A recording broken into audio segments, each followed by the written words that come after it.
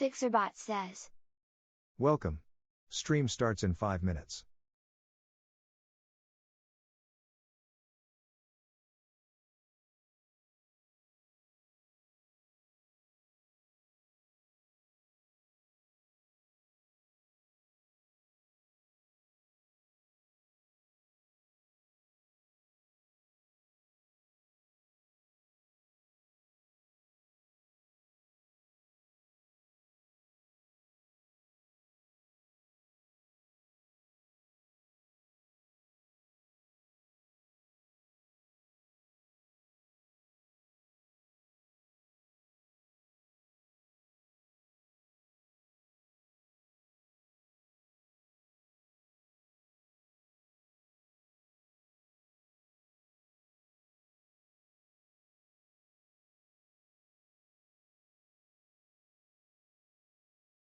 T-4 minutes.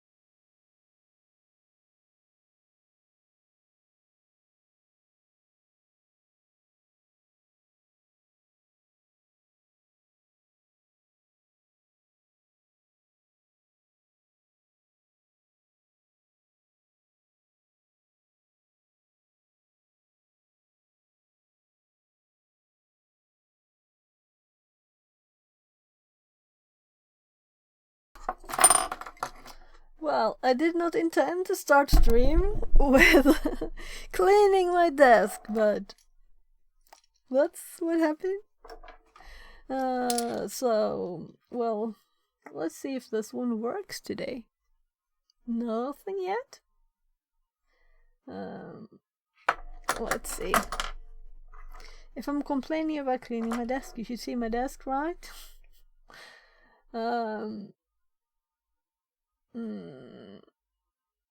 I'm going to studio mode. I'm going to my desk here. It is from... Well, we have desktop. Is a scene that's a source in there. I'm going there to check it out. It's kind of dark in here. Nothing. We have Irian Deskcam. Irian Deskcam has no image. So, going properties in there. Deactivating it. And activating it. And we got an image. Which is kind of nice. So, there. Though, the camera, I think the angle has changed. So I'll just move this a bit here. Because this is kind of flexible. I'm not moving it now. So at least I adjusted it so the line of the desk is kind of straight. I'm going to clean up a bit. And then we'll get the printer. Because I was getting the printer and I was like, there's no space. Batteries for cameras. Throat pills, you know. This is my old D300. And I was thinking of trying this objective on the microscope and it was too dark. I tried the 50, but it works. But it's not a zoom lens, so fresh. That's some kind of note. More notes. Alright, this was for bringing to online stream. Sun chargeable battery pack. Let's put that over there. And this could actually be under the desk thingy. This one is from the Nikon 2, but I think I'll put it with other similar things. We actually have a box for that. There, I think let's move the keyboard. An HDMI cable just sticking out from somewhere. Where did I put this? Well,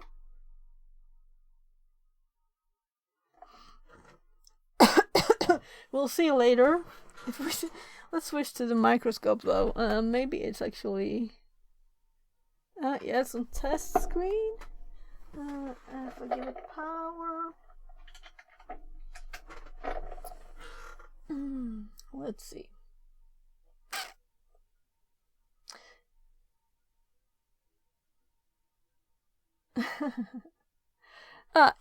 It's on. So, good. In case we need it later, I can get rid of studio mode.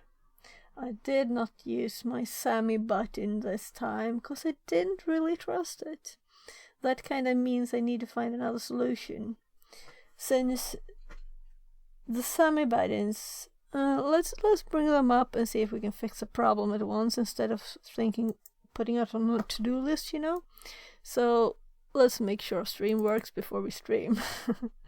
This button here, Irian.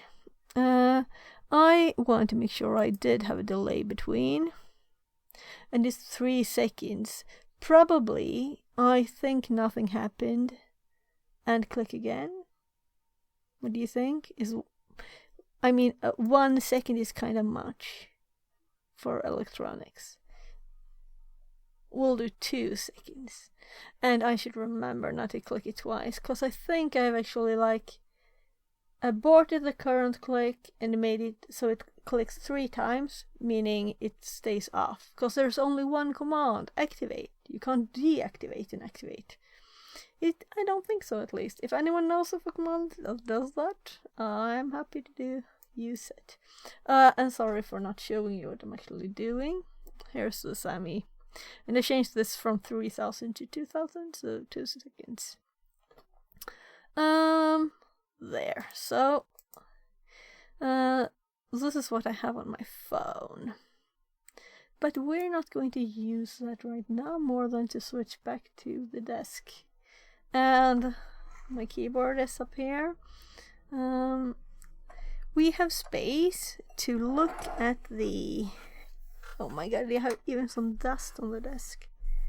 Let's get rid of that. Even if you can't see it, I can. Tools and stuff. Let's get rid of some of these. We won't need tools for this. It's just...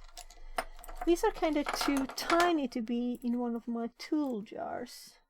Maybe in that one. It's got clear sides, so I can see if I miss it. A pen in there. This is to the screwdriver jar. Well, they should go down to the dishes. I do have dishes here. They should go down with the plate too. And that was from yesterday. And I do have a spoon here too, but I don't think it's used, so, well.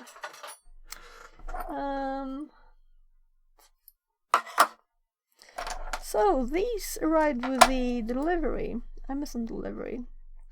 These are very nice, but they are much tinier than I thought they would be. Let's just see if they fit this thing. Yeah. So they fit the widest thing I have to put things on, so no problems. There too. So I'm putting these in the same place as the other things.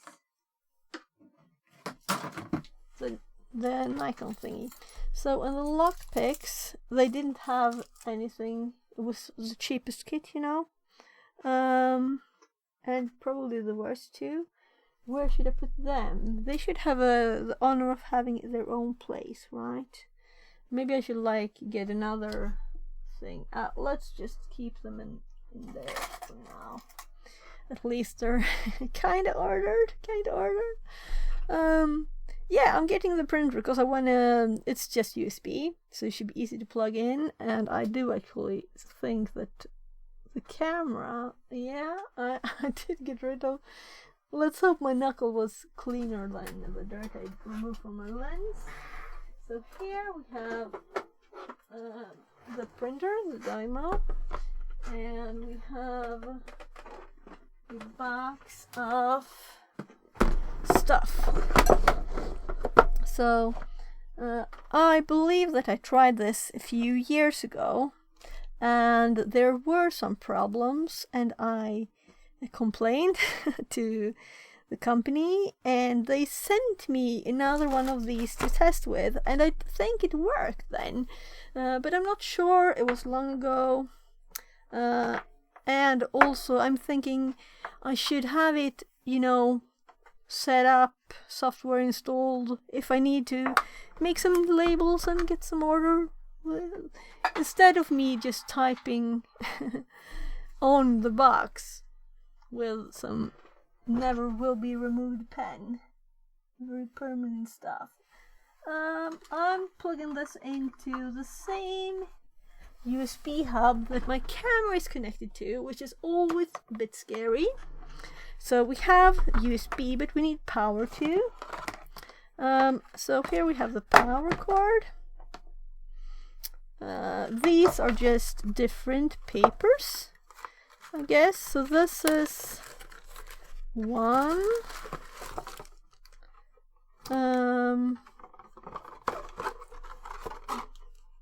Oh, there's the size. It says 3257.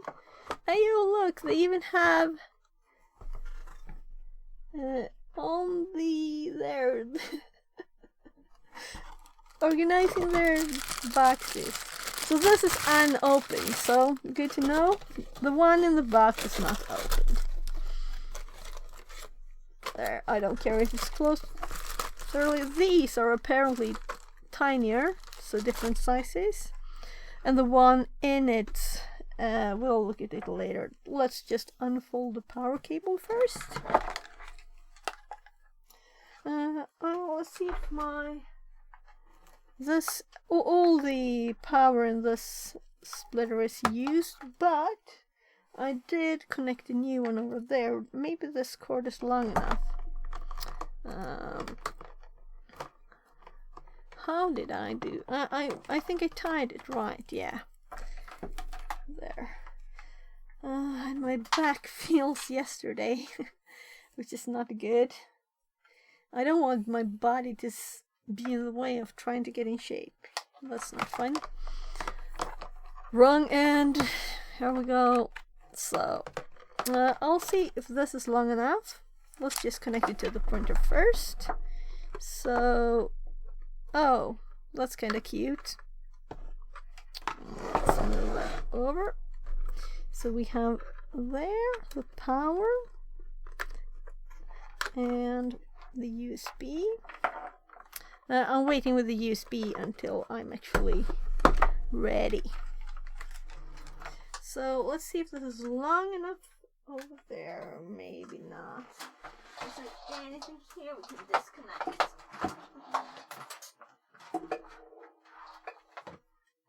Oh, that's a vacuum cleaner. I won't run the vacuum now.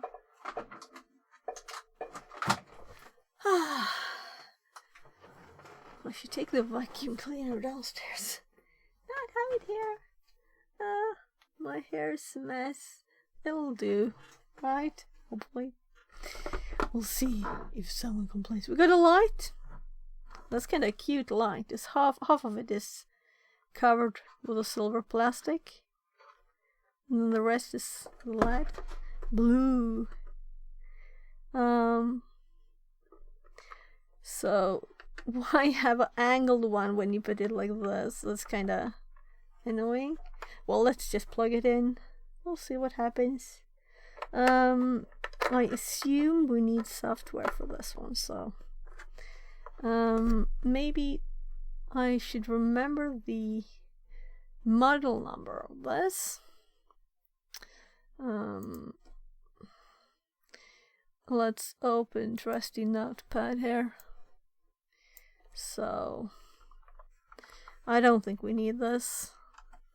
1750111. This is just a simple USB thingy, and it's labeled writer 450, which we can see without turning it upside down. So if we look inside, yeah, we can see these are kind of tiny labels. I don't know what I would use these tiny ones for, so we'll probably look at the other ones. I know that one of the other ones bags here is open too. So there's some kind of instruction how to do with the roll.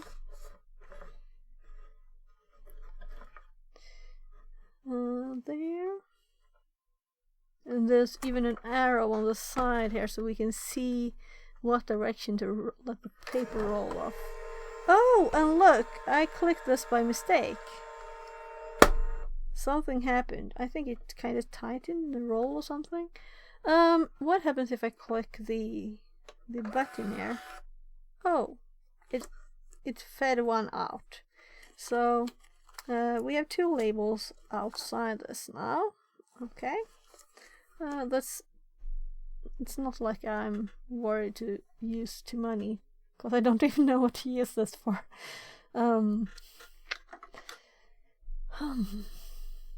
I think actually I made some labels to put on like the to teach my kids to read a few years back. So that's kind of the only thing. And I'm going to eat my lunch now too. I have some yogurt and some muesli. So simple one list today.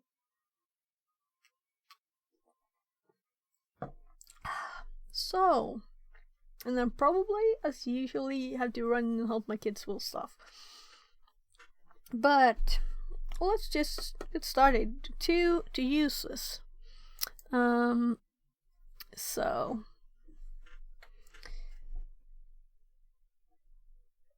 it's a Dymo Label Writer 450, and someone has searched for software. So support. Okay, should we go to Sweden? Does it matter? I guess it's bought in Sweden. We don't want any cookies. So I'm just going to move the microscope out of the way. Gumby says, those would make a good address label, so you do have to write it on the envelope every time. Yeah, because it's much easier to type it into. Well, don't. I'm going to pop my shadow here. Yeah, I think it depends if you want it to look real nice, but also these are kind of tiny for address labels. They're like something to measure with. What have I got? This is kind of big. Let's measure this. I want to have this done so then we can do more fun stuff. So this is about, well, 5.75 centimeters and like 3 point something. That's tiny. That will be a tiny letter for it to look good on it. So let's go back to the web page here. I think I'll actually lower the light a bit. My ring light that I have on top is kind of bright. There, it's enough, I'm sure. So now we have this in Swedish, which is not what I wanted. I clicked OK to go to the Swedish page, though. Well, whatever. So it says support and software. Soft is mjuk and where is vara. Oh, like what happened? Nothing. That's nice. I think I'm actually seeing what happens if we just stay on the side where we actually Googled or something. Okay. Latest software and drivers for all label writers and label managers. Okay, so 450 series.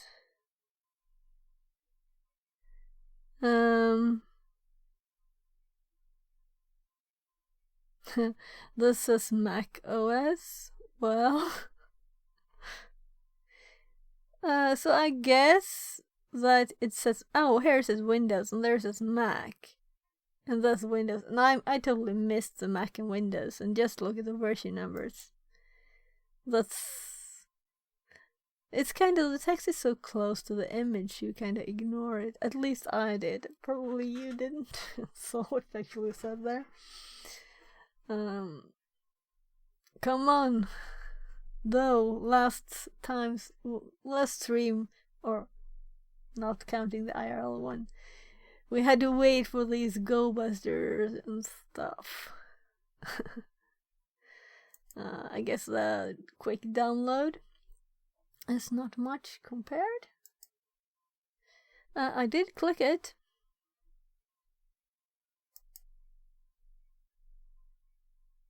Yeah. Let's assume that this is very good. We want English. I'm totally ignoring that I should be reinstalling my computer instead of installing more stuff.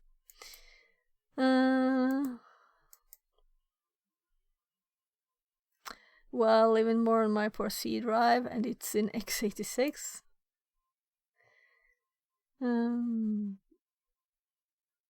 Yeah, all of it, please.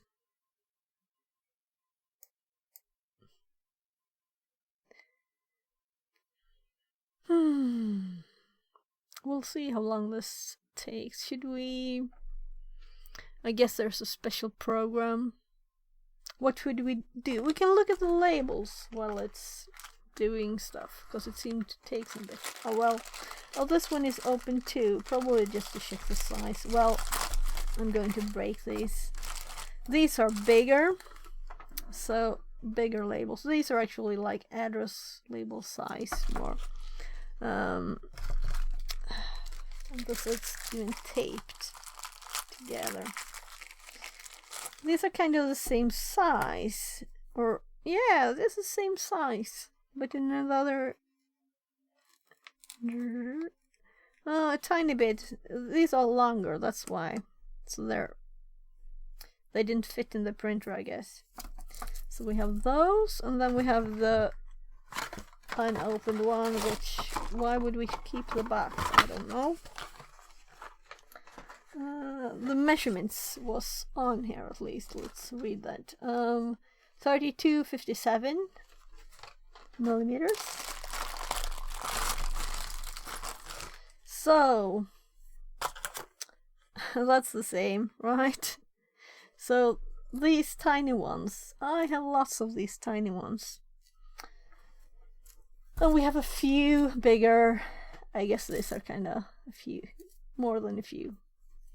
And the tiny ones. These have some kind of odd shape. Is there something on these? If we look closer, you see the line there. That's odd. There must be some kind of special use for these. Oh. So, it has done stuff. Let's launch it. So,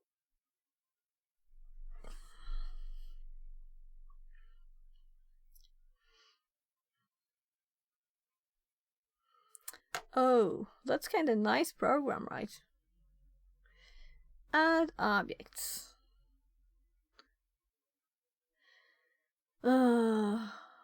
Well, I guess they will probably have all the formats and stuff in here.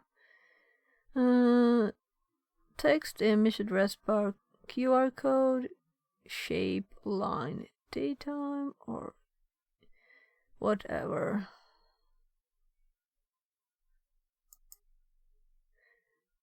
A line and a range. I think this is kinda not necessary. We can change the appearance. We can get help at the help menu. We can import data with the import data button. Amazing. I guess we could probably add some text to this. Can we do it easily, or do we have to... We have to click text. We have to click text and we get more tips. I had to text Abby to the label before changing the properties. If you need these, you haven't designed the program properly. That's what I think. So if it's not obvious, then it is not obvious. We have font family size. So I can't just click here. I have to click add.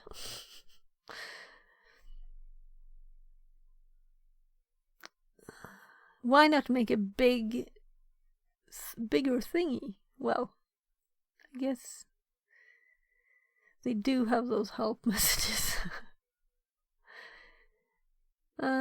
What should we type? This is a test. Maybe this box should actually say Dymo on it.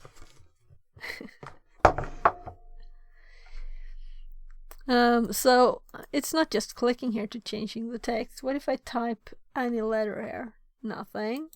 So can I right click this? I can delete it. Can I select all? Please subscribe. Please subscribe. What?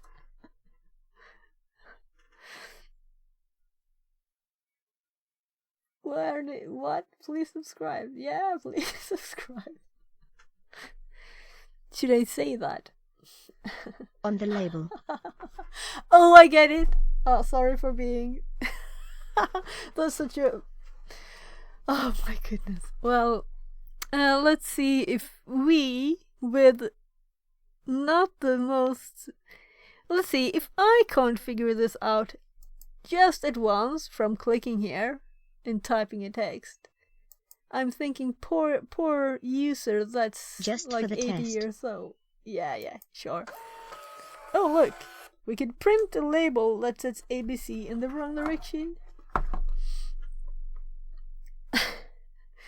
That's at least step one. We need to set the label type, right? Because it didn't know what the label type was. And there's no information from the printer, which there could have been. There could have been like some information here. This is this kind of label. But it wasn't, so. There could be some electronic bit too. So let's see what we have in the menus.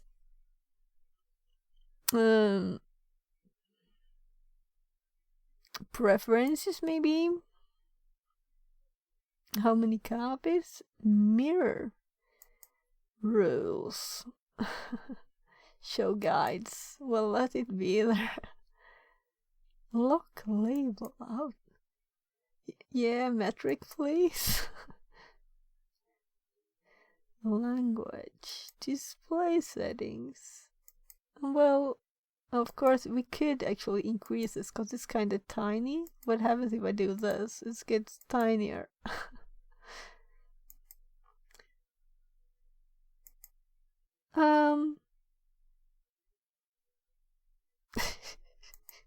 Okay, so these preferences, there's a... I guess we shouldn't have this maximized because it looks like it's supposed to be more this size, right? And then we can see the buttons down in the corner easier. So let's cancel the preferences because they were obviously not where you set the print settings. If I do Control P, I would guess it prints another one, but we could also get settings. We don't know. We have the settings here. Maybe this is where we're supposed to do it. We can't set the paper type. I'm very not impressed with this program. So, we did preferences. Let's do print. It printed 2 again with nothing. We could do this. Let's see. Oh my god, I'm trying to go... That's the wrong screen. There.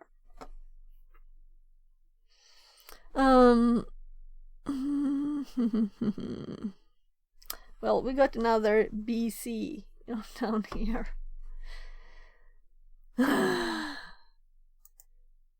If I'm frustrated, we can add stuff, yeah, but we can't. We want to configure it. Am I totally stupid here?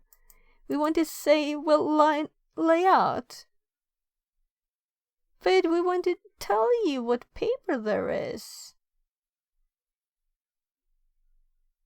We want you to know what paper is in the printer. Is it the labels one? Design a label. User guides. We have a user guide.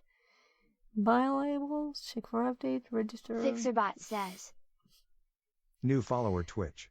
Welcome in. New followers on 0 less than 3. Welcome here. And if anyone... I'm thinking, I have done some stuff with computers. This is not an obvious program. Let's look at this user guide. And yeah, we got a PDF. It's not in the program. There. So let's try clicking stuff. we can select this text object. If we click there, we can set what type. We can make it bold. We can make it type in the other direction. We can align it. Maybe we can move it, yeah. But can I somehow... I can copy it. Will it now paste ABC here? Oh, sorry. Wrong key. No, it won't. So it's kind of the whole thing. So if I paste now, we get another ABC. So we have 2 ABCs now, and it still doesn't know what label we have. Yeah. Gummy says. At the bottom. At the bottom. Oh right, this was this visible before? That's a label. Thank you. I'm blind. But where can I edit the text? I don't want to. We'll do this first. So, this one is vertical. And what did I measure it to be? Look, this is change label. Yeah. Okay. So, no, this was unfortunately not the place to change it. Cause I can only set the direction. And if it's yellow or white. You would want it vertical. Yeah, I want it vertical, but I have different sizes labels there. They're not the same size, all of them. So sure, we can type a vertical one. The thing is that we want it to print vertically. We don't want it vertically because we don't want to type the text like this. If we add text now, we have to add text there. We don't want it to type this way, right? So I don't think this is the right place. I think it's more like when we print it, right? That we want it horizontal. If we wanted to type that way, fine. If it was like for some folder edge or whatever. So if we do this now, let's do address instead. Now we got more options. Can I use my arrows here? Another tip. Adding text. Let's get rid of that. I'm sorry if I'm annoyed at this. We can set the text orientation, which is good, of course. But how do I change the actual text? Should I just double click it? Well, it was double clicking. Okay, so now we can change the text. And I really wanted a tiny, not an address. So let's add text. And we can put it here. Let's see if we can use the delete key. Yes.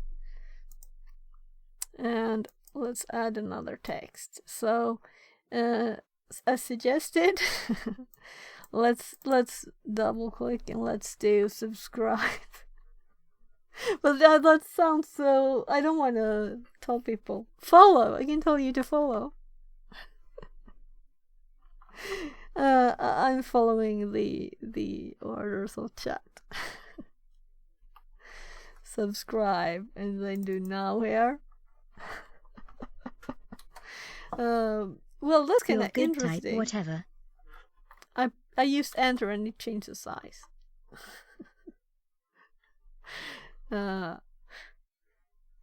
And let's use this and this and make these full lines just to make it like using some more options. And we can center it there. It should be able to center it. Nah. So if I make it a bit smaller, then there I can center it. So totally useless just to test the functionality. So if we print now, we don't have labels of this size. We just change the horizontal vertical there. We can do it, but it's still horizontal because I'm going to try now the print here. And I assume, yeah, it printed. So we got another 2 labels in the wrong direction. Where would I get like print properties? Labels? Okay, so the requested page was not found. I love it, loving this so far. Let's just click all of the thingies here. Address, image, shape, so we can add a shape here. Can I drag it out or should I click? No, because this is just our now text.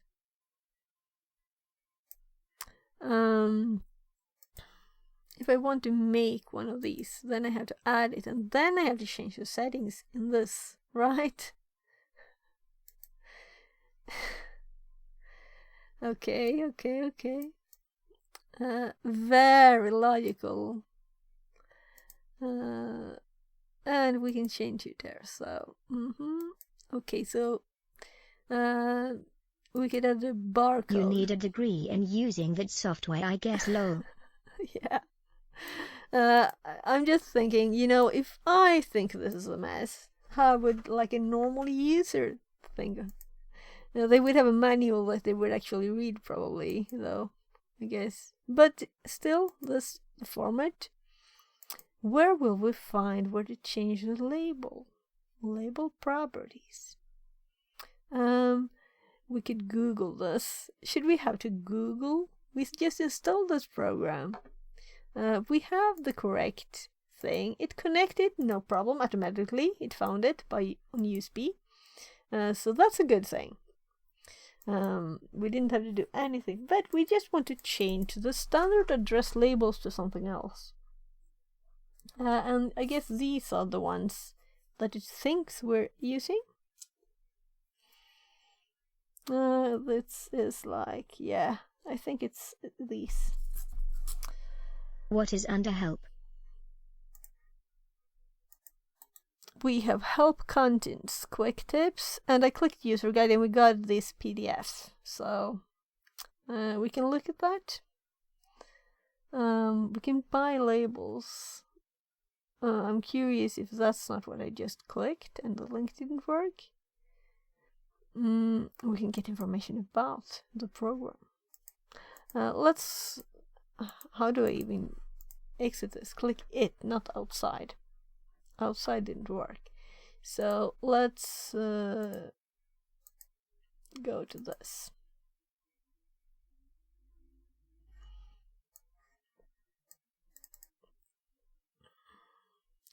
So, oh, there's a double one.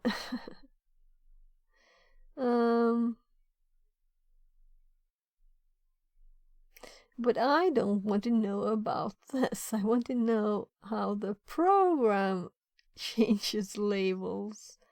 We'll Google instead. That was not very helpful. So I just think it's kind of funny that you need Google. I want to be able to type. So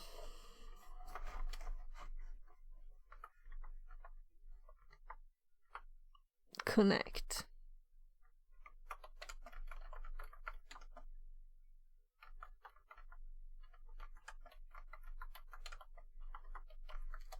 Oh, I typoed, but it got it.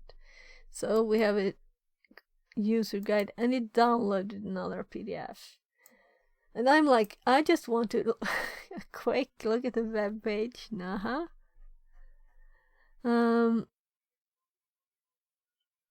So selecting labels is page 5.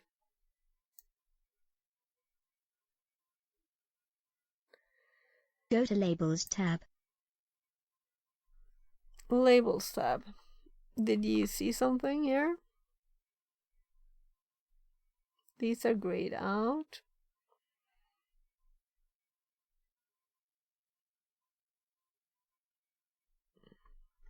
I guess we read this. Labels are listed by type and size. But where? How do I change the label size on my Dymo Connect? Go to Labels tab, greater than label types.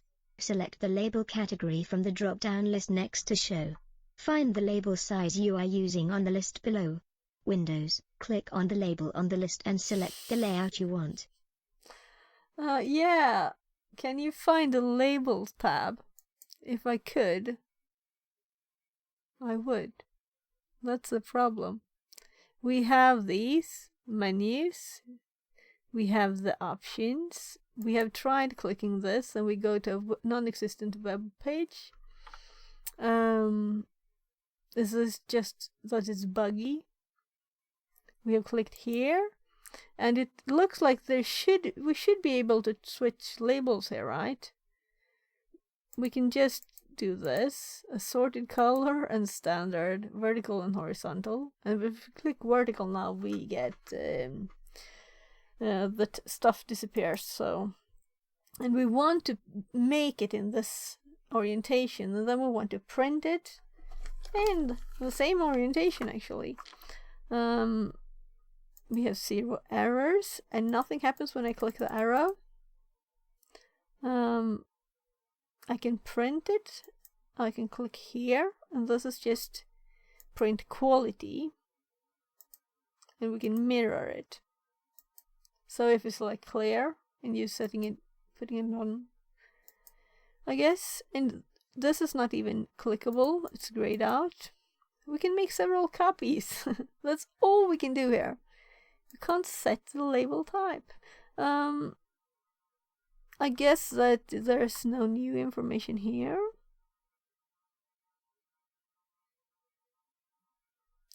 This may just be a bit buggy, or this version of the software not working as well as it said it would. Do we need to make a firmware update on this because we need that to make it work? I don't think that would be a good thing. So let's look here. Open a saved, start a new. Maybe it's when you start a new one. That could be a possible. Let's save the old one as test 1. There. Web link. Select a printer, but okay. Now we can select it. Look, when we create a new one. I thought that might be what would happen, but I don't like it.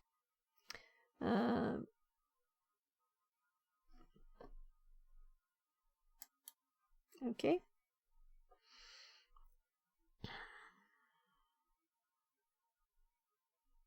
No, Australia. Okay, we're in Australia. Maybe that's where you are. So I can create a label in.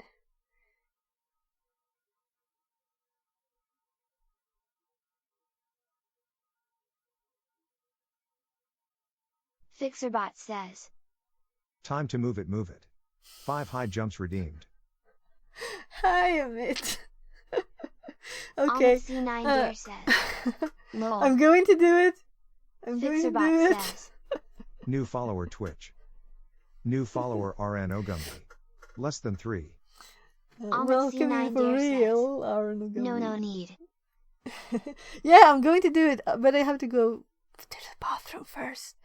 Let's just let's ignore this and we have this, right?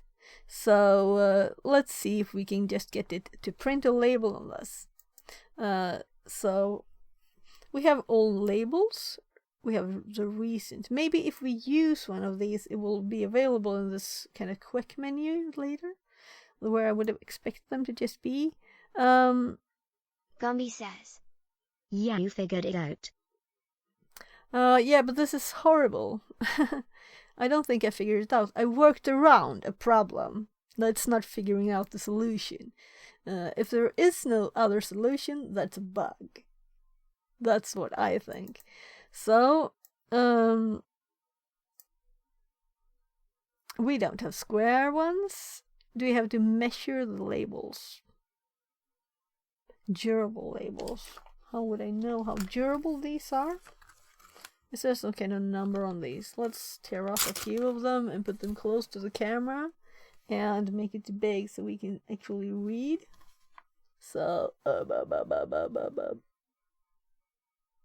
look, we have 113.54.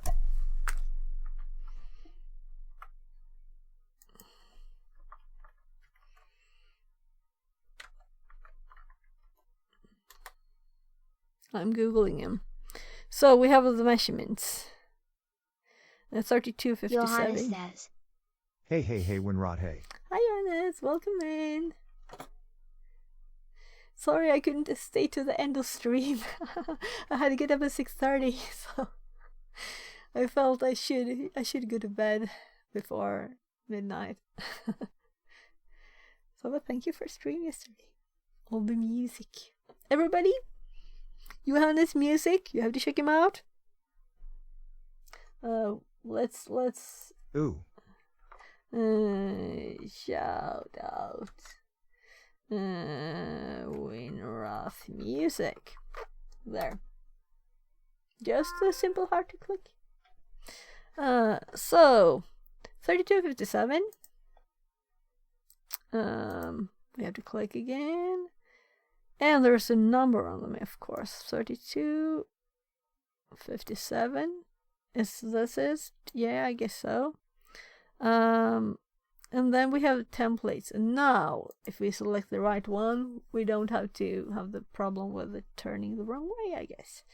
So, there are other versions. We have more Tifo. advanced. So Winrot love. Translated from Norwegian. Should we make something more fun? Visitor's badge. Gumby says. I can put it on my shirt. Price tag. A price tag is kind of cool. We can have a price tag. I want a price tag. What should we have? This one with a big code on it, and then we can type Arno Gumby's, or was it just Gumby? You said on the TTS. You told me to write her subscribe now, right? But it's not visible, so that's kind of nice. Maybe they should actually design this label better. If I pull this, please subscribe. All right, not an order, but a polite question. Nice. Please subscribe. And I use the enter key again, which I should not. I have to click outside. So, okay. We have the printer. What happens when we now print?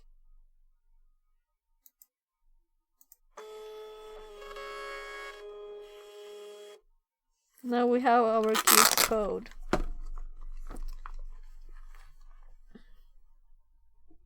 Please subscribe. I guess you can probably change the numbers in this, right? It works. Can I edit the... Yeah, okay, the barcode information is over here. So we can do like something more fun. Yeah, it works.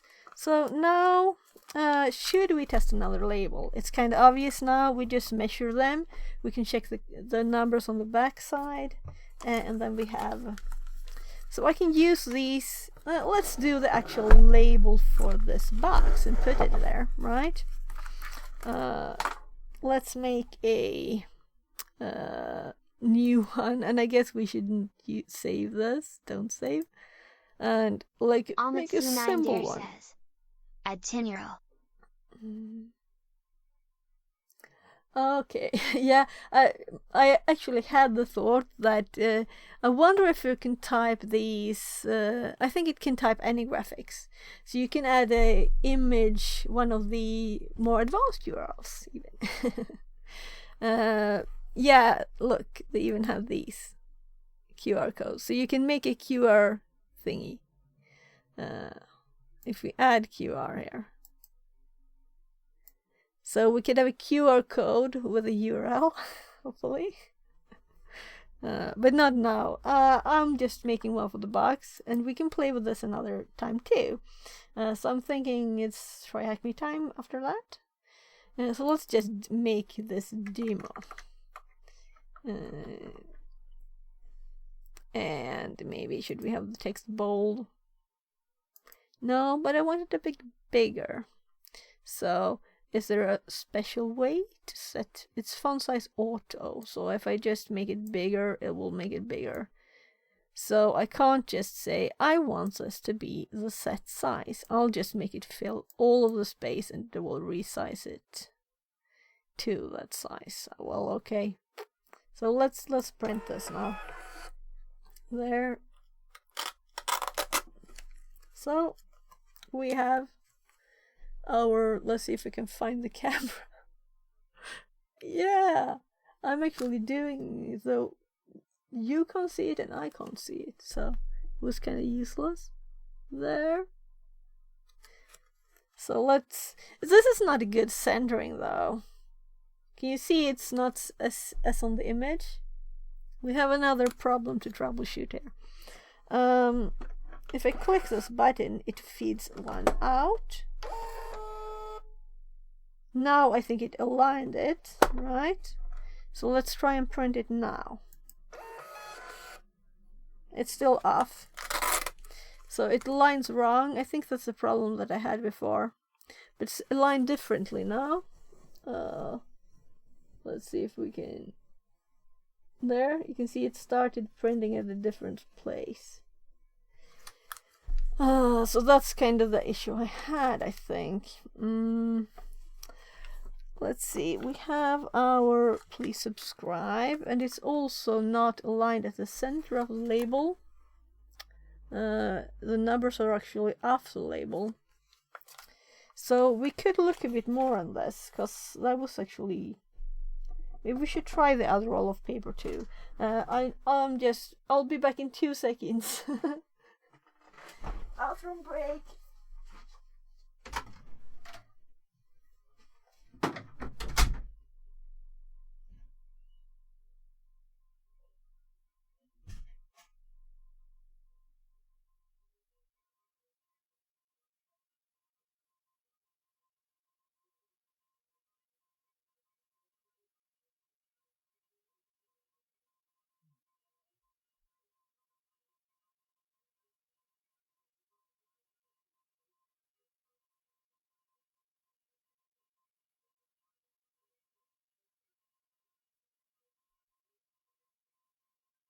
Johannes says.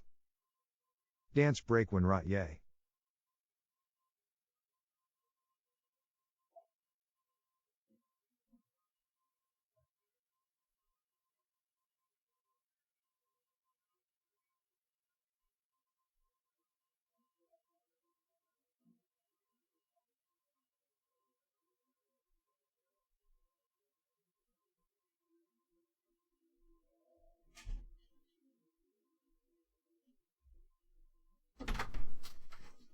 Okay. So now I guess I'll have to jump a bit, right? I'm not even really visible in the camera. That's the full zoom out of that one. Okay, we have 10 high jumps, so I'll just jump.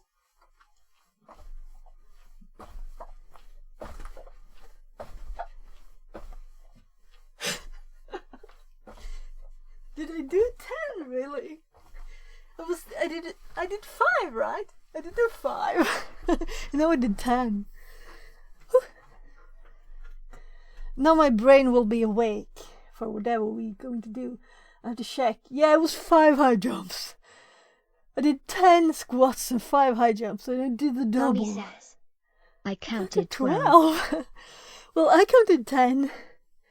I don't Almost count see going 9 down dear to the floor says. first. Now I feel guilty reading that. No, it's there. You know, if you just sit by the computer, your body will start feeling, so you have to move a bit too. And maybe you get even some calorie in your cheek, you know. But I should have read the number before doing it. I didn't just want to do it when I wanted really to go, you know. Okay, so we have a alignment issue. And I think that what Dymo did when I said I have this problem, they sent me a new roll of paper. That's what their solution. So let's try their solution. We have the big camera, good. So let's just pull this out. Gummy Is it says. possible? Hey, you figured it out so that all that matters. You figured it out. That I jumped too many times? Let's see. Okay, I pushed the button. That was not what I was intending to do. Oh, stop, please. Emergency here almost. Because it fed it all into this. Oh, no. Oh my goodness. Stupid machine. That's like a printer that doesn't feel that it's actually...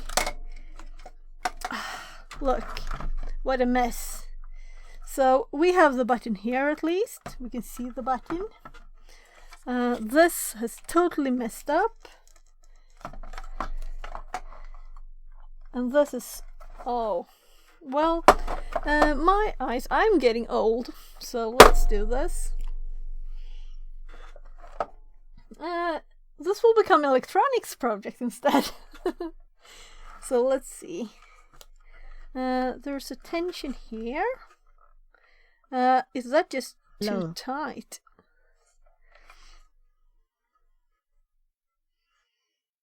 Just kept feeding paper. This bit of Johannes dirt says. here.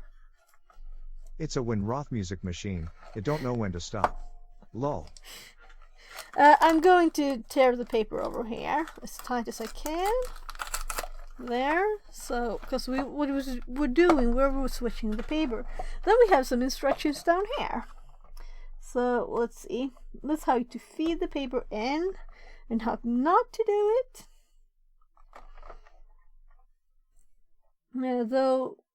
Okay. These are supposed to be pushed together with no space. Okay.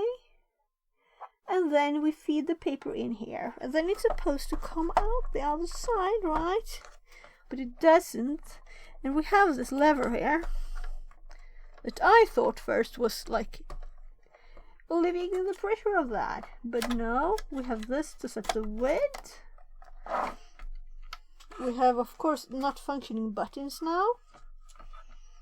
I wouldn't want to pull this apart because it's, lots of tiny stuff.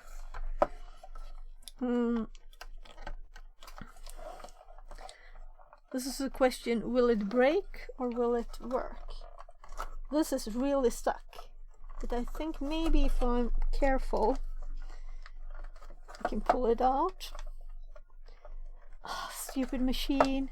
It should have a sensor to see if it's open.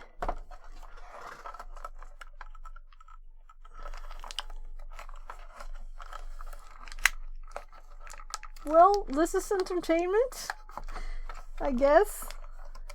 And if we didn't have any paper to pull at, it tears easily. It's made to tear easily. Oh well, I think actually I have to unscrew and look at stuff more. There must be some kind of way to make it easier to access. What do you think? Should we just pull it apart? What do you think? Or should we take this another day and go try Hack Me?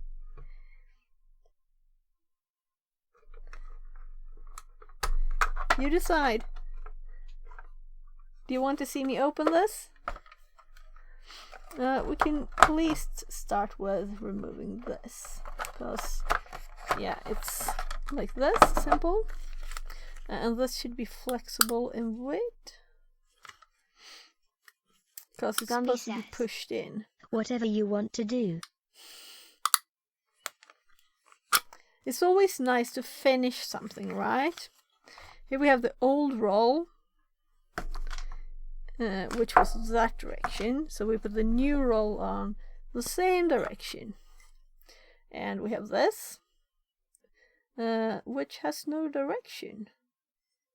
So I guess we just push it on. There, and it's supposed to be tight. So when we put this back in, it should work. But well, we don't have any moving parts here. Nothing moves. It's all together, and I can't see on the sides because these are screwed tight. Let's do a quick look.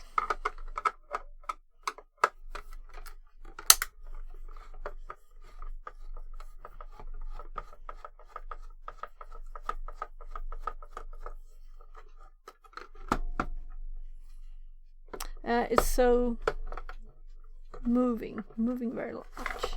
There, maybe? No? I'm used to use both hands, you know, when you unscrew something.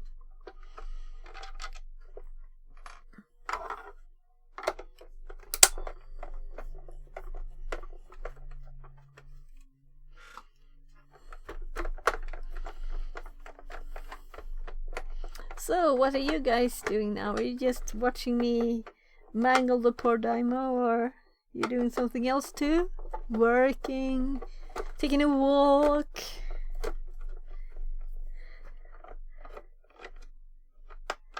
That should have been so easily avoided if I just hadn't... Well...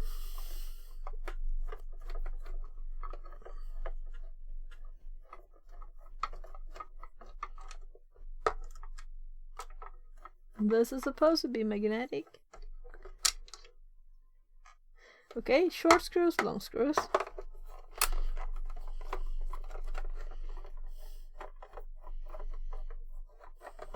Now it's a real fix-it's dream. Yeah, it is. We fix it. So we have, this is a different part, of course. This is connected by different cables. There. But let's see. There are no visible screws to the sides, and these are what I actually want to remove.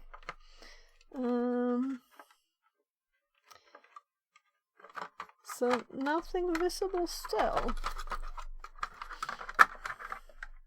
We have the screws here. Maybe that's the only thing. That's very odd. And these also hold the silver part, or the other plastic. So it's screwed together, all three. So the screw that goes in here goes through this bit into the black one. So maybe the sides are looser now. Yeah.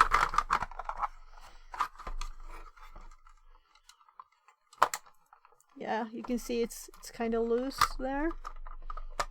So we don't want to break it. That would be kind of useless. These screws seem to go all the way through. Can you plug it in and let it feed? We can try. But what it did, it got stuck here, you know. So it didn't feed. It fed it here, and then it got stuck. But we can put the power in. Here.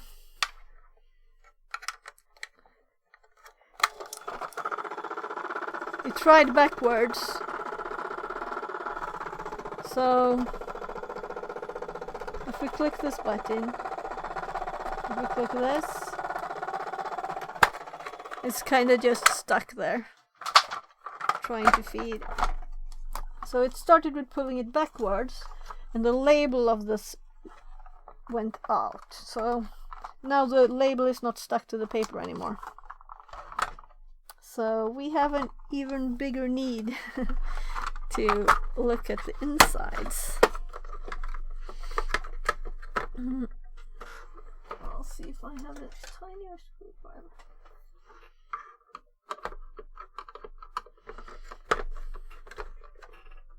No, it's not the right one. This is good. Can you see that? It's this screw. There's one on both sides, and there's a long plastic bit going down. So we'll see. What can we move now? We don't have to do both sides if it doesn't help.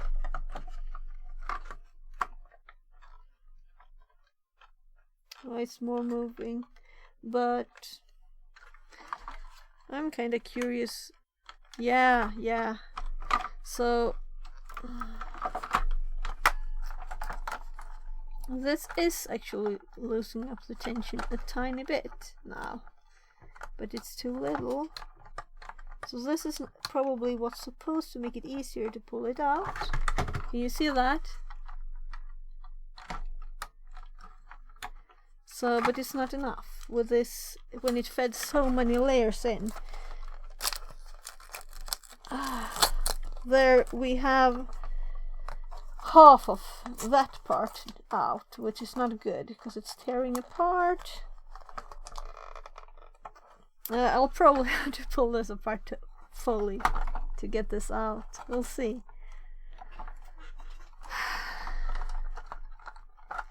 Damn it.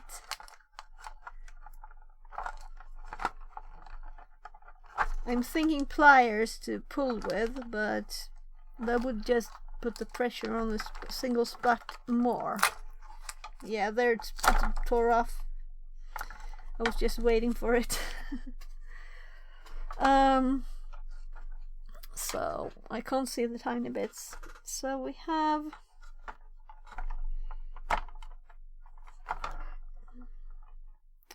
this is held down by two of these here. What do you call them? Feathers, like? And they're actually holding this bit, but it moves just a tiny bit. And if I were to Johannes says, move this a bit. My grandfather always said, if it's stuck, try a hammer lol. Yeah, I don't think I will follow his advice just this once.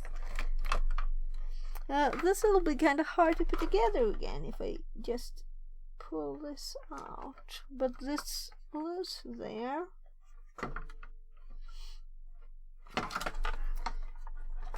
Maybe just back like that.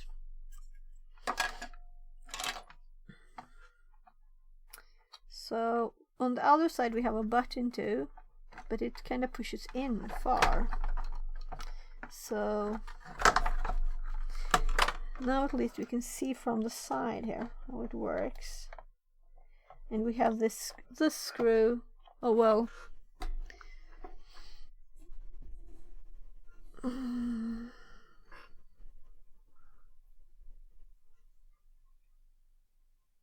This is kind of loose. So where am I actually pointing at the Dymo label? Then we move it there. That screw. It holds this bit together, and if I push this lever over here, it moves a tiny bit, but it feels like this was supposed to be much better at relieving the tension from there, but it's not. And I think it actually was quite stuck before too.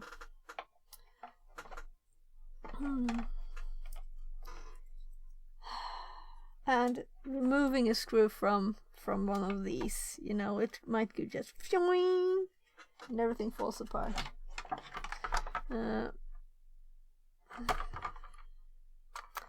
This is so annoying. I'm thinking the design is not that very good of this, right? So if we try and just move this around the button there, so this is a long button, you can't see anything. In my theoretical world there This should is be a an long easier way than button. having to disassemble the whole machine for this purpose. It can't be Yeah. the first time this problem occurs. Exactly what I'm thinking. That this should have been an easier way. And I noticed that the other models, they have a backward and a forward button on the front. The one's called 550.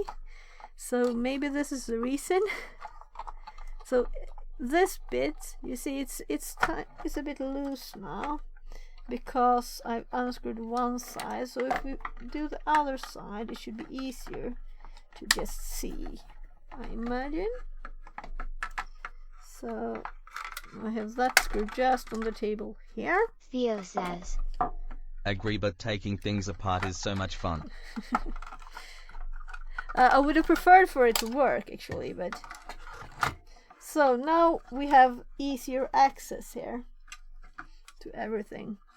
We can see how the paper broke off on this side. And well, what did it do with the poor thing?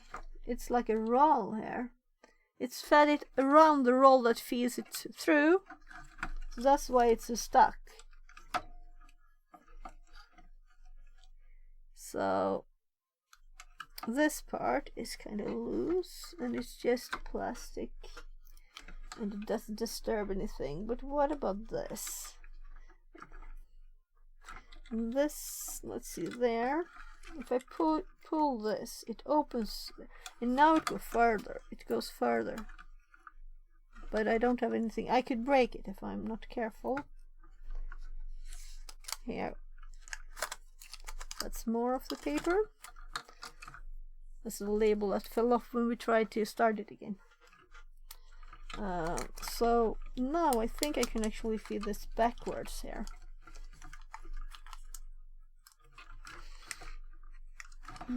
I'll get some tiny screwdriver to help me.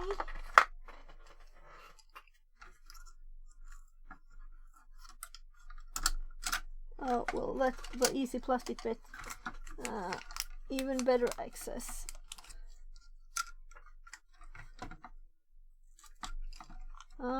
It's still kind of stuck. If we try this at the same time as that.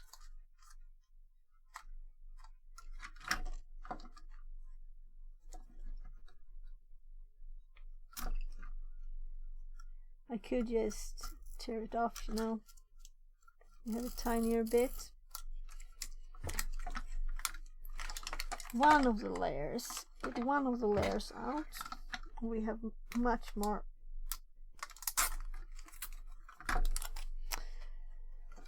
Oh my, oh my. It's like it's several layers around this. That's supposed to be just on one side.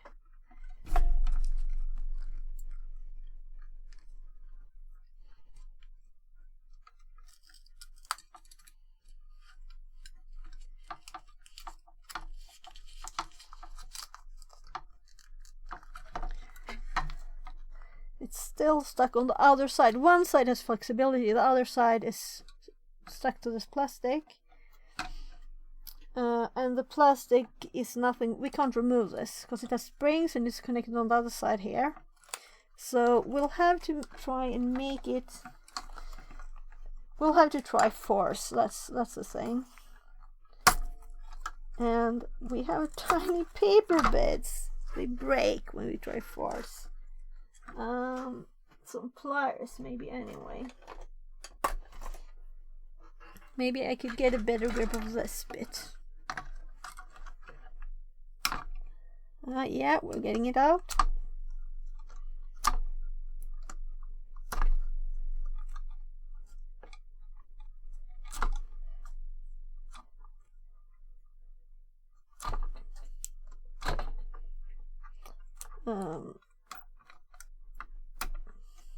It moved.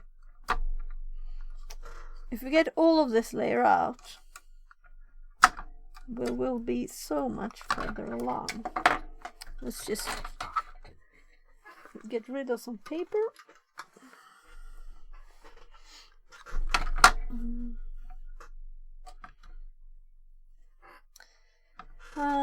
Something thin to push with.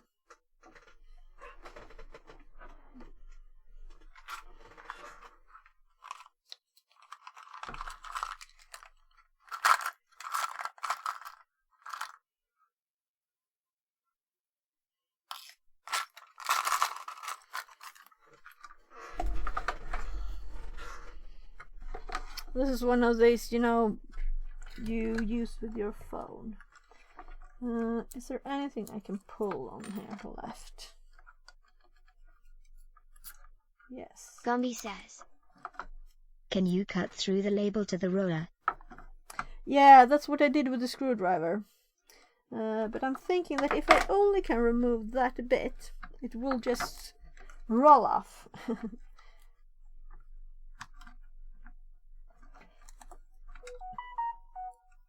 We still have the edge here of the paper. Oh, we can always try another layer. Let's do another layer here then, because there are several. So this is what I did once. So let's start at the other end this time. I'm just not happy with the person who designed this. It's still stuck at this end.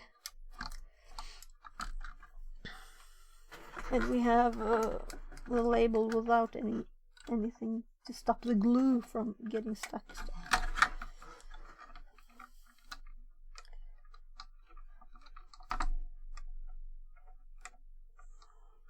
It's not possible really to get a grip here. But of course I can try rolling it somewhere like this. No. Annoying. Let's try with this. That was what I was planning to do.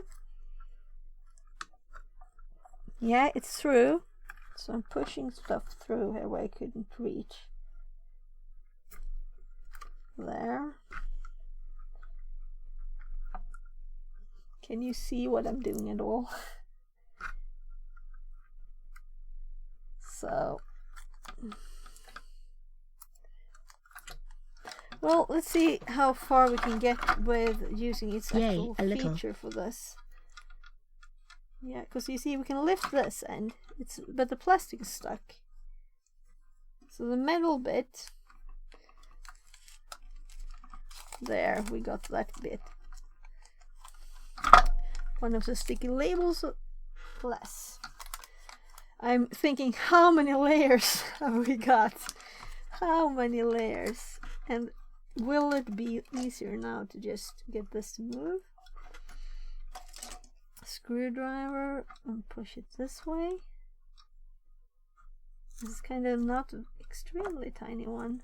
Now it won't, but it will make it easier to break another layer there. Well, let's just... You see, layers and layers and layers.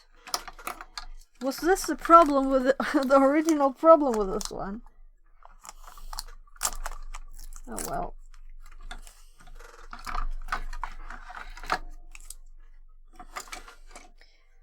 Did we do all these, or did the machine do all these now, or were some of these actually there before?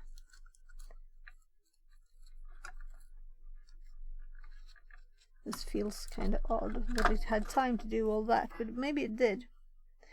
So that's actually another layer on this side. So let's just try pulling it now. If we release the metal side, it has the tension.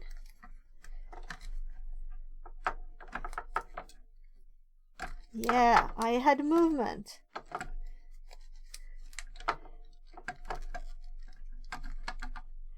Oh, to push this at the same time as you pull the paper is kind of... I don't want to break this, you know, it's just plastic. It has no protection to side.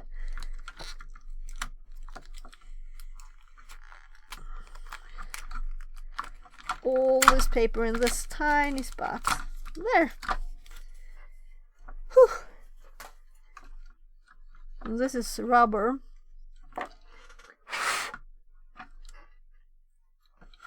So, let's hope we didn't break any of the sensitive parts. I think it's okay.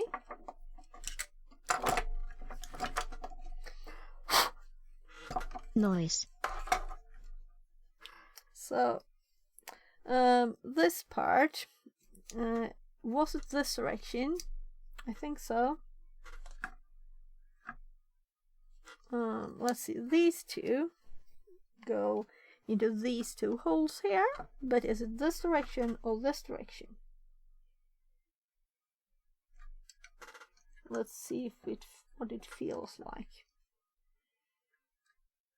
Like that. It's like this. You sure? Because I was thinking I could just check the video, you know. That's kind of what I was thinking. If I mess something Yes. up, I have the video. Great, thanks. But this is not the right placement, is it? No, this is not right. No, that must be wrong. Am I like upside down? Is that the problem? Cause can it have been like this? If we think our parts there, this is what it's connected to, and we have a button down here that this long button pushes. So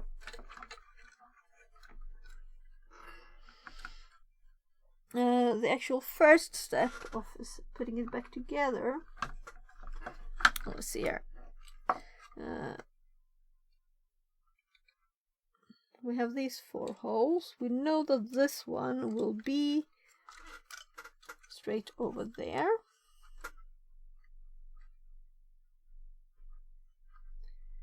And we have the plastic somewhere there too.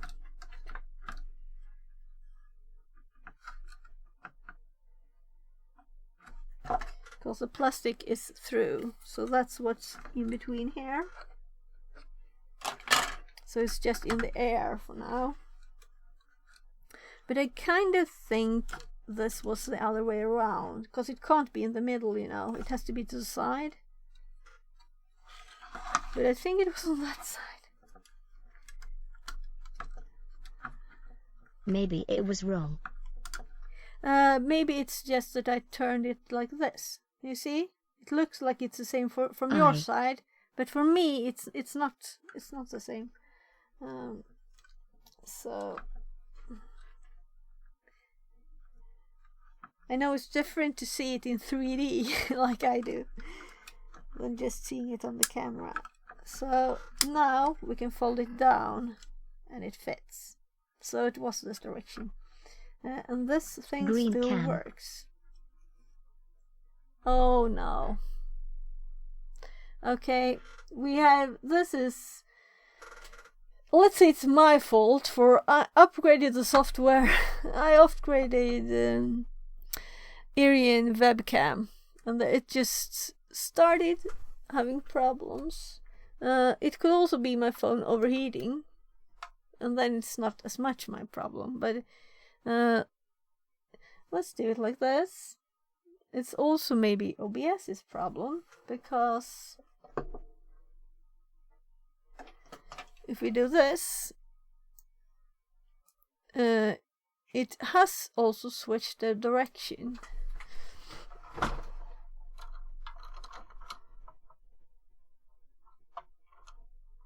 Well, I disconnected it so it's connected to...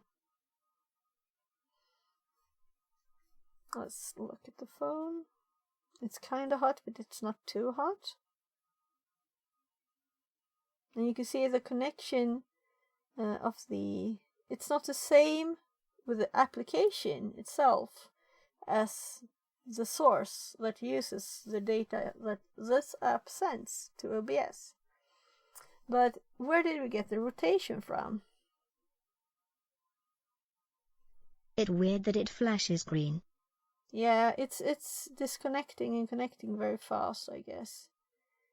because when it went out of the Irian app too, then it was.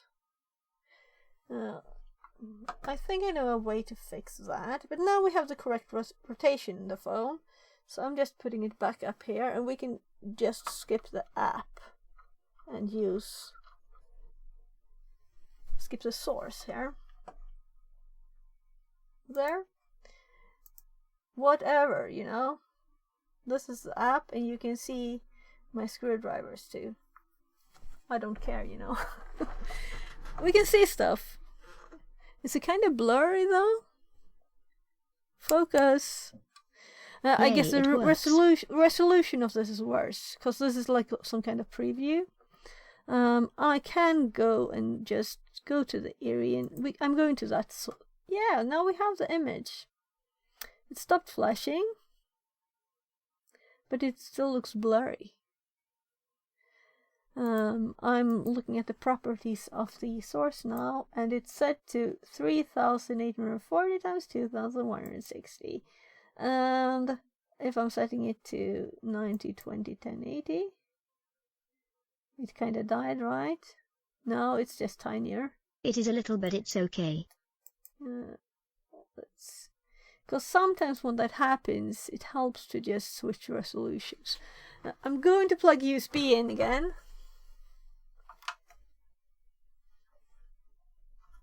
Let's see here. Because it will need charging still anyways. Oh. It's kind of a bad direction to try doing this in. There's a ring light just next to the connector. So, there you can see how big SD card I have in the phone. Oh well, it's blurry. Can we live with this? Let's go back to that one. So this is the screen zoomed out, so we don't see all of it. Will I need glasses for this? I guess so. So, to put this together with this we will bit, manage. Oh, it kind of glitched out again. So let's go back to the desktop, because that was safest video. So,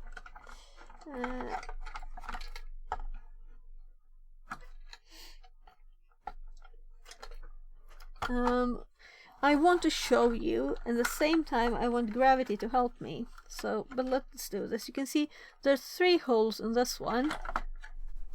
We can do this, of course. Cause what kind of fun is it if only I can see? There's my fingers. So, somewhere close, we have the 3 holes. There. So the middle of those is for pushing the button, you can see below on the card here. And one of them is for a screw going through this all the way. And one is for a screw that's fastened now. And I have to figure out which one. And we have to get this in here without getting something in the wrong place. There, the button is in the right place. And this there. So now it's in the right position. So I just have to check. It's the front screw. Is these screws. Maybe it's better to do left, so you can see like the overview. Just tell me what camera is the worst, because no one is good, right? So now I'm going to fasten the front screw here. And it's kinda, if I do it on the side here, maybe that's easier. Because I'm holding it together at the same time here. So maybe I should hold it together on this side. There. FixerBot says. New follower Twitch. New follower Wildenbreak. Less than 3. Welcome. You have a very suitable name right now, because I'm breaking this, right?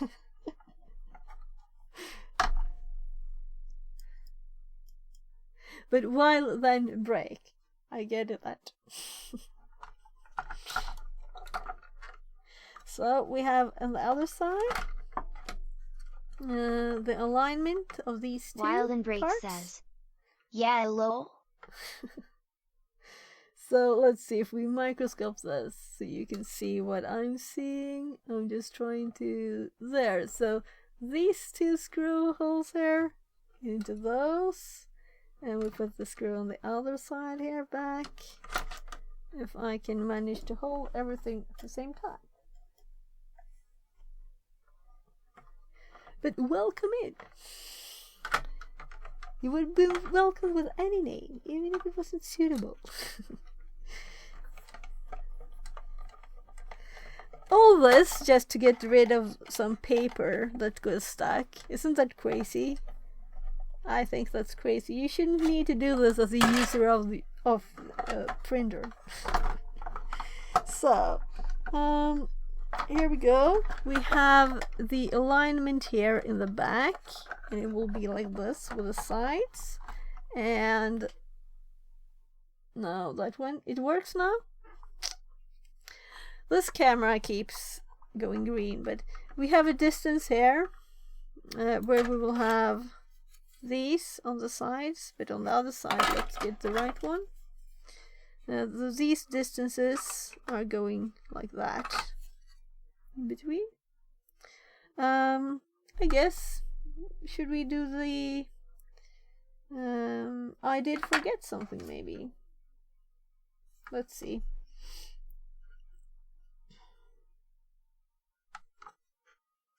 No, this is just the first bit I removed, and it's just plastic connection, so I didn't forget it. Let's do it's the same order. Says, hi. Hi. Welcome in. We love lots of people in here. So this button can be pressed down kind of far, so we can get this plastic bit on. So it seemed kind of much harder to pull it off, but maybe I was too careful. Maybe it is this simple. Click. It seemed very simple now, and just to put it in there, so it's all attached again, except for the screws. And then we have this side, and this had a kind of sliding bit here for this. This is movable, so it's just holds it in place, but not really is in the way. So easier to pop this up a bit, so we don't have it all again. So let's put it here. Push this one. It would have been nice to be able to fasten that fully. Gumby says, it always goes back together easier than take it apart. Oh, you think? Yeah, but maybe it's because you're so careful not to break anything, right? That's not fully on the right place there. Something is a bit off.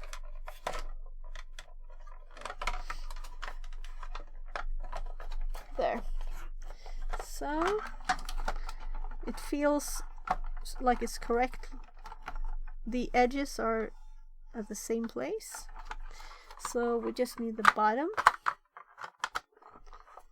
there, and then we have the front. Now let's try the front on before we fasten the screws. So we need the lid open because it fastens both here, down here and up here. So the hardest bit is of course the one that's which could they intend to put first? The bottom ones. There, and click. So we just need to fasten the screws too. And I had this direction. The long ones went here, right? So try one of them first. If I did wrong, we'll notice. But I know it's longer. The grey plastic bit is longer on this side too, so it's logical. Well, this was not what I intended when I fixed the Dymo machine at the start. It didn't have paper. Had not eaten a lot of paper then. LOL. I was just thinking like the software and maybe the alignment there. I'm trying to screw at an angle where my shoulder was like, ouch, why are you killing me? So sorry for not doing it the most visible way for you. You got it fixed, so that's all that matters. Yeah, I guess so. But we'll see if it's fixed or if it's broken when I start it, right? I might have torn one of those tiny cables off, then we'll have to open it again. I didn't look really thoroughly. I didn't. I was just, let's do a chance and not be very thorough on that. So... Let's hope not. Yeah, I don't think so. Yeah, I was kind of careful. Or I would have checked. So, this is almost done. And we have no extra spare parts on the table. That's always a nice thing, right? We have a bit of paper and a bit of like tiny plastic flakes, black, but no big parts.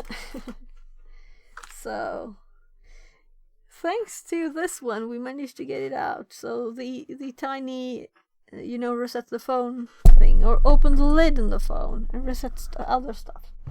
So there we have the non-aligned labels and our little please subscribe code. We could throw these away and that one,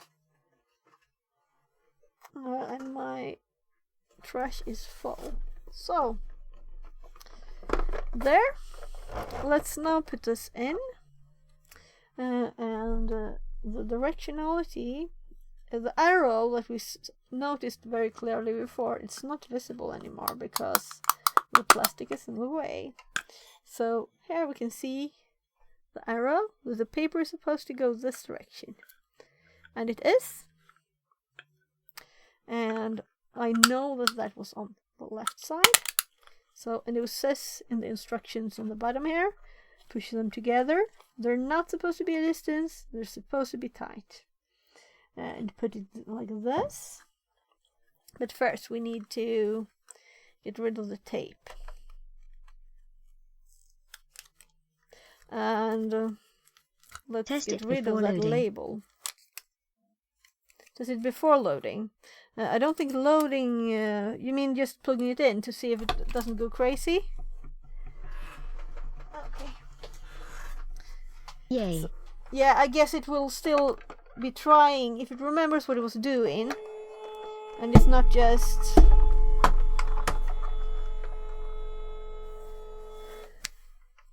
There, that's to the side.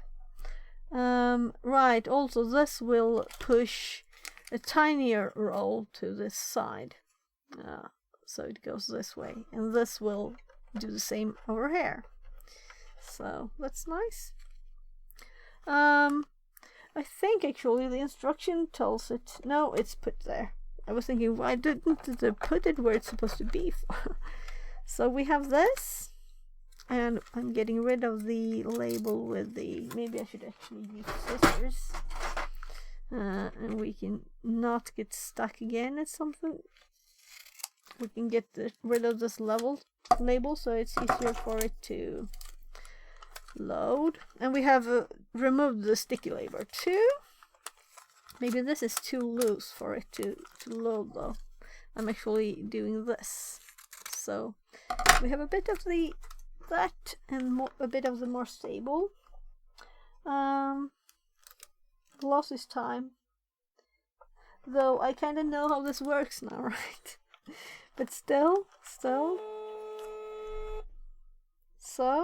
it loaded a bit, and it loaded just enough to start typing a label. So switch back to our left camera, and amazingly, we actually have this now. I'm on the wrong screen. Since this works now, we could... Oh, the stability of cameras. USB. Yeah, we need the USB too. But I'm going to close it first. There. And then the USB.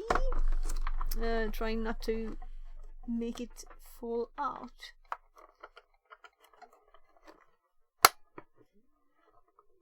There. So, what do you think will happen when we click the print button?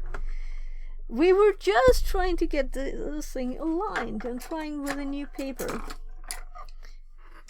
And then the old paper got stuck, not the new one. So, let's click print. Ka-ding! Quickly and efficiently as before, and also not aligned. There. So it's still not aligned. It's not centered as it should be. So it had nothing to do with the paper, which is what Dymo sent me a new roll of paper because I thought that was the problem. You will have to change label size. I think the label size was correct, but we can double check. Yeah, I checked the number even. I googled the number on the back side. It's the same label. It's the same label size, so that's why. So if we compare these two, let's do the disk FS again. Full screen disk camera. These should be the same though newer. Let's see if you can see there. Well, it does have another number, but this one says the size 3257, and that's what we googled on the first number. So it's nice that they say it now on the newer labels. This one, not the roll. The roll has no number information. It's just a number. This one has the actual size. I guess this alignment is not something we will do today now with. We had some other stuff to do with the demo. Let's go continue do something else. I've spent 1 hour and 45 minutes on this. Not that I didn't, plan to do this, but actually the first label that we printed, after it had printed in the other direction on the wrong labels, then it was out of alignment from what it thinks it should be. Click the button to align it, and then it unaligned. Yay, you will have to play with it to figure it out. Yeah, but I don't think I'll do that now. I'll put one of the labels on the box here. So it says Dymo on the box, where we have those things. Where's the lid? So I'm thinking alignment. Should we do a quick Google? We could do a quick Google. If you find something easily, since it was years since I asked them for help and they sent me this roll, it's kind of embarrassing to go back and say, well, I tested it now, it didn't help. And I guess I probably Googled them too, but years ago. Well, we'll see. We'll see. Also, my yogurt is here waiting to get some muesli. So I was thinking I'll eat when I start with acne, right? But I have some nyponsoppa too.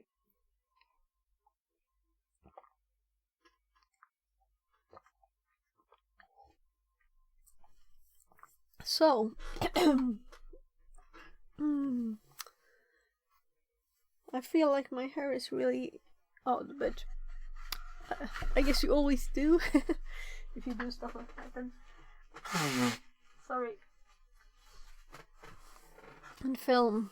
And I still have my post-it here that says I should make a redeem. I don't get it. In case someone wants me to explain something that I actually know and you don't know, which is So far, I think my viewers have maybe, well, of course, different, but a lot of you know more than me. So we can just put this to the side, or should we? Because we may do something more. It can stand here. The USB is long enough, and the power is long enough. So it's on the side there.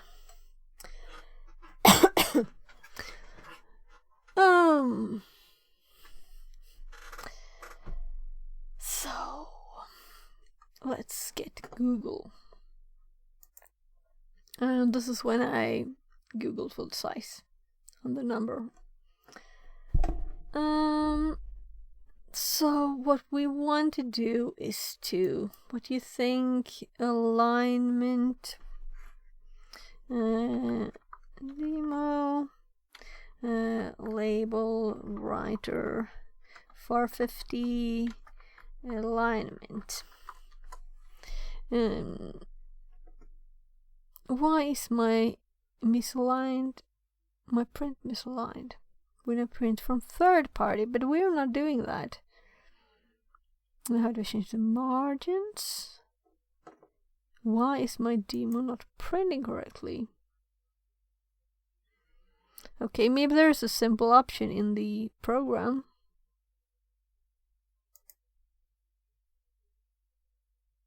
Okay, we need to set the correct printer. I guess we could just tell it to type one label in the wrong size so it aligns. But if you could do it for real, that would be better. How do I align labels? Web link. And I don't want. Oh, nice. Oh, and I still have. Right, sorry guys. Tell me if I show you the wrong screen. Tell me. Or change it, right? That's right and that's left. So, you can't set it, unfortunately, to the desk. Maybe I should make one. I think I have one for the desk, but that's this desk. No, I changed the name of it, so not even my button works. Yeah, but that's when I started reading, printing from third-party software. So I thought that's not it, and I continued.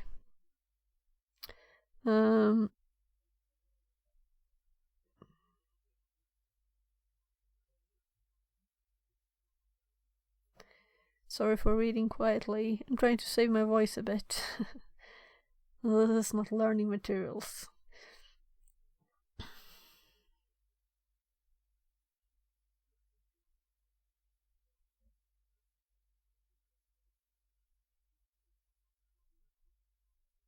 Yeah, this is just for third party, right? Or is there something else? For issues misaligned when printing third party software. Down. Yeah, I'm slowly scrolling down here.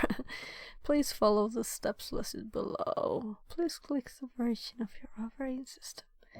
Make sure that you have.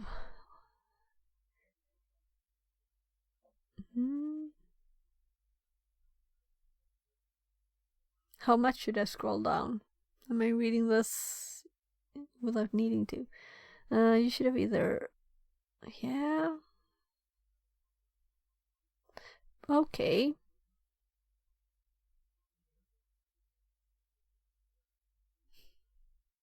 Step 3. So there's some kind of alignment here in advanced. Okay. Let's see. I'm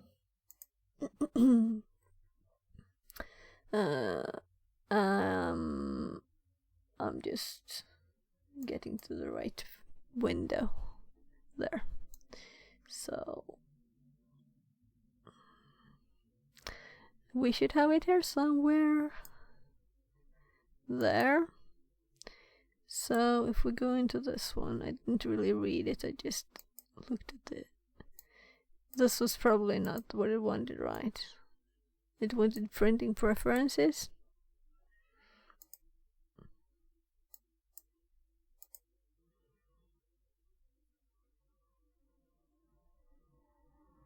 Let's see what it says. Advanced. Now choose the correct label size inside in the printer. Drop down list, 6 apply, and click OK. But the part number, yeah. Print test page. Okay, Windows test page on this. That'll be fun to see. So whatever I set it to in the program, it doesn't know still what it's doing. Oh my goodness, it's inches.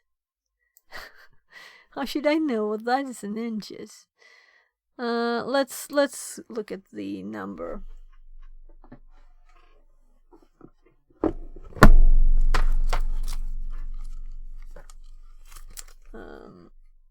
Did I still keep that up? Yeah, so you can see.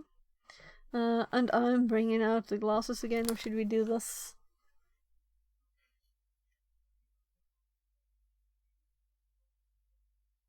So if I look at this at the same time,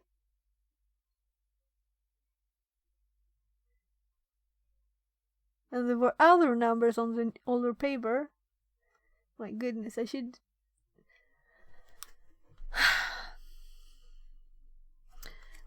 Let's feel old. Is it an S? Because these don't have an S. Because this starts with 2-2. Oh, it says the inches too. 1 and 1/4. 1 and 1/4.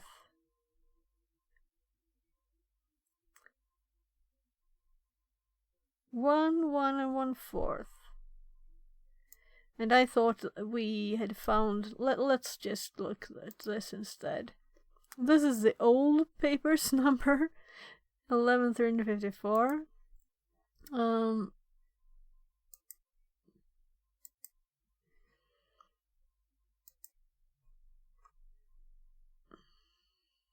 So let's guess that they work the same. They are exactly the same size. But why? So these are the old numbers, and the new number, it's S00. Let's look at this again, big, so we can see good. And I'll just there. I print screened it.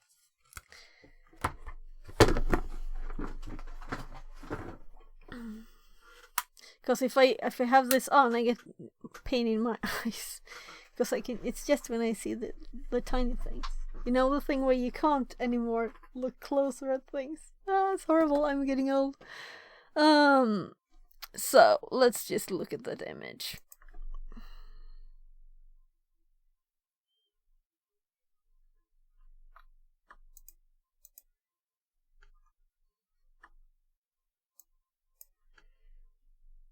So here we have that number, and I'm quite sure it's not on the list. But I hope to be wrong. So all of these are 5 digits. And this one has 7 digits and a letter. The last of these are 22. Start with 22. The last 5, and it's not here. So whatever. Let's go with the old numbers. And if this works, that's a weird workaround, because on the paper we have in the machine it doesn't work. DPI. What can we set it to? Okay, so this is probably what the printer does when you set the. You could set it to print just text or other stuff. Advanced printing features enabled, pages per sheet. Write them down. Now let's do the test page. Portrait. Oh, whatever.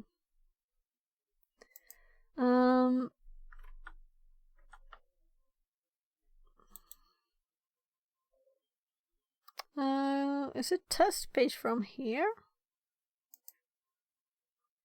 Here you can do a test page. Long since I was doing stuff like this. Well, let's say that this is not aligned correctly. I can't see because I have the image up. This is not aligned correctly. We have on that image also the size of the label. Here. And the size in millimeters were the same, but this is not actually the number we entered, so let's just try and find, though I didn't find it just now. I'm not sure if this is what I want to do right now, to spend all time trying to debug the alignment, but this was just like a quick check.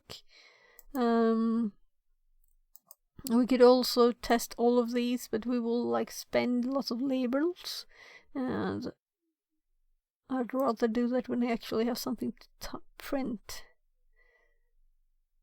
Jeweler label.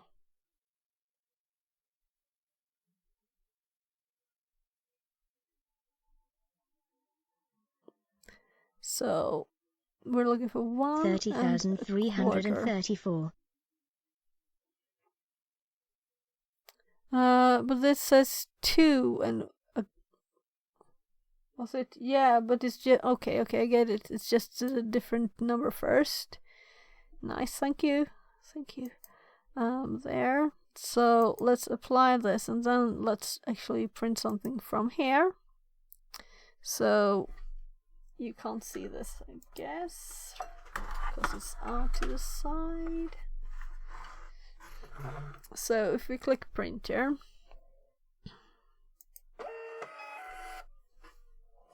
it's the same. So this is not the problem.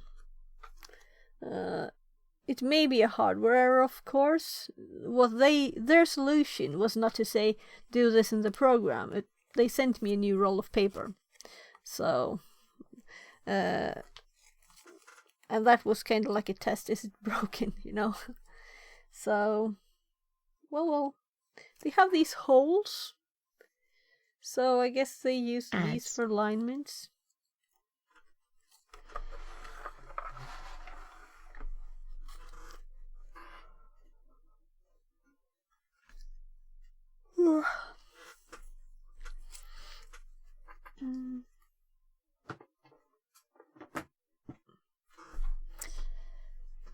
I may call them back, we'll see.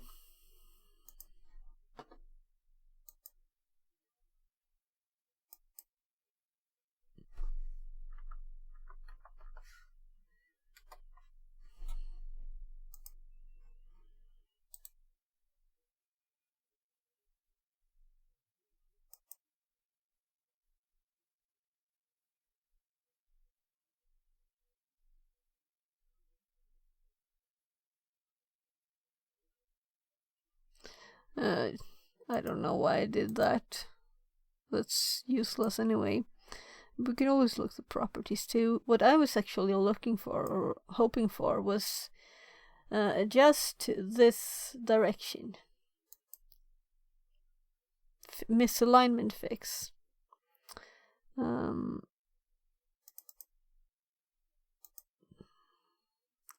Well, I guess this is where we were.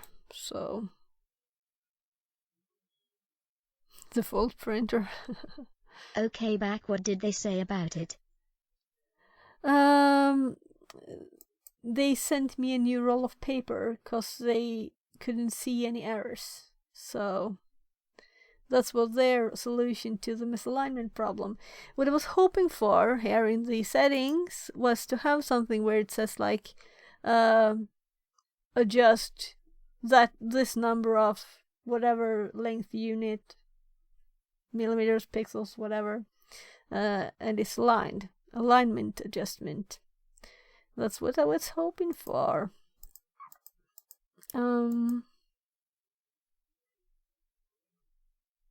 But it may just be... maybe when I print stuff, I'll need to print a tiny label first and make it do it right later. So I can just print one with the wrong label, you know, that's tinier, and then it doesn't align again if I don't click the button. It just keeps printing. It's not that smart, and we can use it. So I'm thinking that this is done, and of course I could Google more. Maybe I don't feel like watching YouTube videos, you know, when I'm streaming. And also this was nice. You click one of the main buttons in the program and you get to a requested page not It's found. almost like the printer does align that label. Yeah, it aligns it when we start like that. And it aligns it wrong. Doesn't. So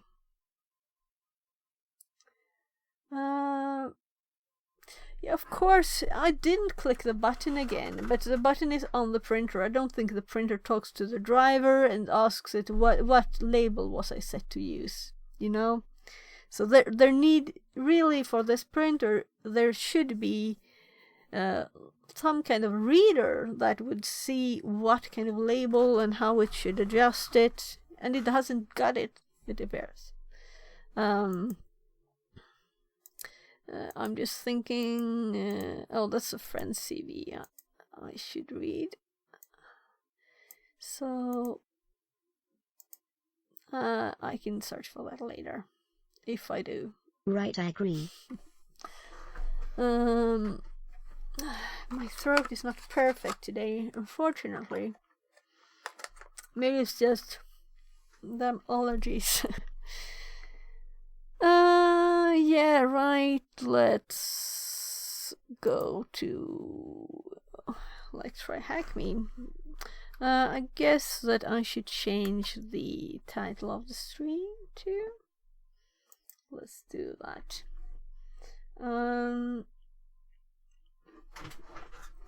After the last Try Hack Me time yesterday, I added the rest of the notes to this one.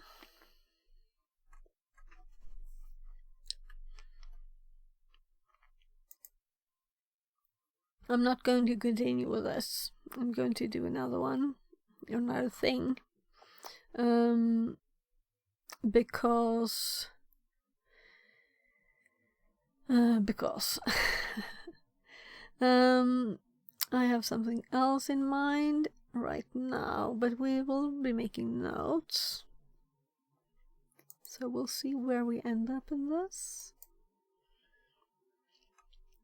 Yeah, so I before I closed my virtual machine down, I added the rest of the stuff, information that was there.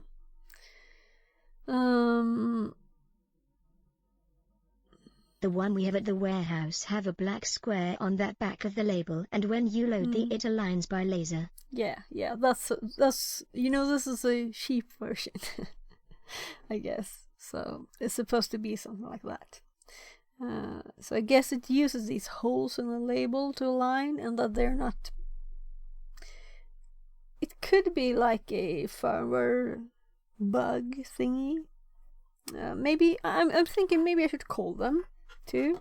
Anyway, even if it's kind of embarrassing that it took years for me to get back to them after they sent me a full new roll of labels for free. Yeah.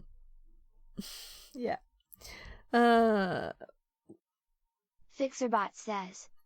New follower Twitch. New follower Tycho13. Less than 3. Welcome in. Gumby says. Tycho 13. Maybe IDK. Yeah. Yeah, right. And you know how to type to make the TTS read it. Because it tries to read... Maybe it works well if you use capital letters too. Or spaces. So what I was going for now was... I just added a like stream titles there, so I can just copy and paste. But yeah, right, I already had it. No The clue, learning have to tried put in hacking a bit. spaces. You have to put in spaces. Okay, great. Then you taught me that. I'm just changing the title. I'm getting rid of the label bit at the start of the stream information. There. It should disappear. So then... Oh, let's get started. I'm sorry if I'm eating this throat pill. What do you call it? It's like candy, but it helps your throat. Like here, right? Fixerbot says. New follower Ninja Baba. Less than 3. Welcome in, Ninja Baba. So let's see. Should I actually finish the upload vulnerabilities? It would be kind of useful because I want to finish this, and it feels like this one is just there and annoys Gummy me. says. Couch drop. Coach drop. What? Oh, yeah, it's called a cough drop. Thank you. It's like I have to type that on some piece of paper or something. Will I remember that?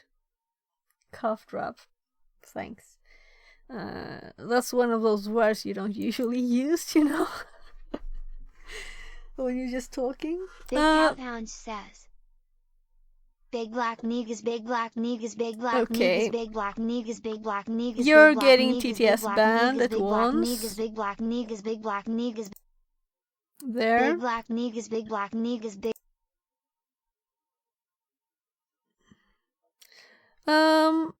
I'm curious why you came in here.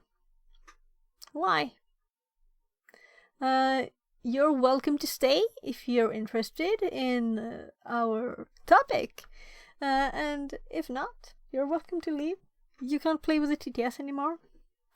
So...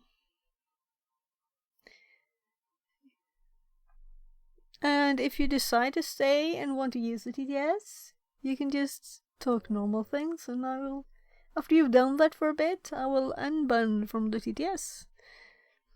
And if you keep typing stuff, I'll just ban you. That was some kind of stupid person playing with the TTS. So, I could just do this, and I think it will delete automatically. I'm not sure. Let's see. Big Cat Pound says. I'm sorry, I misclick.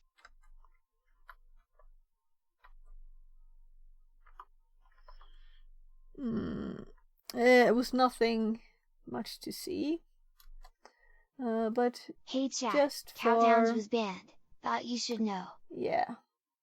Because I think that it's kind of bad with Twitch to have these kind of things still there. And I think banning and unbanning. Sorry.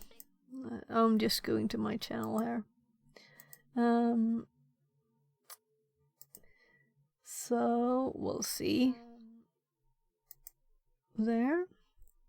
So of course I can't see the old chats here. I don't have it up, but did the messages disappear for you in the chat? Like this? Of course I could just look at the videos. Gumby says. Yeah, they disappeared. Yes. Good.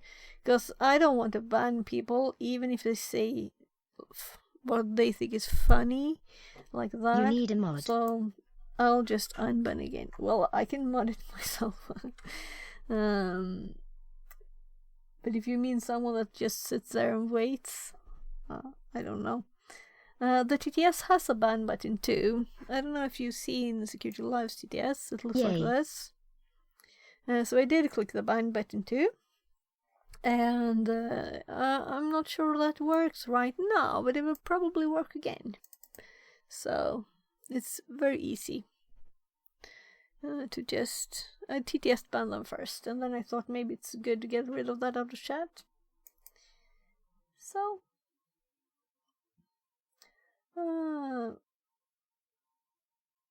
there.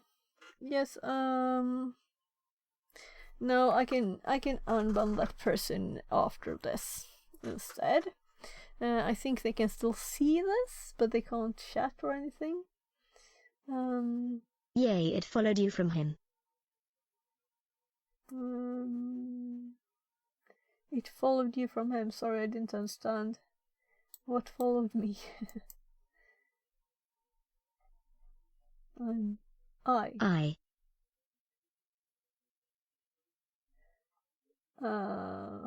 Sorry, I still don't know what you mean. Oh, maybe this is like the break time. I'm taking a break here. See if my brain is up for some more stuff. I kinda follow you because of him. Okay, so he got you to get here. Okay. Okay, I can unban it once. It was most to get rid of the messages. I'm sorry. Misclick. Yes, okay. it's a raid. Okay. I will unban.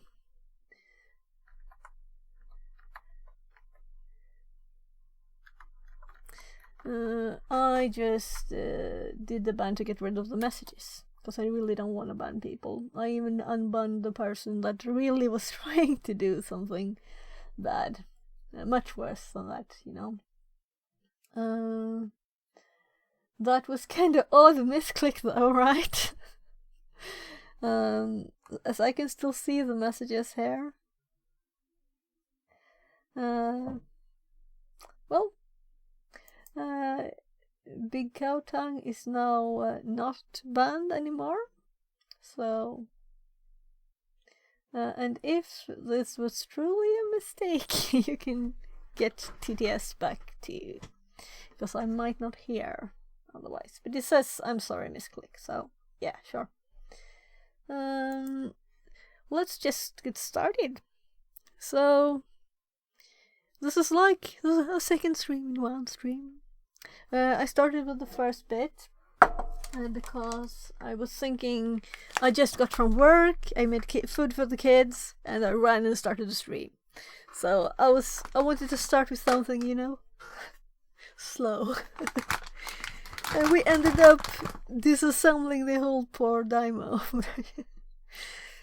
Not all of it though, of course. That would have been even worse. So I'm just getting my muesli here.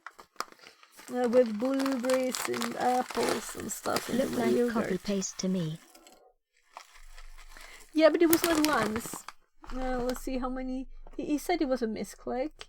1, 2, 3, 4, 5, 6, 7, 8, 9, 10, 11 messages of different lengths. But it must have been something automatic. I'm thinking, how much muesli do I want in my yogurt? We'll see. So I'm thinking I will work on this upload vulnerabilities room, cause it's interesting, and the reason that I haven't finished it is that I want to really be thorough. So that's kind of why I didn't stream it either, because maybe I'm too slow to be interesting. So let's see. And I kind of forgot about it, so I redid everything, because it was long ago since I started. And I think I should finish these paths that, you know, with the learn. Is it learn now? Learn. And these paths. So I want to get done with the complete beginner path. It feels like that would be nice. And then you have lots of percent of others. I have not like done one thing. It's kind of odd. Also, since they remade the burp ones, I'll have to guess I'll have to do them again if I want these to be finished. So this is 79% and this is 71%, though I've been doing this one. That's very odd to me. Well, and this is 27, though I haven't done anything on that.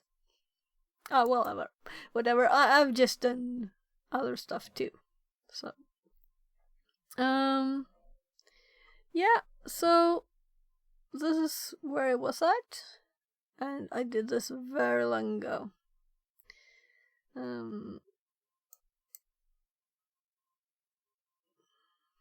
So let's go back to this one. And of course this it has a box you need to start, so and if someone has another suggestion, I also have another thing I really should get done though, but Urizen says. Let's go back to the hacks. Yeah. But maybe this is not the kind of room that people love, you know. Boxes are more popular. This is not. This is a learning one. I'm starting Discord just to check on some stuff. Because I have this event leader. So I'm going to just open this too. Because maybe I should get started on that instead. Gummy says.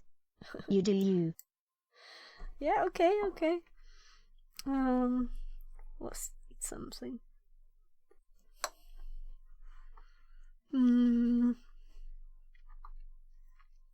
I just wanted to go to Try Hack Me again.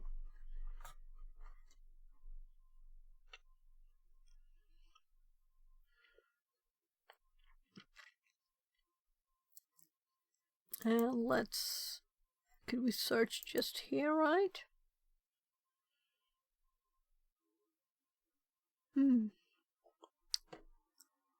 I really feel this is slow. What's happening? Why is it so slow?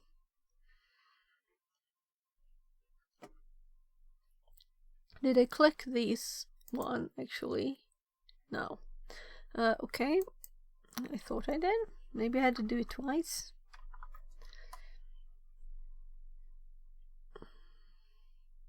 So if I should have a chance to do anything on Gar's event stuff, I should start earlier. And that's 19:30, I think. So it's 15 now, 16, 17, 18, 19. So that's actually 4.5 hours from now. I don't want to spend that much time on it. So let's just join this one for now.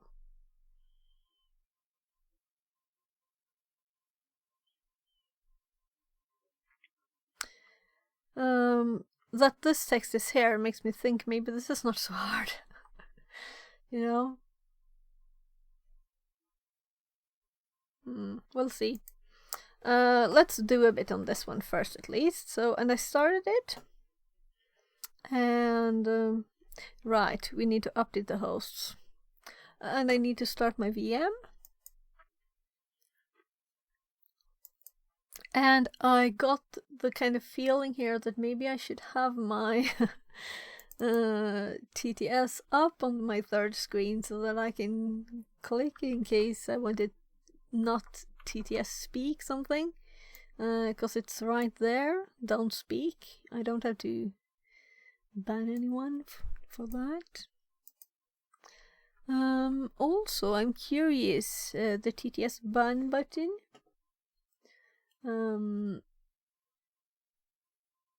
Yeah. Will it switch to unban if you ban someone? Or how do you do that?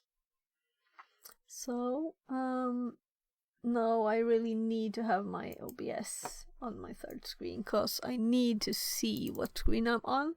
Because I don't remember which one. The banned account vanished.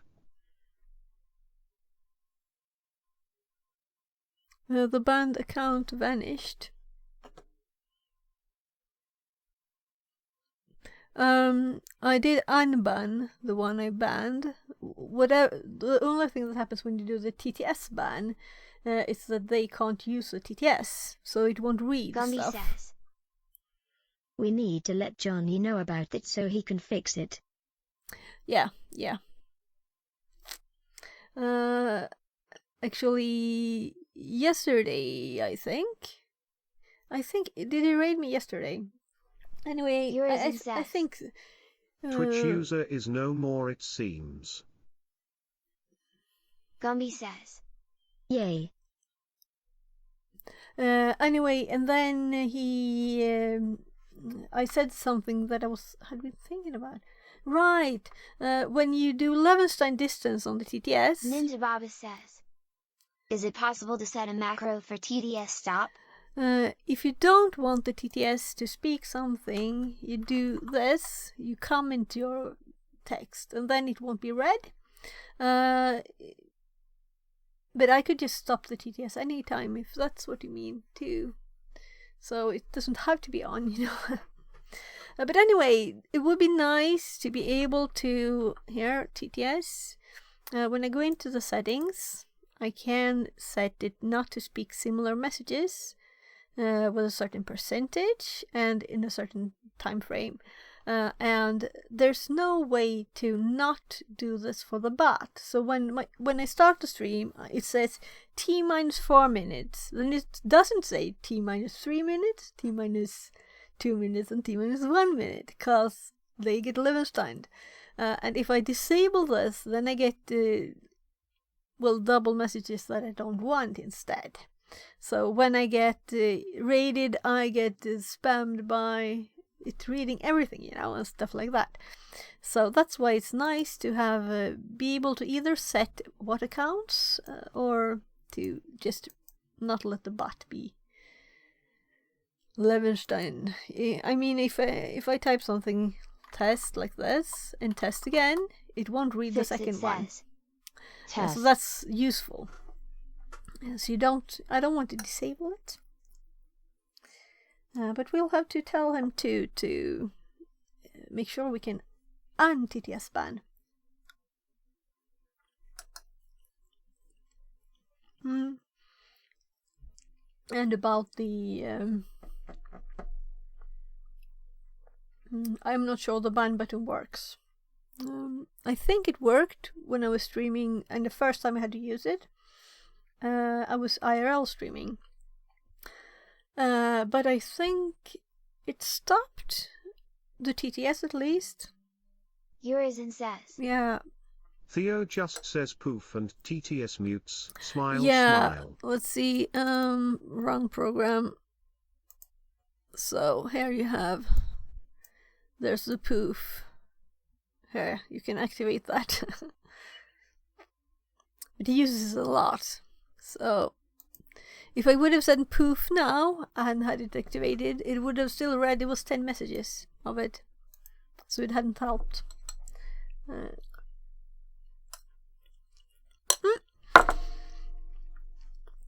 Let's. All right, you were already watching this, and I was showing you on the other screen. Never happened before.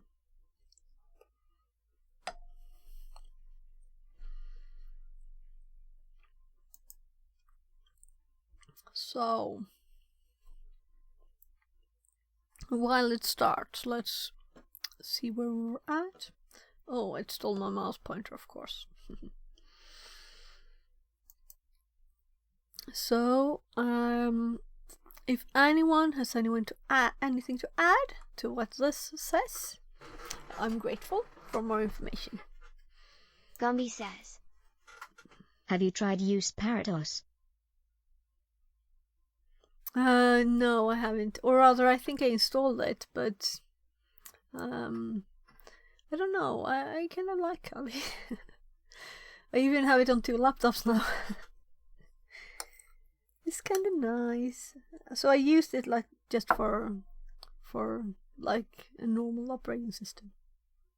And that's old laptops that can't really run Windows.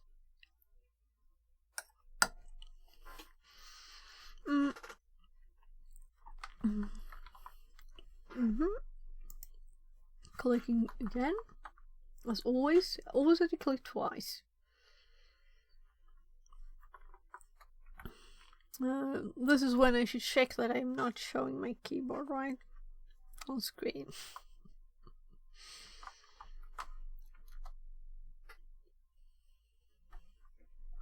Maybe you can hear what my password is, because it's very secret, my password, of course. But it's actually not password.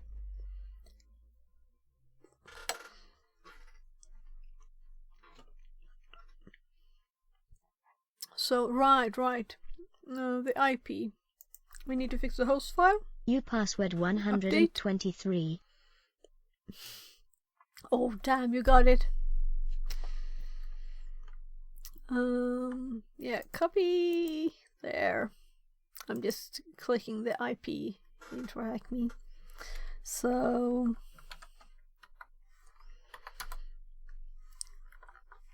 In the quick one. Yours and says. I used Athenos, sometime it has a nice design. oh, okay. I don't think I've tried that. On one of my hard drives there, I have a hard drive where I've installed Mintos and something else, and I tried to see if I could just open that into VMware. You know, if you have a hard drive where you had in another computer, and that computer happens to be our Minecraft server now, running Debian, with no graphics stuff. It's not a quick machine. So I would like to just open up whatever's on a hard drive in VMware. So I'll have to check how you do that, because you must be able to write. I just tried, here it is, uploadables. I guess I will type, though I copied it. Why did I copy it? So 71, 224. There. So we have all the names there. Bypassing server-side filtering file extensions. I'm just going to check. Did I read this very much? So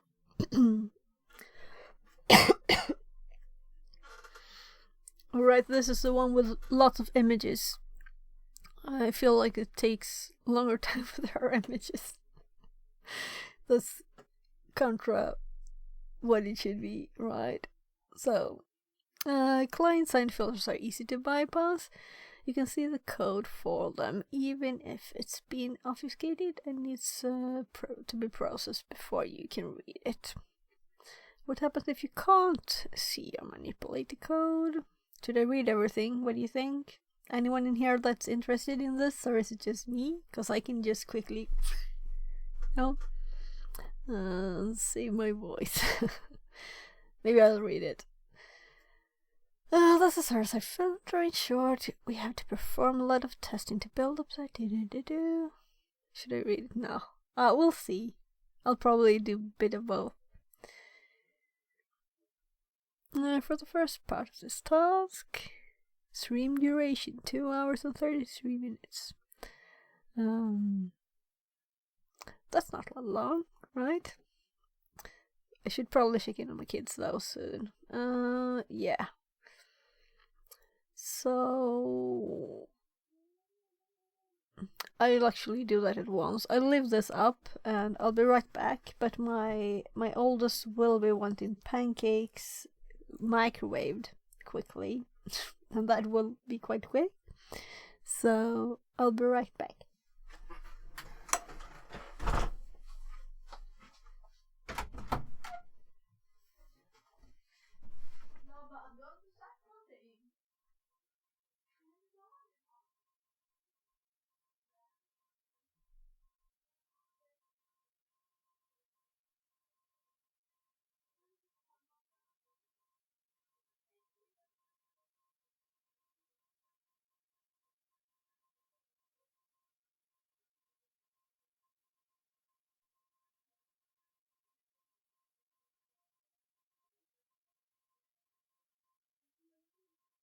I'm very noob, so I'm interested in all the process. Fix it. 42 loves Tib Hacker Cat Tib Root.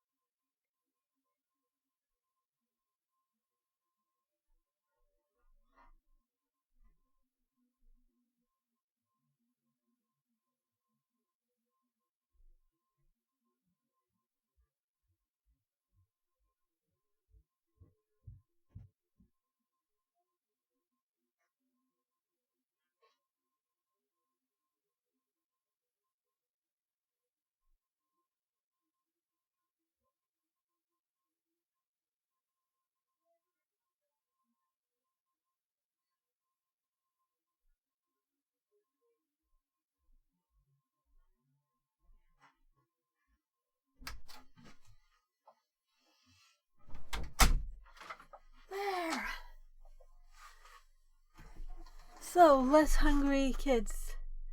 Ah! Nice, nice.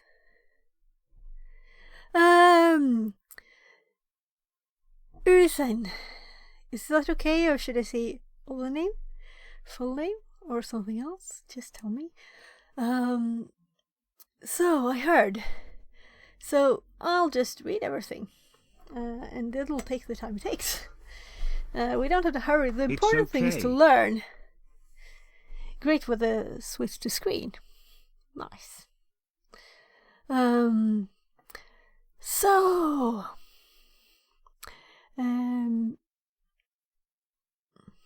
Before here, in case you haven't done this, it's a room about different uploads. And I think the first one, you just upload a reverse shell file, and it's nothing stopping you. So it's just to upload a file. This is their example of uploading a file, and then we upload a file with this content, and then you can get the information on the machine by adding to the URL like this, just like that. And it's it's a reverse shell here too. And there's Security Lives TDS link.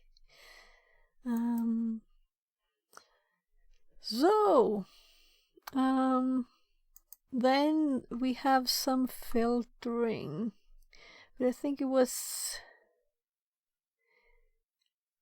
you just change what you say the file type is or something like that. Maybe that was just theory, and that's in this one. There's a reason why I haven't finished this room, because Change headers. Yeah, we just changed the headers. And in this one we turn off JavaScript and stuff like that. And curl. There are different ways to do it in this one. And I actually had problems to get Burp to do what I wanted on this one. And I learned that I had to control F5 actually since the Java files were already loaded. They were not downloaded again. So even when I did the things in here, you have to still, since I had already loaded the page, you have to control F5 it, of course. Or just another way to clean the cache, since they were cached. So we edited the file in this one, and now this client side, and now we get into the server side of things. So this is kind of the interesting bit, right? Because the other thing, you have more control. And that's what it just says here.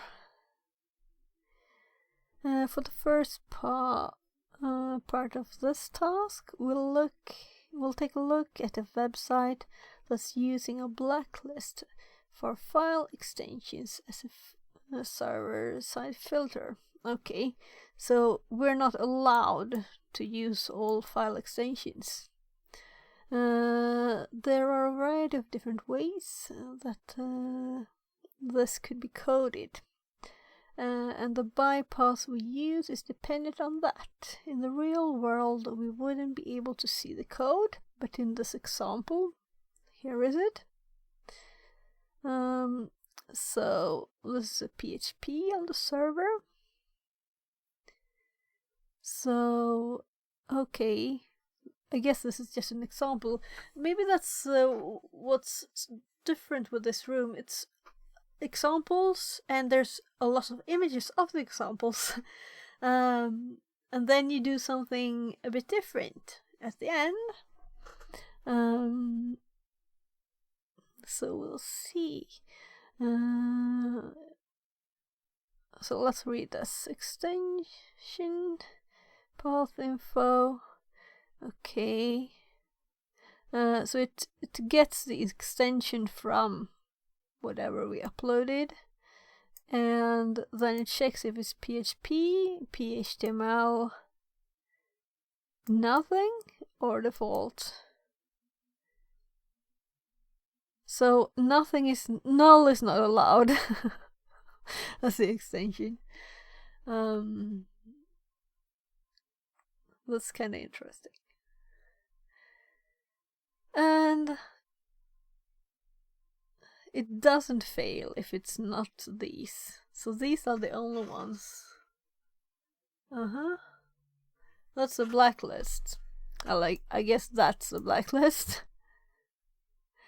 It lists these three and then it's fail. In this instance, the code we're looking for is the last period.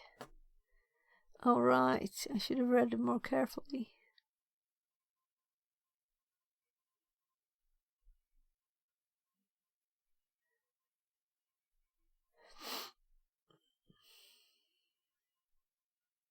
I'm looking at the chat as soon as Gumby says. there's something there, even if it's just Got my to messages. go, Miss Fix It. See you next time. Okay. See you. Have a great day. By the way, is anyone doing Gar's event later? That's in the stream. Urizen says. Can we use .php 42? Gumby says. Yeah, it seems like You that. do the same. Thanks. So let's see now. In this instance, the code is looking for the last period in the file name and uses that. But I was thinking where? Because if we don't have that part, at least, I don't know how this path info works. Maybe files, file to upload, name. So I guess.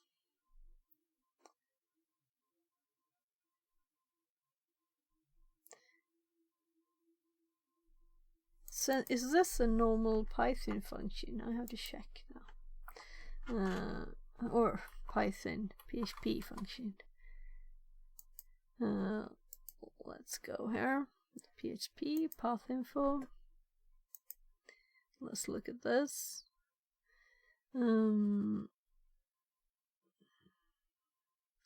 So that's how the function works. I guess it just checks the last dot, but that's not obvious from just reading this unless we Google. Okay.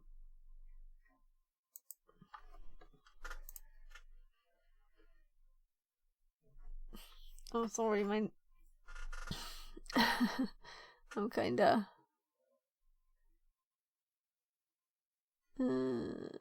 I'll just stick some nose spray because my nose is just...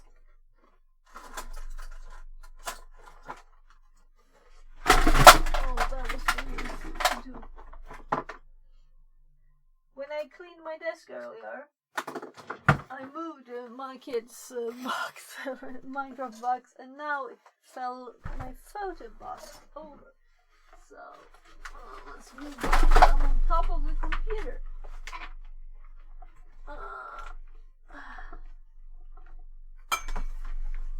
I'll just pick these up.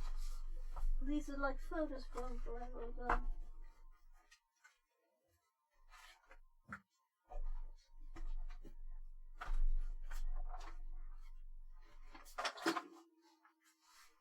So, the ancient style photos.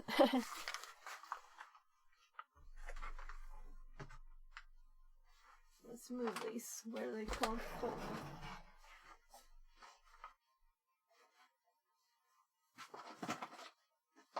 There.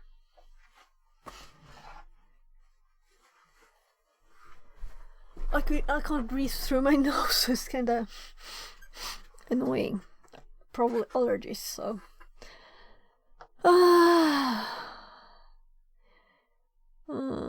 What will be typing? What we're trying to bypass here. So, okay. Other ways the code could be working include searching for the first period in the file name, or splitting the file name at each period, and checking to see if any blacklisted extensions show up, We'll cover this latter case later on, but in the meantime, let's focus on the code we've got here.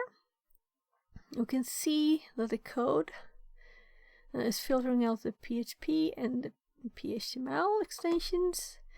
So if we want to upload a PHP script, we're going to have to find another extension. The Wikipedia page for PHP gives us a few common extensions we can try. However, there are actually a variety of other more rarely used extensions available. The web servers may not less still recognize. They include PHP 3, 4, 5, 7, and so on here. Many of these bypass the filter, which only blocks these two.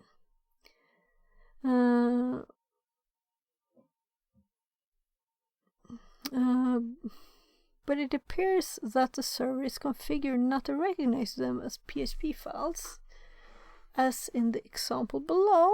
And then we have a shell PHP 5 that is just seen as text.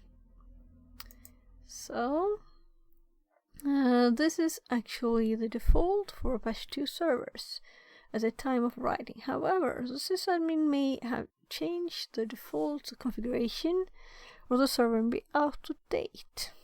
So it's well worth trying. Eventually we find the .phar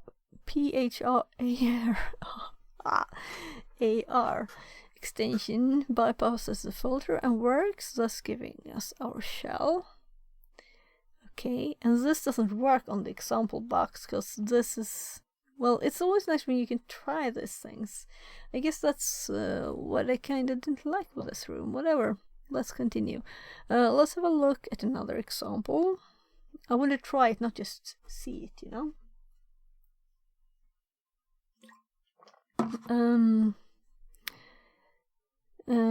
This time we'll do it completely black box without the source code. So it looks like this. Okay, we'll start by scoping this out with a completely legitimate upload. Spaniel JPG. It tells us that JPGs are accepted, so we know something. Let's go for one that we can be pretty sure will be rejected. Shell PHP. Invalid file format. Can't say that was unexpected. From here we enumerate further, trying the techniques from above, or just generally trying to get an idea of what the filter will accept or reject. In this case, we find that there are no shell extensions that both execute and are not filtered. So it's back to the drawing board. Okay. In the previous example, we saw that the code was using pathinfo PHP function to get the last few characters after the dot. But what happens if it filters the input slightly differently? Let's try uploading a file called shell.jpg.php. We already know that JPEG files are accepted. So what if the filter is just checking to see if the JPG file extension is somewhere within the input? Pseudocode for this kind of thing, this kind of filter may look something like this. If string JPEG is available, is in variable user input. When we try to upload our file, we get a success message. Navigating to the uploads directory confirms that the payload was successfully uploaded. Activating it, we receive our shell. Okay. So when they go to this, also it just checks the first dot. I would kind of expect it to check the last one.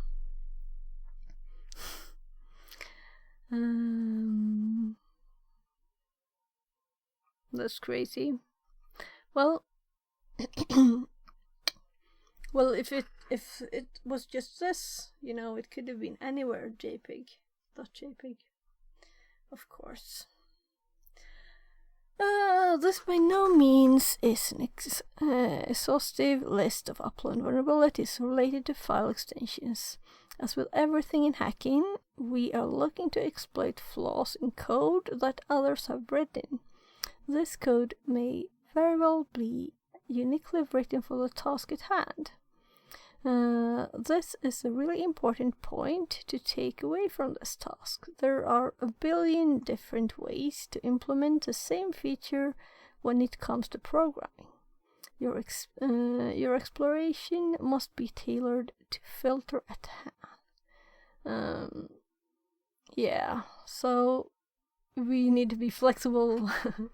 The key to bypassing any kind of server-side filter is to enumerate and see what's allowed, as well as what's blocked. I'm just feeling like uploading a million files might be boring.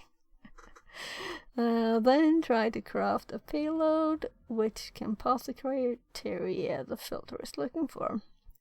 Now your turn. You know the drill by now. Figure out and bypass the filter to upload and activate the shell your flag is in. Since your site is the site you're accessing. So this is what we're supposed to look at. And we know that there'll be a server-side thing this time. So be aware that this task has also implemented a randomized naming scheme for the first time. For now you shouldn't have any trouble finding your shell, but be aware that directories will not always be indexable. Okay.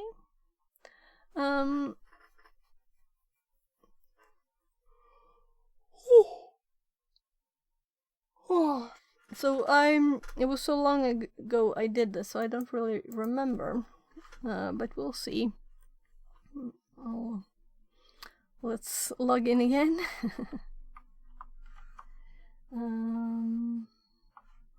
There. So better. It's already been 37 minutes and I haven't done anything yet.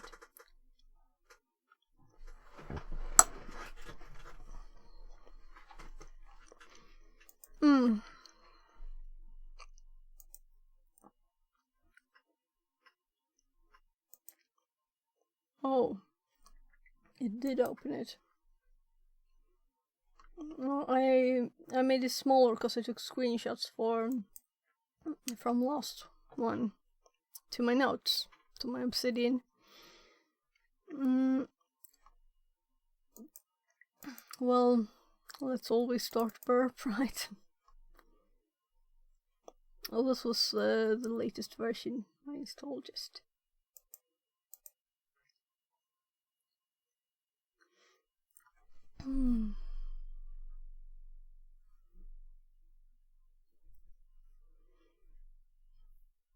I'm showing you the right machine. So let's go to the site.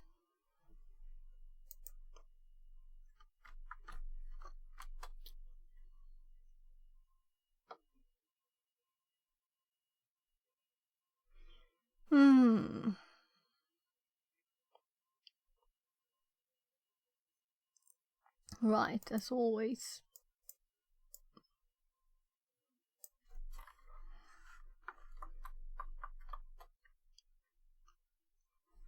I have to eat too. Still my lunch. And it's 15:36.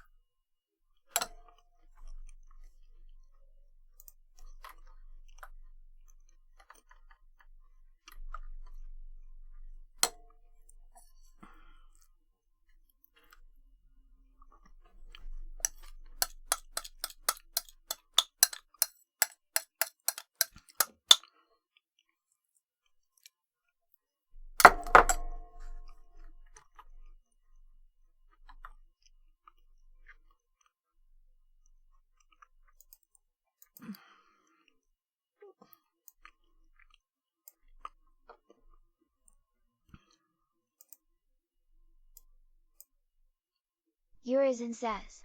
Vad gjorde jag His nu? VPN started. Oh, sorry. I had it started, but and I also always have it on the fourth one. I should have been thinking when I started it. I usually don't close it down, so this was unusual. I rebooted my computer. This month's reboot.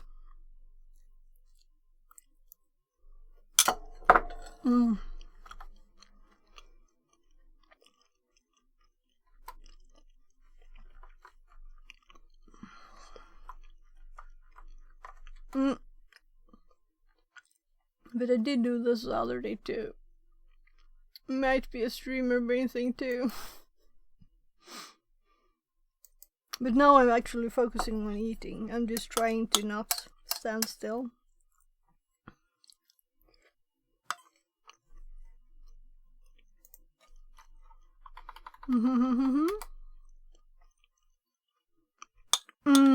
Just det. I remember this. I started on this, but I didn't finish it.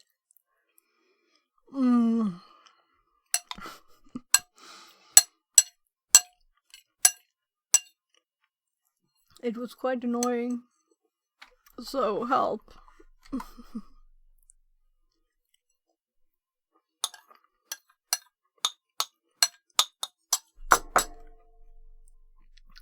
I'm actually going to print screen this, because I think if you do it later it kind of resets stuff. So let me go to not there but here.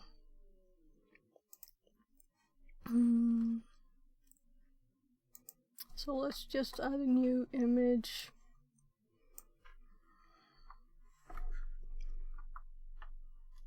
I'm just pasting everything and zooming into this.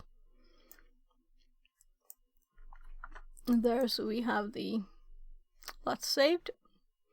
And there we had the nice thing that all my monitors closed everything down that was on them when I dragged something from one screen to another. That happens sometimes. I think it's the show desktop.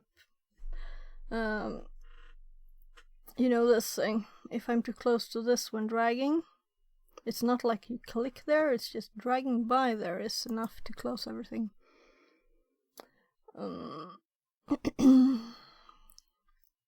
So, what did I have on the screen? I had Firefox there. Beware that this task was implemented or my name is scheme. Yeah, I read that. So, let's go back to this. Sorry for being slow. I'm just eating my last spoon of yogurt.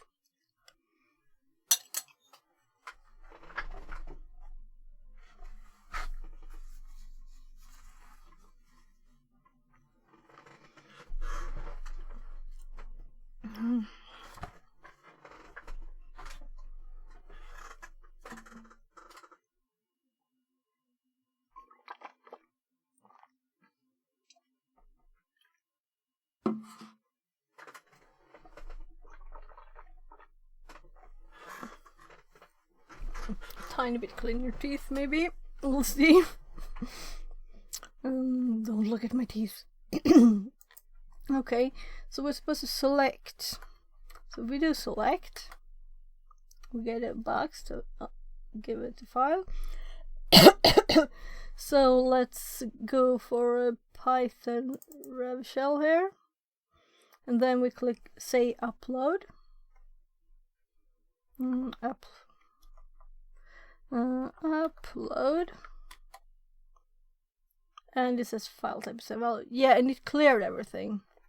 So now it's nice to have wrong machine or wrong, not the virtual machine. Getting the commands up here so I don't have to do help all the time. So select again. Well, maybe I should remember these commands. So let's do a JPEG or something.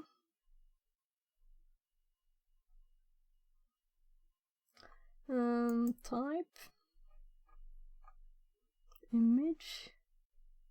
So if we do this and do upload, file uploaded. And if we then say chosen, okay, so that's supposed to be used. That outputs the name of the chosen file. So if we do select then chosen, then we can see the name of the file, and then upload. Why? Okay. Well, do select again. No, where am I typing?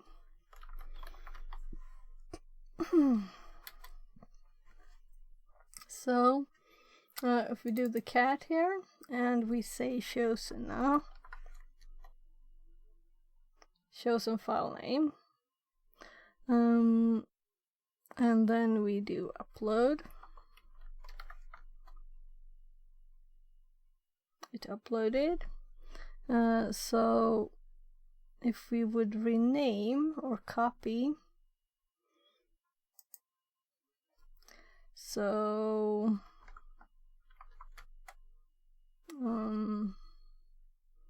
what was it called? Let's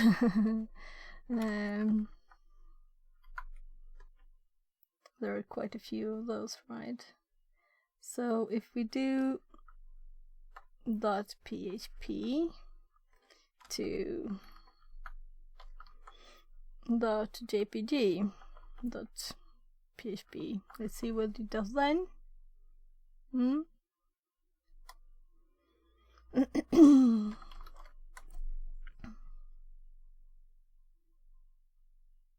There it is.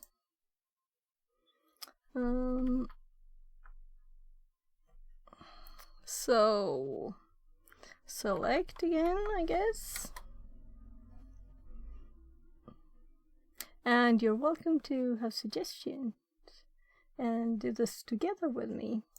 If you just know the answer, that's not fun, but guess is very okay. So just make sure then that the file is there.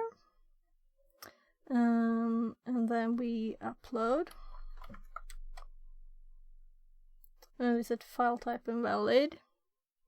So this is kind of annoying way to upload files. Who would use this?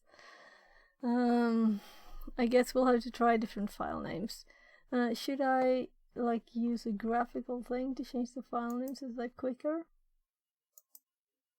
I'm not good with graphical stuff with Linux. But you can, let's see here.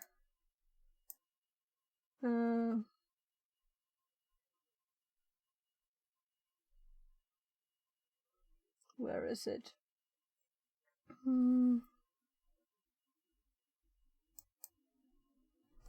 So, okay, I need help up there. So F2 works at least.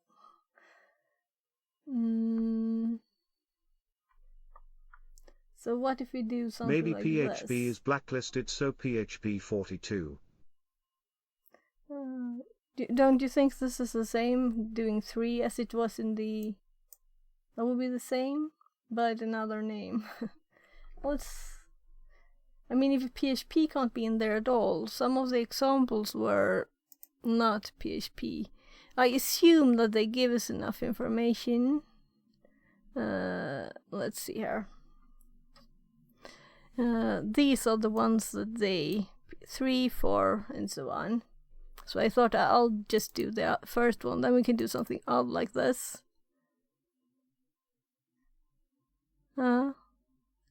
42, I guess that's another one. Or do you just thinking that is 42 a possible extension?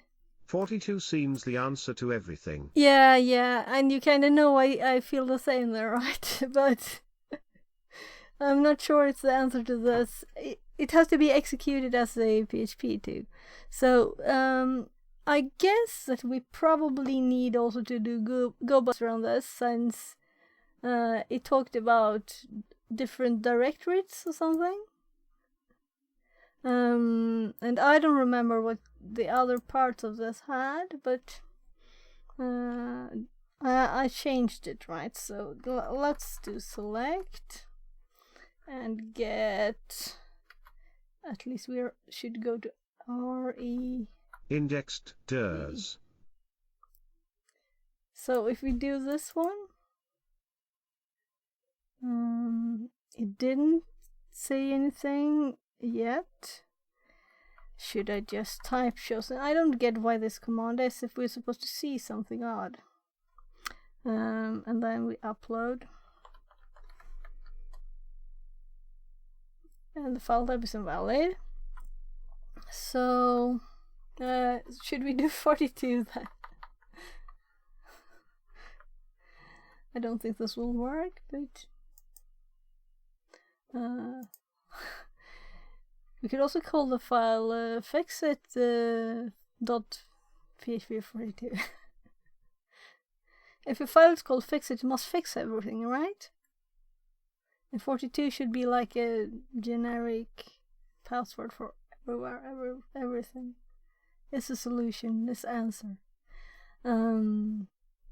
So select again. I'm a bit annoyed at this. I don't mind command prompts, terminals, but when it's in a web page like this, it's a bit annoying.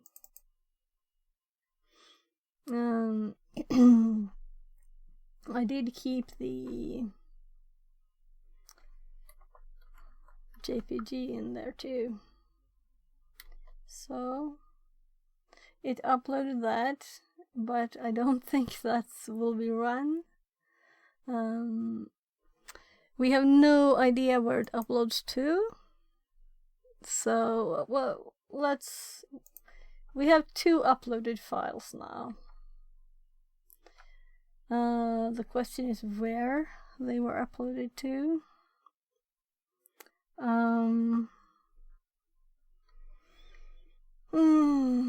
This is from yesterday.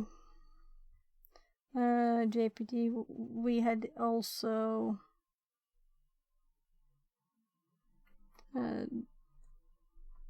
PHP 42, I guess. This should find us the directory. If it's the same directory, let's save some time here. And let's of course update the IP and the path.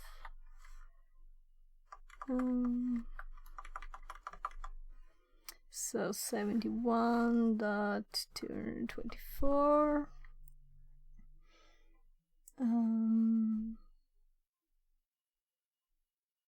Yeah, let's try that. Oh, error. Oh, right.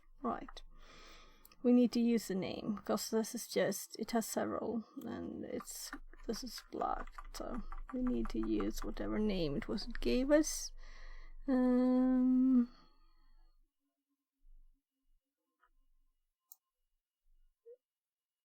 That doesn't point to anything, I should say. So if we paste this one in here, there.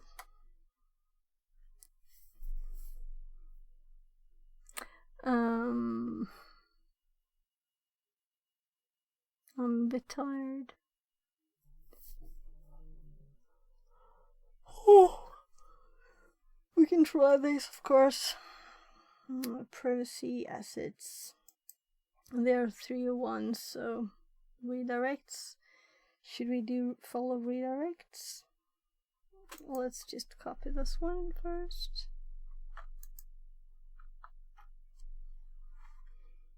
And what was it? Privacy. There. Okay, so we found our files at the first directory. So if this would work to run, can it be displayed because it contains errors? So there's some kind of second layer here too. And then I'm not sure 42 would work. Maybe a real actual script would actually load there. That's a bit interesting though. If we do one of these, we get the image. I just Google to get something to try with here. So let's see if we have a cute cat here too. Yeah. That's what you get when you Google for like cat and dog. Nothing else. Okay.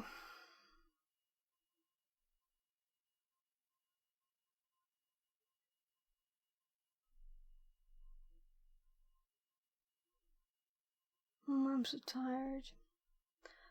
We found that directory. Let's think of something else. Let's go back here and try another file name.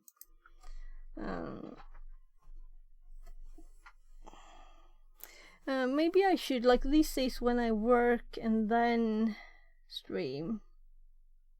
And I went up at 6:30, so it's like soon 10 hours to go. Full work day done already.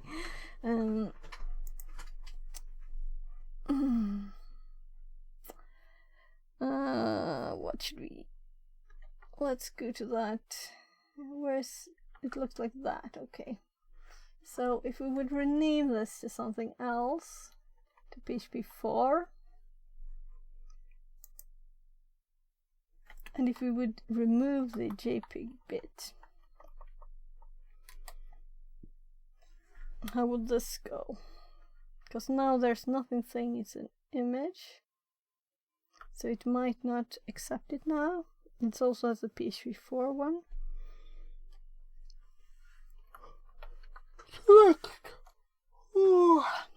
I'll wake up more in a bit, I'm sure. This is just slow. It's kind of boring, this. I guess this is why I haven't finished this one. Well, I actually just opened this once. So, why don't I keep typing this? We just get the files. So, upload. And the file type is invalid. So if we look back at the page here, it told us that there was this version and this didn't work, and there's this. VRB. Okay. So let's try one of these more odd extensions.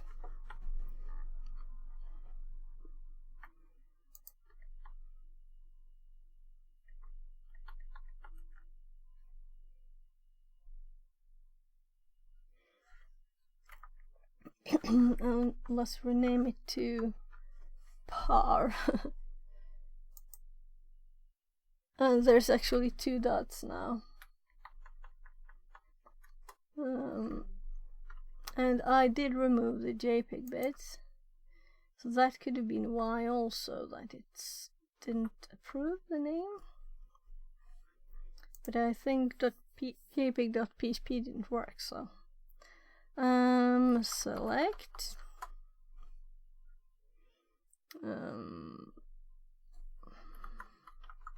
revsh and do the odd file name and upload. And it's invalid file type. And this is just boring. I'm thinking, should I just check how this is done? Because I don't feel like it's fun to try this. If anyone has any I real overthink tip, these challenges a lot, and I take even more time than you. okay, because I'm actually thinking of googling this to see, because there's probably this is not a good thing to search. I'll have to type try hack me too. So let's just Google this and see.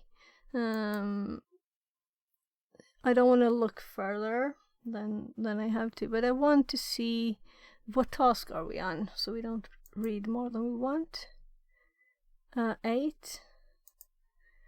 So no.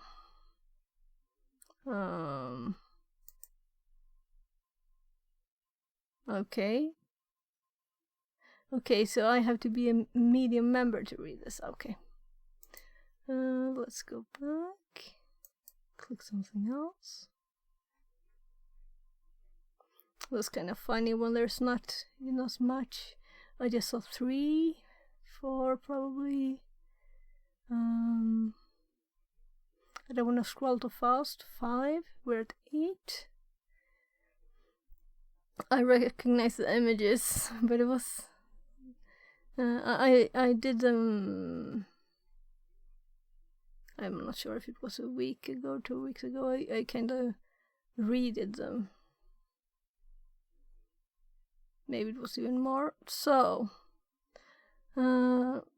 this is just the task text, and this is a question. I did GoBuster directory animation. Okay, he says what he did. I attempted to upload my shell PHP and got the expected. Yeah, as we did. To test the filter and got the expected behavior. Okay, he just sent without anything.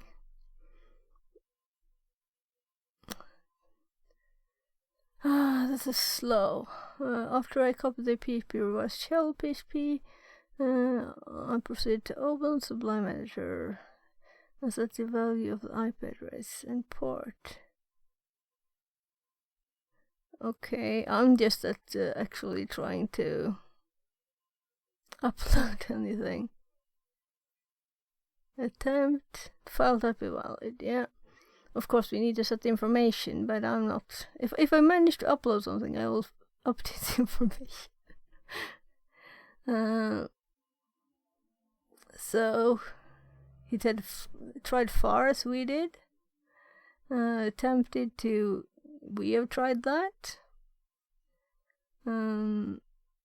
Also attempted to rename PHP 5. Okay, so that's what I was looking for. I didn't want to try all of them because I was going crazy. So he says he could upload PHP 5, so then we just rename the file again. I guess I would have tried 4, 5. All their lists there. So I really tried to avoid, but I didn't see the use of this kind of horrible interface. If I could just click the files, fine. But I have to type a lot in between. So where is it? Revsh. And of course we could just rename it here probably. And that's a far one. No, I can't rename it here. So let's do it here then. So PHP 5 rename. I mean, is this realistic with this kind of file upload? So even you wouldn't do it like this if it was realistic. I mean, You would just have a million files in the directory, and you would automate trying them. So maybe I'm stupid to use their thingy. So how do I make it update this? Do I have to just cancel?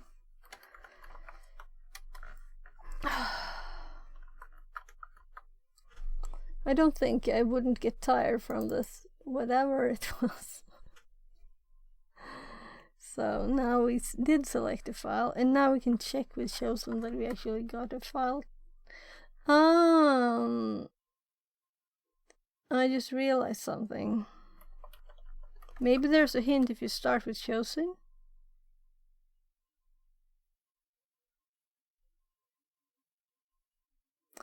Okay, because we didn't get this before, but I got this last time. I recognize this. File must be chosen before being uploaded. So if we do chosen now, no file is chosen, so we do select. So this is not even logical, because we could upload the images without using chosen. Yes, I am a bit annoyed at this. So we have selected the file. Now we have to choose it also. So chosen. And now we upload.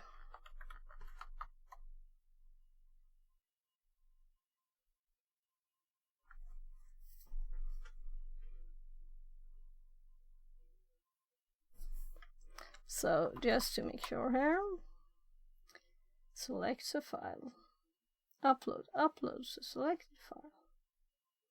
So if I just have nothing and come to this page for the first time, or even if I would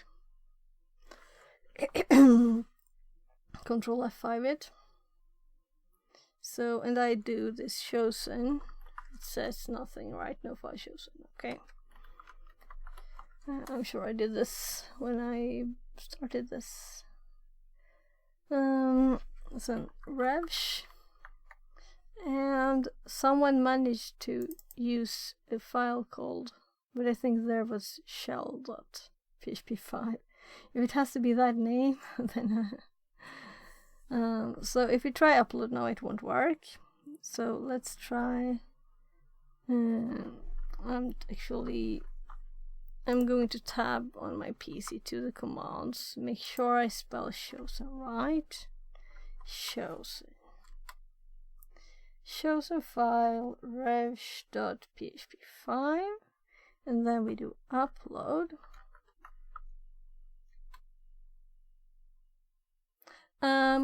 Probably that actually is what's supposed to run it, right?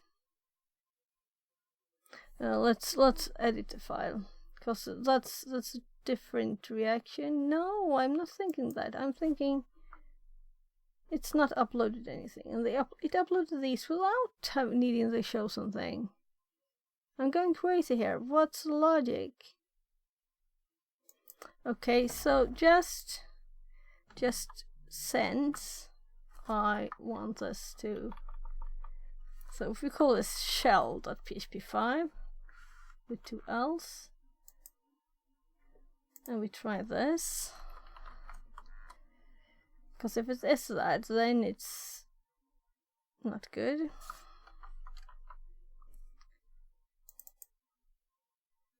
And if we try upload now, file must be chosen before. So if we try chosen now, it has forgotten everything, so we have to select it again. There, and I could do it with my key, so I don't have to use a mouse. That's nice, at least. Now we do chosen again, and the file is chosen. So if we do upload now, it does something, but it still says it must be chosen before being uploaded. Well, I'll edit the file now. I just feel like we get a different behavior from the PHP5 name. at least.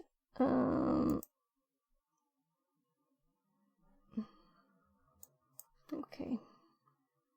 I have no clue what I was doing last time.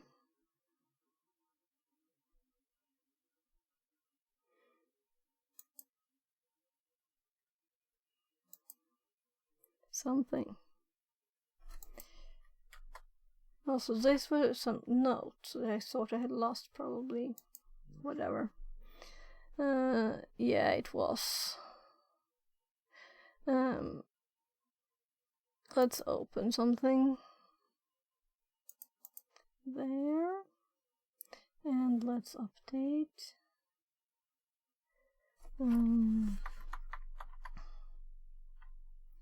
Yeah, and I have the same IP, but we need to have a port open. So it was actually not necessary to. This is empty too. Save changes. Oh, I pressed enter. Now save.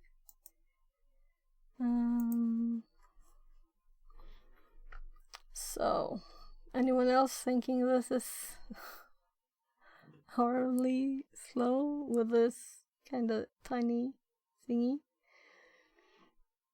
We didn't try typing anything else in here.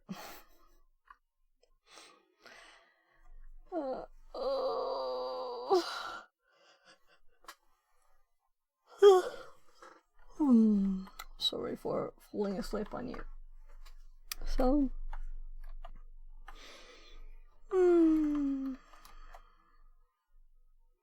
So let's.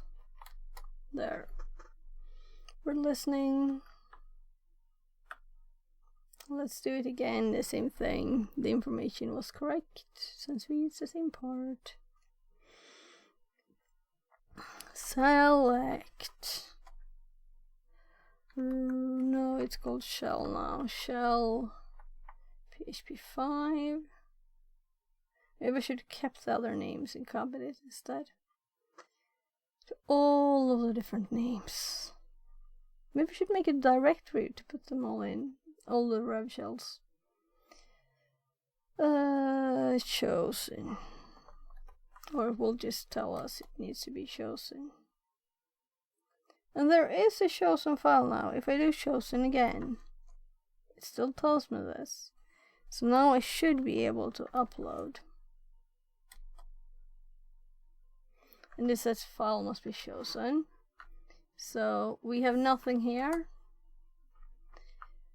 So apparently this doesn't work. Let's go back and look at what he did here. Invalid file name. I attempted to rename and use my shell file as shell. See if that will get past the server-side filter. Ergo successful file upload message. And we got a different message. We just get file must be chosen before being uploaded. Whatever we didn't get that for any of the other files. We got bad file type or just the file being uploaded if it was a JPEG.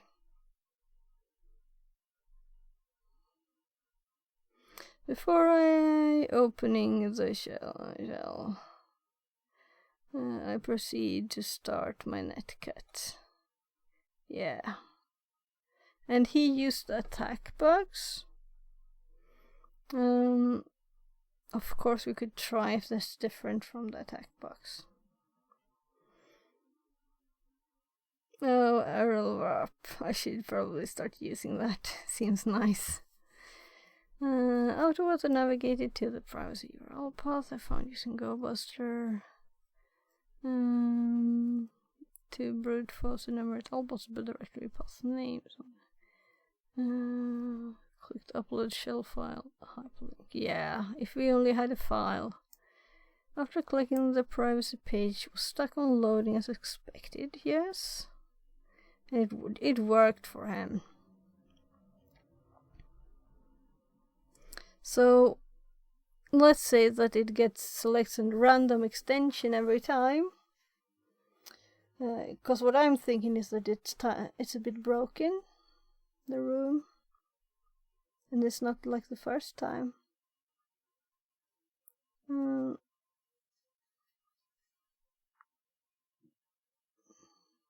Oh, let's just continue to read what he said. After clicking,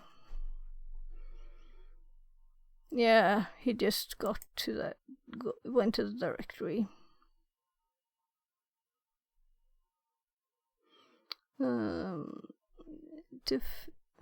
Extra note for this handsome task, a kind of weird, not easy to replicate issue.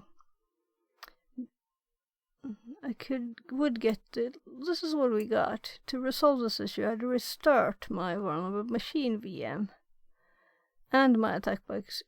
Okay, so he restarted it, and it sounds almost like it's several times. Okay, so this is the second time I try this. I kind of think I got the same problem last time.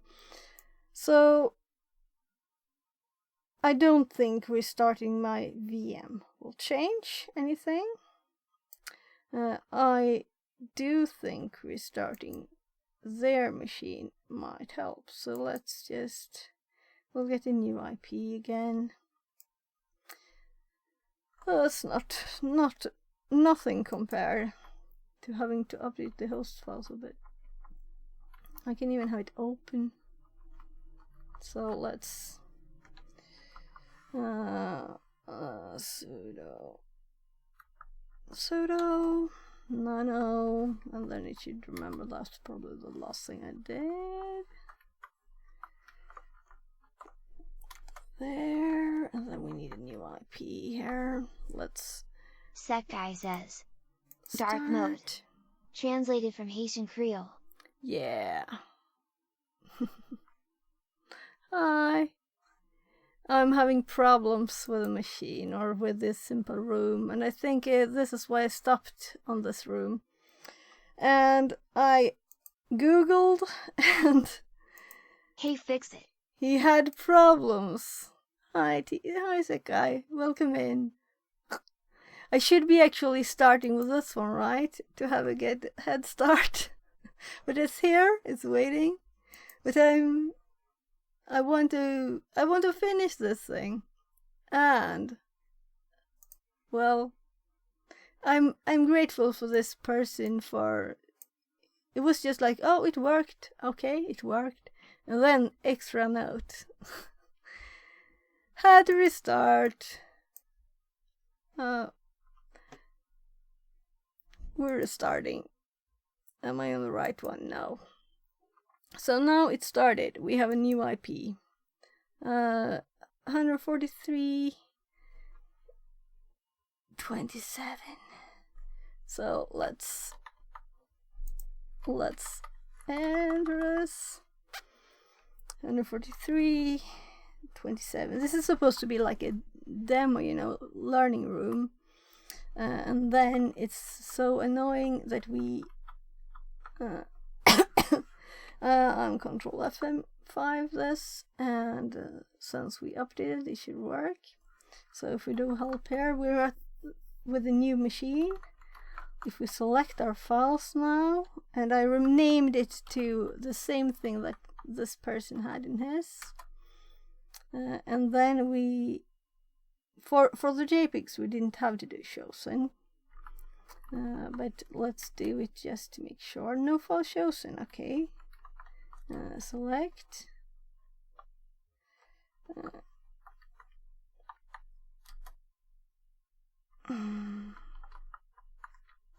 Now we have it chosen. And I screenshotted, sorry, wrong machine. I screenshotted this help thing because then I can't remember what on earth I was going to type. So it's upload now. When you've done this a million times, the solution was to restart the machine. Okay, thank you, machine. So now we should actually go to the other page. Here, it should be in here now. So maybe it's the first one you upload maybe works or something like that. Well, I don't know.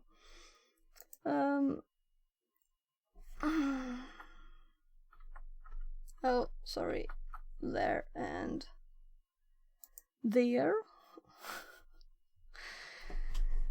How happy are you when this is not the first. I think I did this thing like months ago, then I did it a few weeks ago, and this is the third time I'm back at the same thing, and I'm thinking I have to finish this, and I Google and it's restart the mission their box. Thank you. Let's before something times out, let's just look. We're supposed to go to where are we? Okay, right, of course. I should have seen that from the files. My brain is mushy now. I have to go and look. What we were supposed to look at? No, I'm at the top of the. I'm at the top here. I have to go down to this one. There. So, no, this is not the one, because I had answered this. Is number 8. Number 8. So here. So CD var. CD, and there we have the little flag.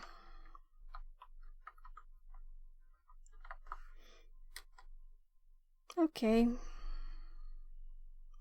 So I was thinking it shouldn't be this. I don't know if I should say boring or.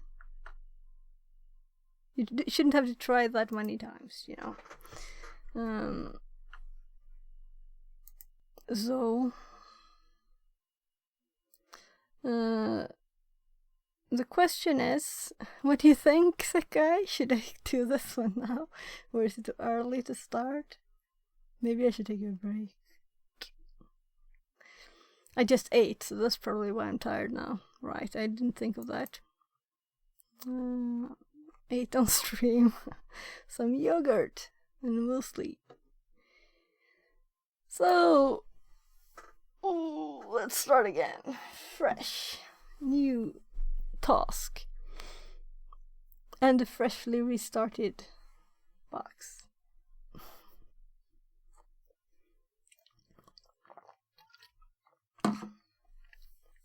So, bypassing server-side filtering magic numbers. We've already had a look at server-side filtering, extension filtering, but let's also take the opportunity to see how magic number checking could be implemented as a server-side filter. As mentioned previously, magic numbers are used as a more accurate identifier of files. The magic number of a file is a string of hex digits, and is always the very first thing in a file. Knowing this, it's possible to use magic numbers to validate file uploads. And I'm not even listening to myself, but I kind of said I should read everything. Simply by reading those few bytes, or I'll just check back so I didn't miss anything. Yeah, first thing. Yeah, validate with them. Simply by reading those first few bytes and comparing them against either a whitelist or a blacklist. Bear in mind that this technique may be very effective against PHP-based web server. However, it can sometimes fail against other types of web server. Hint, hint. Okay. So, that's a very hidden hint. Let's take a look at an example. As per usual, we have an upload page. Let's just already now see what are we supposed to go to? Magic. So magic.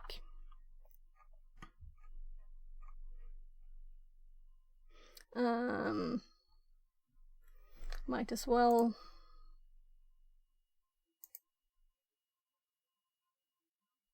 No, I don't want 2. And the horrible background. Why did they change their background? It was much better before.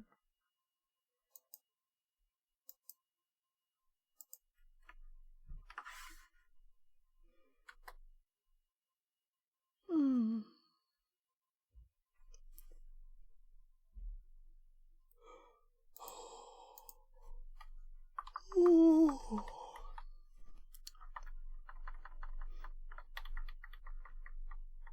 Alright, there's some kind of button to press there. I don't remember the button for you to not search. Always just go to the site. Oh, I'm sick of it. And also, what time is it? I'm just going to remind my son that he has a phone meeting in 7 minutes.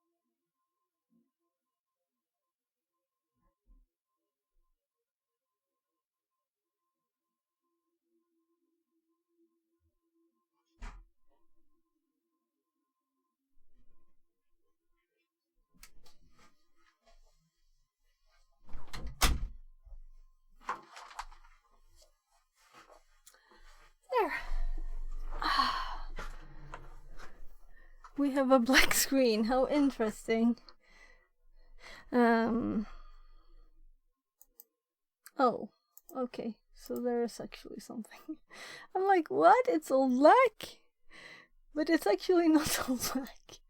Look, there's something there. Oh, that was funny. So...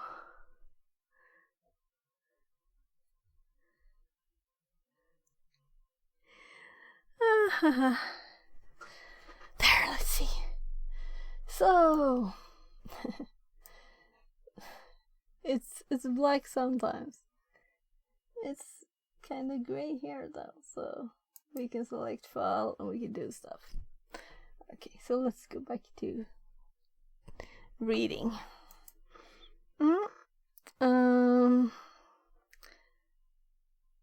So can be very effective against a PHP. Fail against some other types of web server. Okay. Let's take a look at an example. As per usual, we have an upload image. As expected, if we upload our standard shell PHP file, we get an error. However, if we upload a JPEG, the website is fine with it. All running as per expected so far. From the previous attempt at an upload, we know that JPEG files are accepted, so let's try adding a JPEG magic number to the top of our shell PHP file. A quick look at the list of file signature on Wikipedia. Let's look here. So we're looking for JPEG. Which means I should search because this is long list and it doesn't seem to be very ordered. So there's several versions here of it. F58, FFTP. Yeah, that's the one they did.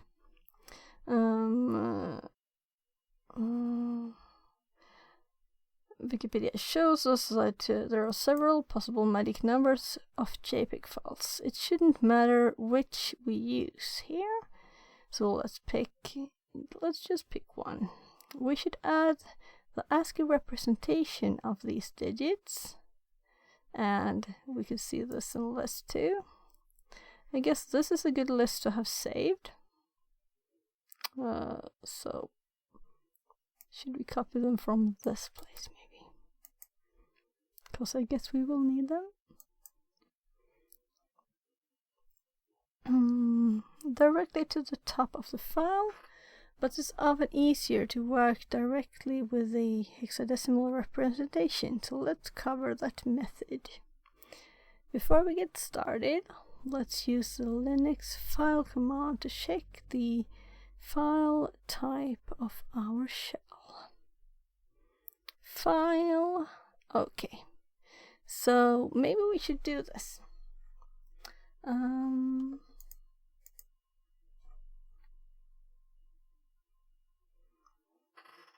Oh, sorry.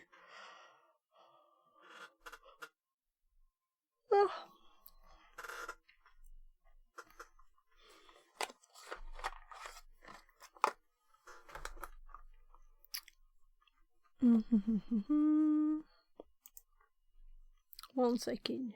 I just want to check on all things there. So already now, though I'm not thinking of stopping streaming, I'll just have a check if anyone is online for later, and no one is. So I have that tab open at least now, though I need to stop that auto-playing thingy. So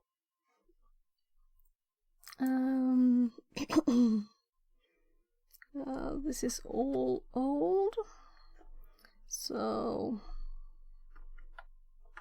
let's clear this.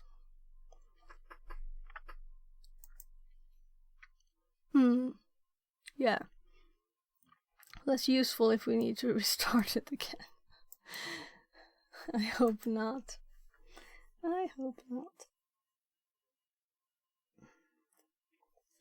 I even tried refreshing the page and everything, but that didn't do anything. So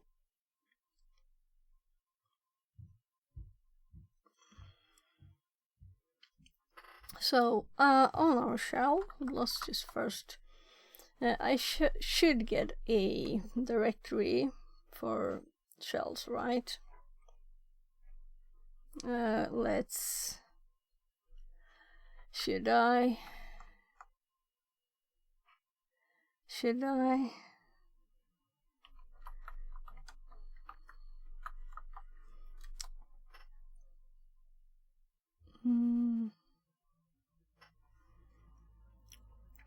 This is actually a good kind of test, because I'm not very good with. I have several files called something revs. Could I just do star like that? It should work, right? And if I do like, well, we could of course do, but it's easier to just type dot revs. Like that, just to be sure. No. Because it has something called that. That's kind of stupid. I should have called the directory something else, right? Or I should have. Let's just cd into it. So now it's not, but it's still moving itself into itself. Why was I so stupid and used the name I wanted when I already was using it for everything? I'm thinking I need to learn more graphical Linux. Shouldn't you be able to drag files in this? There it is. So if I have what file here? Maybe we should have everything shell. Maybe I should call it like shell instead. I just use that for yeah, renaming those files a million times.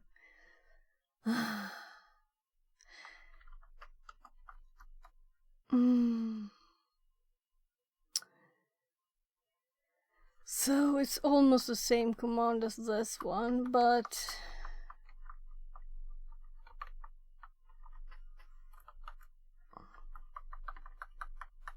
there. And now we should have a directory called shells instead. And now we can use other command that I made. That's almost just by adding a few layers there. So stupid of me. No, it still didn't work, because maybe path? No. Someone who's good at this could help me. How to get all of the files named that. Because I'm sure I have files named that. Or am I just stupid?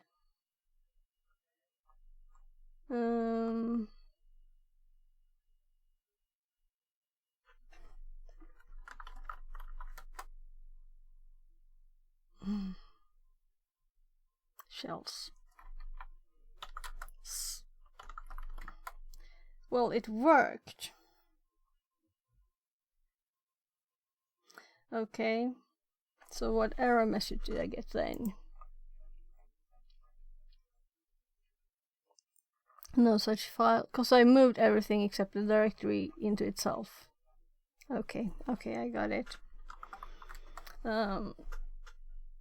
Yeah, so I was also thinking the CMD one.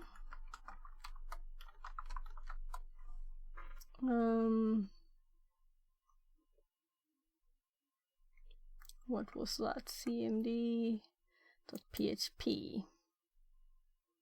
Maybe Didn't I have more? I think I have other school, other things. PHP reverse shell, for example, here. So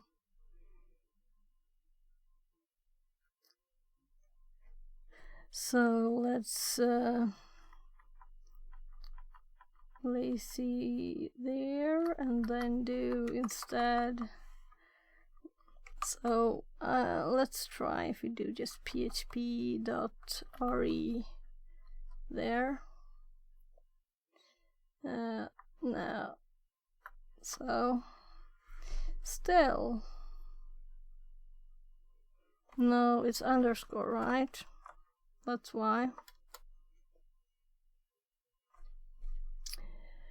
Have I really got that bad memory today that I don't even remember what I did? No, it's a dash. It's a dash. And of course there's still no directory called shell. So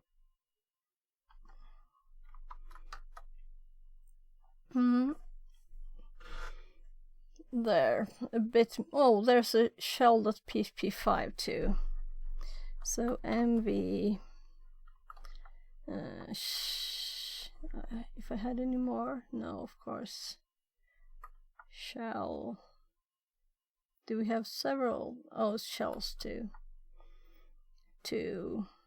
So if I just say shells there.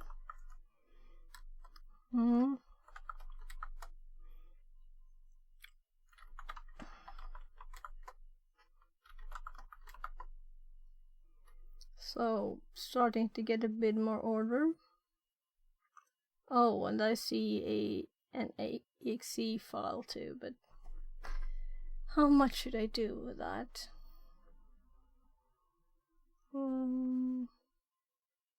Oh, I should stop using this as my temporary directory. That's what I should do.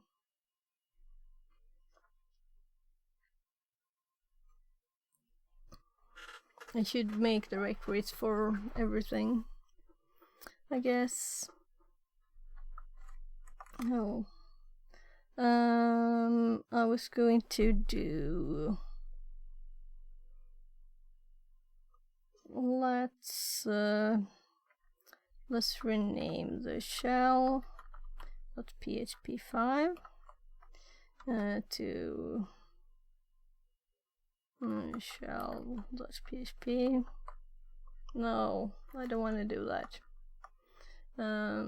Let's copy it instead, because it could be nice to have something named off. Shell.php, and then let's file shell.php.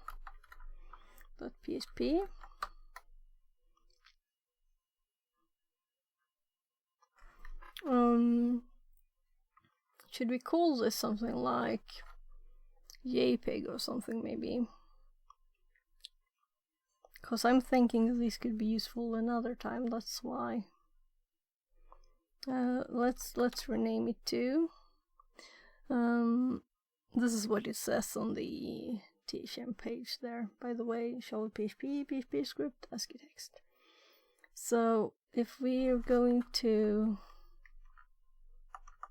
rename that to so shell.tpg.php.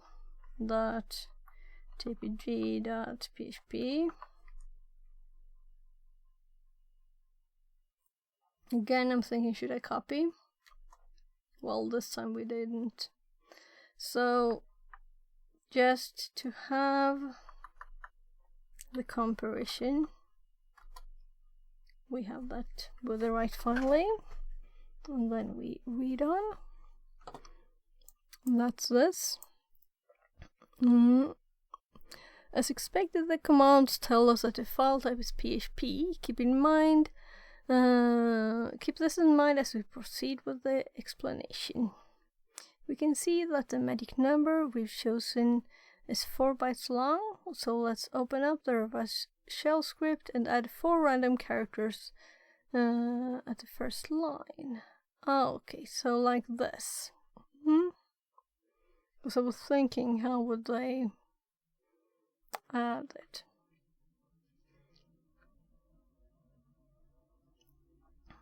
It doesn't matter, so this example we use for ace. Okay. Okay, so because we're going to hex edit it, so that's why it doesn't matter. I was like, what? What do you mean? It doesn't matter? Gumby says. Hex edit in the terminal. Yeah, exactly. But I was thinking, what do they mean? It doesn't matter any 4 characters. Of course it matters. Oh, welcome back. So, I don't know really when you left, but the problem I had recently was that I needed to restart the box. So it was kind of annoying. Especially since I tried that a few months ago and then a few weeks ago. And now again. And I had the same error. And when I looked at this, I had this problem and I had to restart. It sounded like they did it several times. Those things are annoying, you know. So let's continue. Where were I? Files with PHP, of course. Yeah. So, and I have it open here though. So let's just copy this again because I kind of lost that. But we could just use these and do it manually, of course. So let's open the file. So I'll still focus on my other one.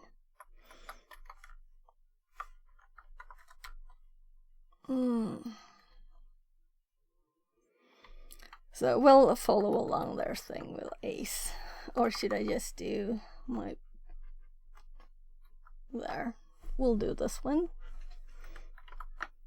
So, and if you would file this now, it says it's a Unicode text because we entered Unicode characters in it. So let's go back to this one. We can see that the magic number we chosen is 4 bytes long. So let's open yeah, I did that. Save the file and exit. Next, we're going to reopen the file in hex editor, which comes in default, or any other tool which allows you to see and edit in hex. The hex editor looks fine. It looks like this. So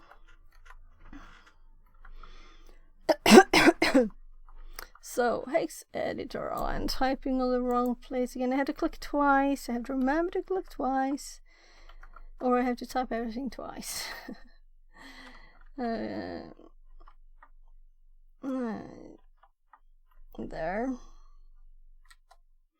So, oh, I love hex editors. And they had 41s, and we're going to, because Nana could apparently not use the same codes, that this was a suggestion to get these, but it didn't work, so we'll edit them. I'm clicking twice, and we're doing, I should have scrolled to that place so I could find it easily. The light of this D8 FF Bezelia says BB. Imhex is a pretty good editor. Imhex? Okay. Welcome in. Likely less blinding at least. Yeah. The graphics of this one is not the best. I have to try to read and see if I can. I think I typed wrong because that's not an 8. D8 and then F and then DB there. And we have changed those. So I'm just double checking. Control C, exit and save. Control X, exit and save. So what if we do Control S? Nothing happens then. Okay. So let's just file it now. And now it says JPEG. And if we now nano it, we have these instead. So also these, since these are not correct, we could just do that, I guess. So let's look again. If we file it, it's still JPEG because they were double Unicode characters. I'm on the right screen at least. Let's go back to this one and let's go back to Try Hack Me. So right, I have to write that down, Basilia. Imhex, let's Google it at once. Because what I usually use is Total Commander. So this is my favorite program.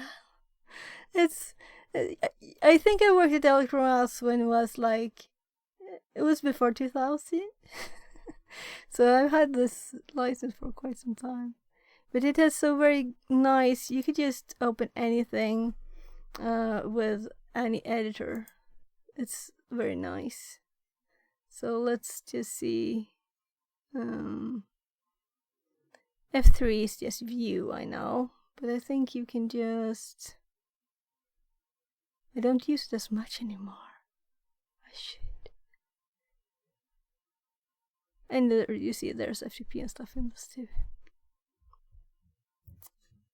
Oh, well, if I F3 this, I can Commander just... type file managers are pretty good. They have a lot of history. I think I can press... Yeah, look. Isn't this great? I just... 1, 2, 3, 4 on the keyboard. And I can see all the different things. Isn't that a kind of nice thing? I think so. Let's go back to... Well, here's the... So it's GitHub? Hexader. Okay, so it's a specific for reverse engineering. Okay, cool. I'll have to look at it later.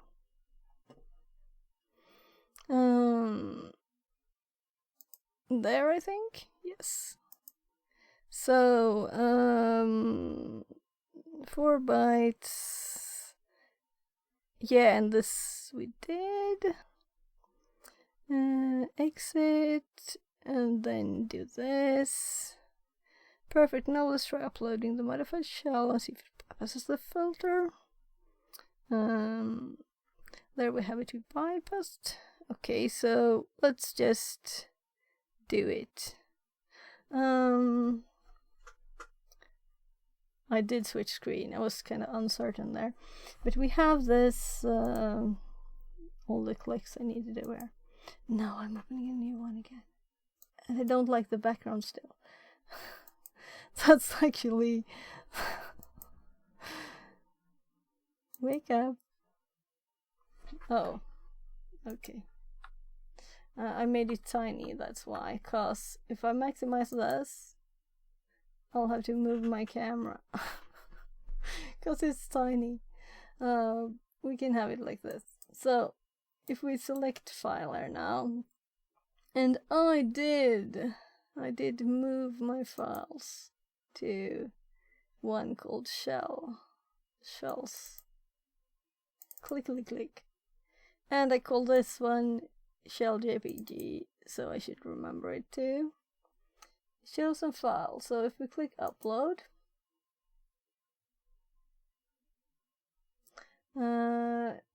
okay, it's supposed to be a GIF, so they have made it different from the example, which is nice. So now we go back and look here. what GIF is. So let's search here. I like that. You can't just do whatever, you know. So this is instead 6. So we should have left those characters I removed in the file, though they would have been still too many. Just making sure that I'm at the right place on both.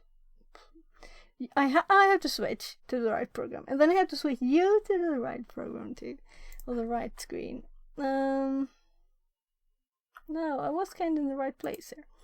So let's nano it first, and let's just add one. Let's add 2 normal characters. Okay. From it wasn't a very nice edit, right? So let's go back to Hex, and let's see. I see 4, 7, 4, 9, 4, 6. Anyone know these numbers in their head? 3, 8, 3, 7. This was very, very non-random. 6, 1. So 4, 7, 4, 9, 4, 6, 3, 8, 3, 7, 6, 1. But all numbers have patterns in them. You can't avoid them. There. So let's nano it to see what we have. We still got 1 extra characters because, yeah, you know. Apparently it's Unicode now, so we'll see what happens. Gumby says. I used to, it's been a while.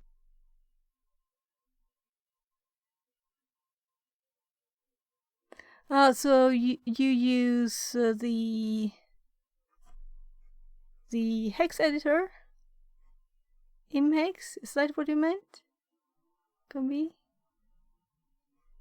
Or should I say RNO Gumby? You have to tell me. So let's continue. We changed the file. It's now GIF. We can do this. Let's make this bigger.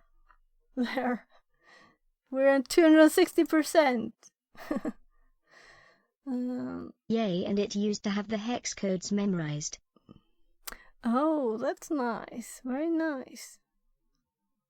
Gumby is fine. Great Gumby. Names that are like, you know, well, you know, Twitch names are kind of hard sometimes to pronounce. So, JPEG. Shows and file. Let's upload. It was much more beautiful at 260% than at 100, right? So we actually uploaded the file now. What I didn't do was to... Whatever is fine, he'll answer to anything really.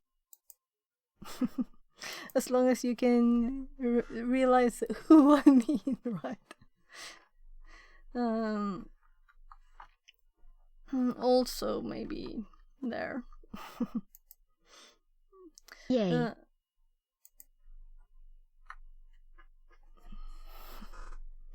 So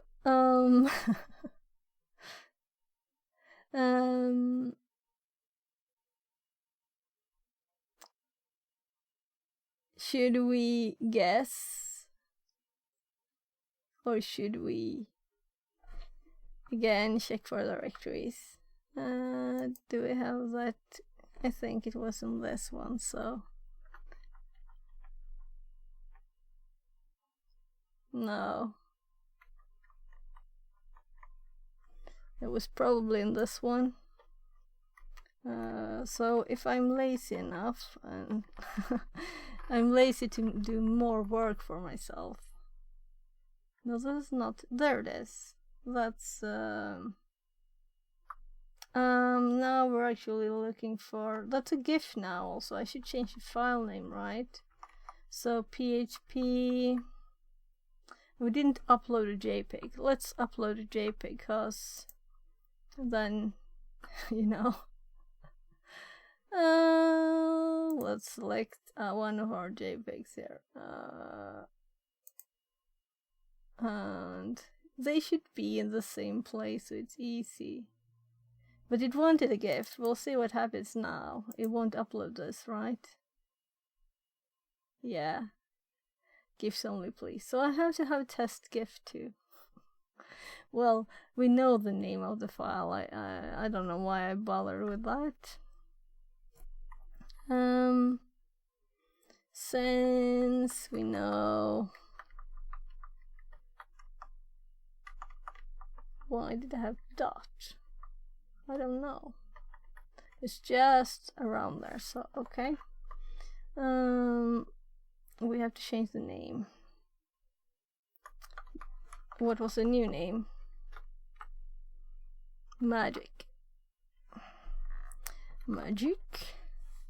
It should be /uploads. Okay, they have been changing it around, so I think it was privacy last time, but we'll see. I could just try. I could try uploads.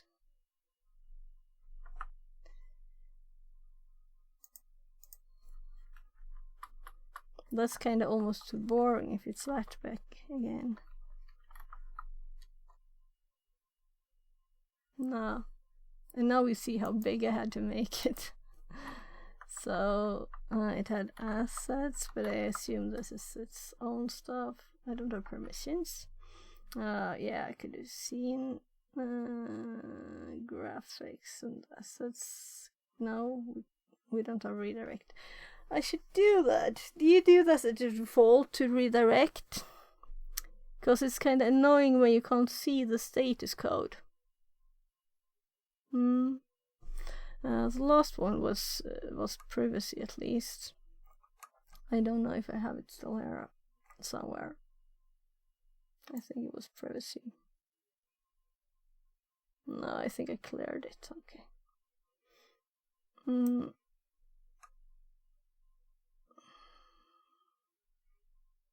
So, why am I getting these really? Deadline exceeded. Client timeout exceeded while awaiting headers.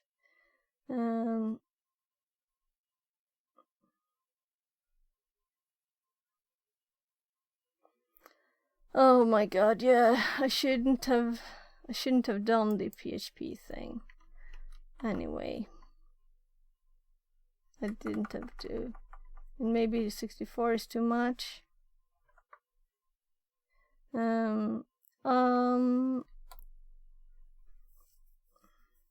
Yeah, right. Let me, sorry. Time to learn something. Go Buster, I guess it's there still.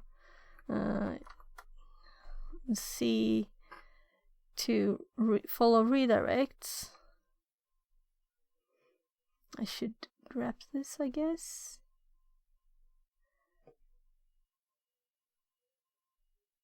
I'm blind. If you find it or know it, you can tell me. I don't mind. I'm blind. I'm quite sure it can do it.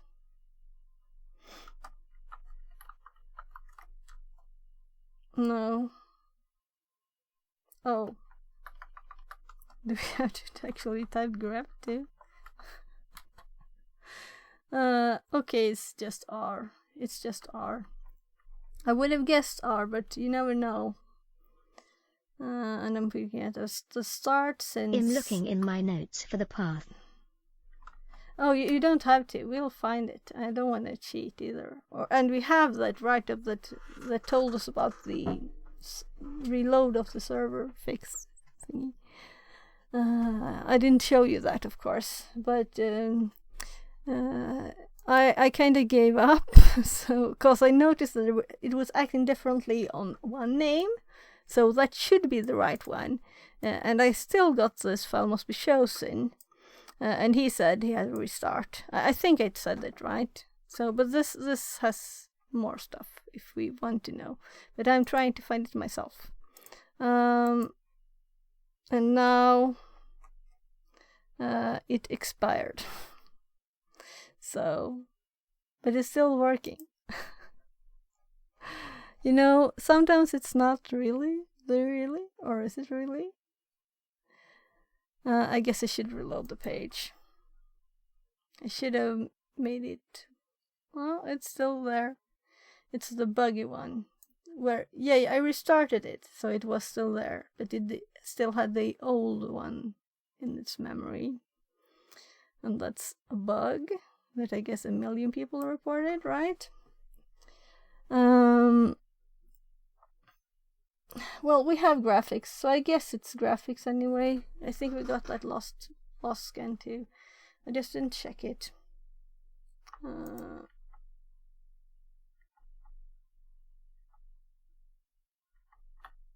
So let's do graphics. It wants GIFs, so why not graphics? Graphics. Oh my goodness. Again.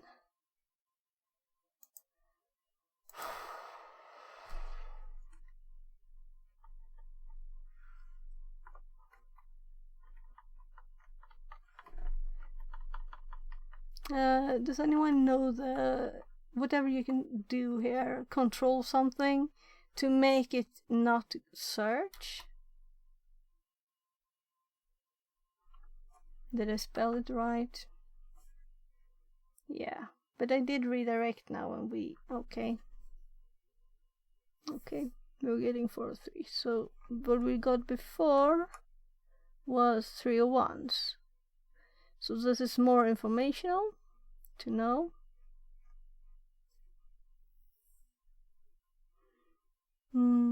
Why do I get this? I get that there's a timeout, but why do I get this error?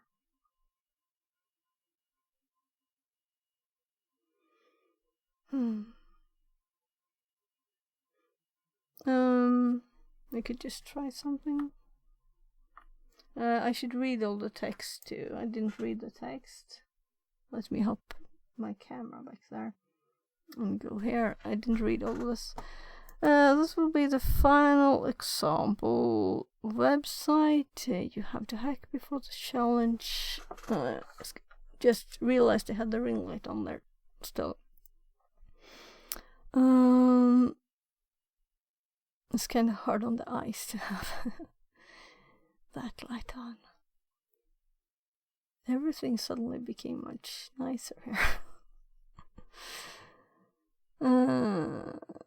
As such, once again, we're stepping up the level of basic security. The website in this task implemented an altered naming scheme, prepending the date and time. Says, the accounting subdirectory in the Gibson is working really hard.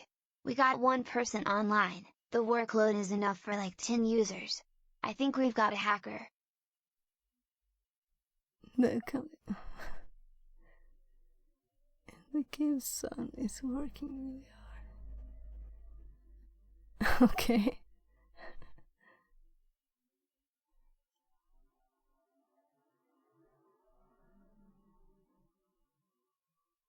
I don't know what you mean by the Gibson, but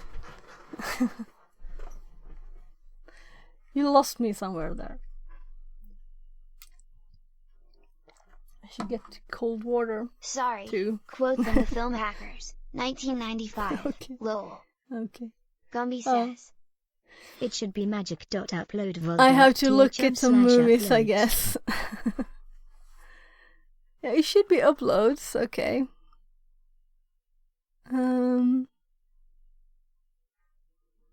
Didn't I try that?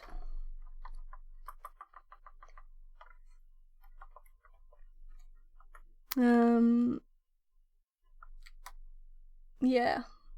I tried that. There it is. So I don't know why it isn't working for you. I did have to restart the box once because what should be working didn't work, so we'll see if we get anything in this too. But uploads is not working. But I think I got another message. You don't have permissions. The requested URL was not found. Because this doesn't exist even, and this exists and there's no permission. Okay, so it's logical. We have a server status. Did that you edit doesn't the new sound... IP in /x/hosts? Yeah, I did.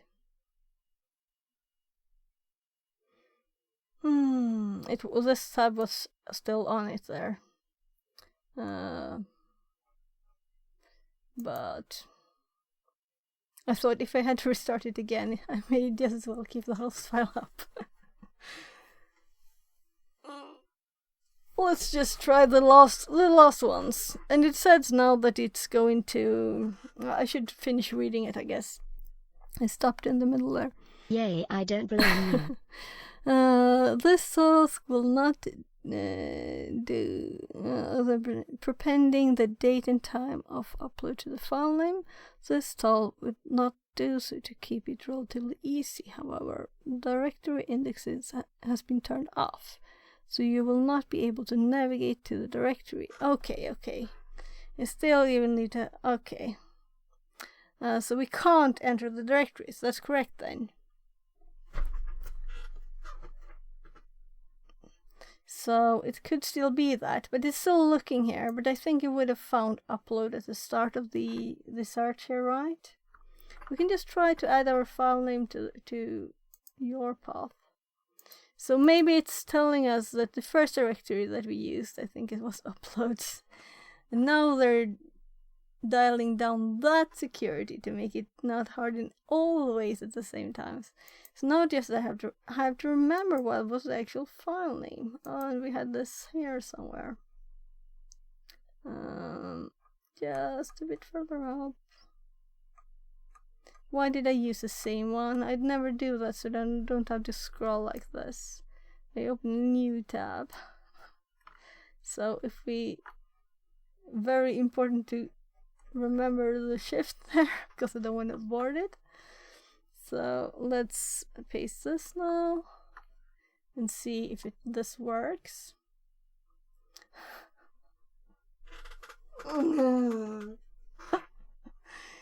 That's not what I intended to do. So let's make sure to have HTTP in the start.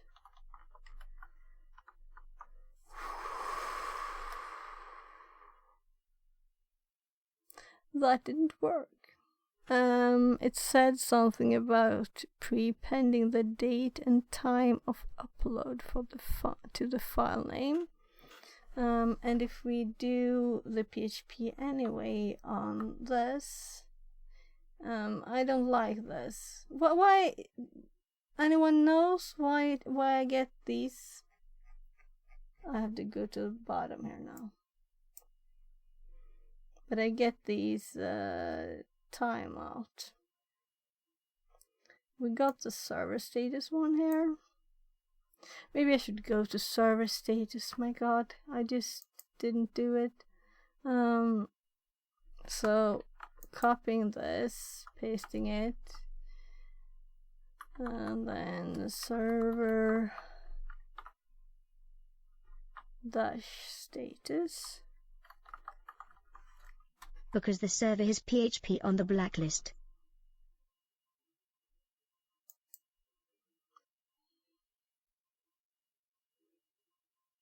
I'm sorry, what did I ask? But it didn't have PHP on the blacklist. This is the magic number for PHP, so that's why we changed. To be able to upload it, we changed the magic number. But I have been thinking if I should do the upload again, because I'm not sure if I have this started. So let's just do that just to make sure.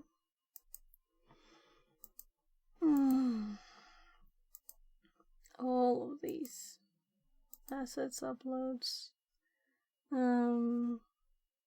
So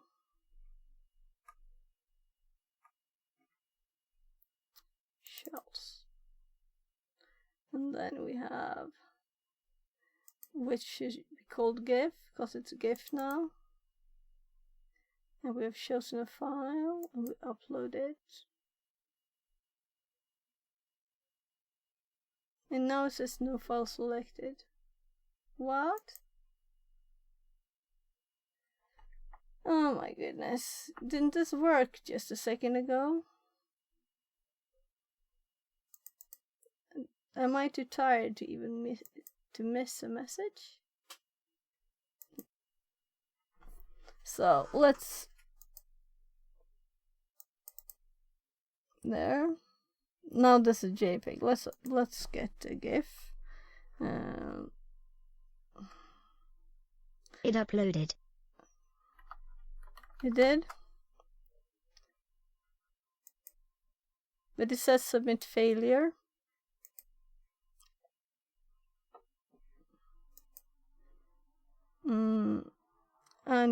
Any image, please. And why did it switch to Swedish? That's so annoying. I like purple. Is this a GIF?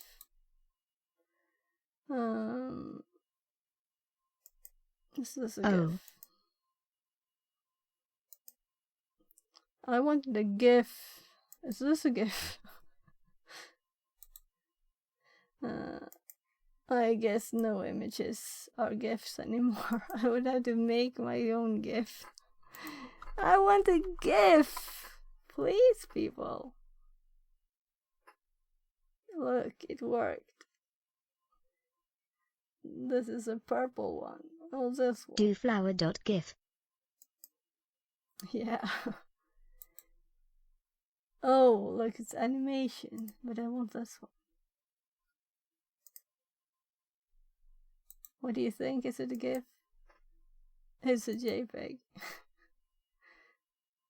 It says JPEG here. Please. So if you want a GIF now, you just have to standard this animations too. Okay, let's save this. This is definitely a GIF, alright? We shouldn't have a problem with the upload.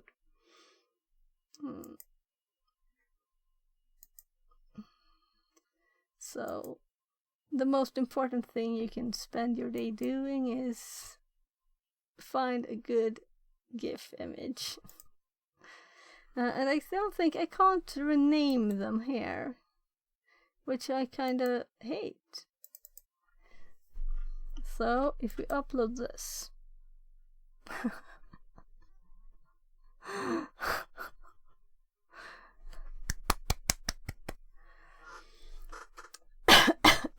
so what do you think, people?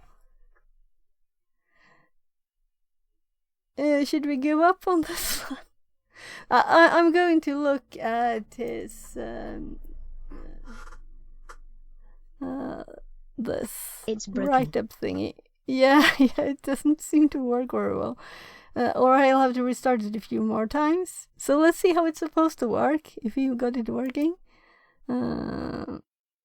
Well, this is just what it did. I run GoBuster. And the path graphics.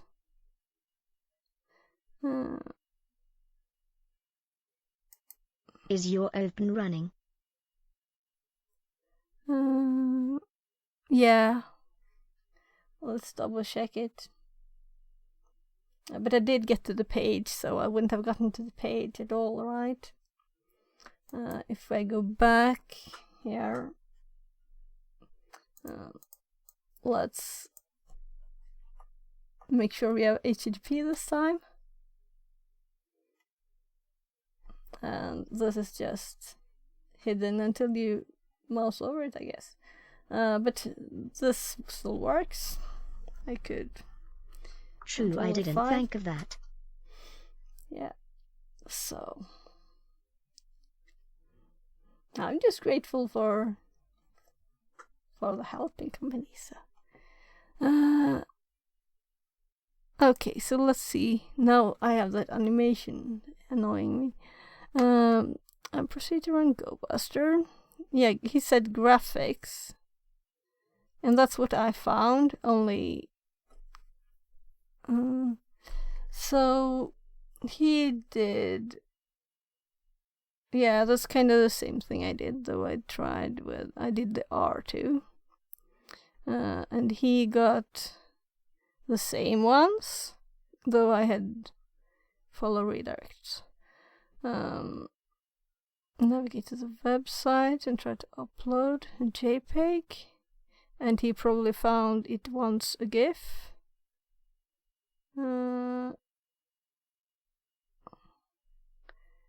Yeah, GIFs. And yeah, and signatures. He shows everything. This is a kind of detailed explanation, but I would like this kind of thing for something harder, you know? Where it's not obvious.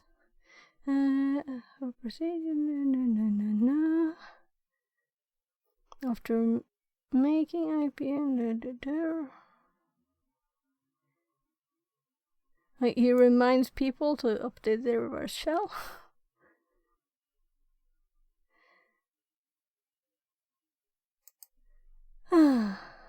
So I should have just jumped it down a bit down. He added snare. I installed.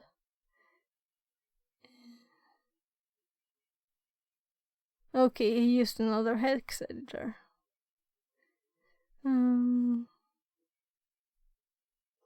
Enter the following command. Oh my.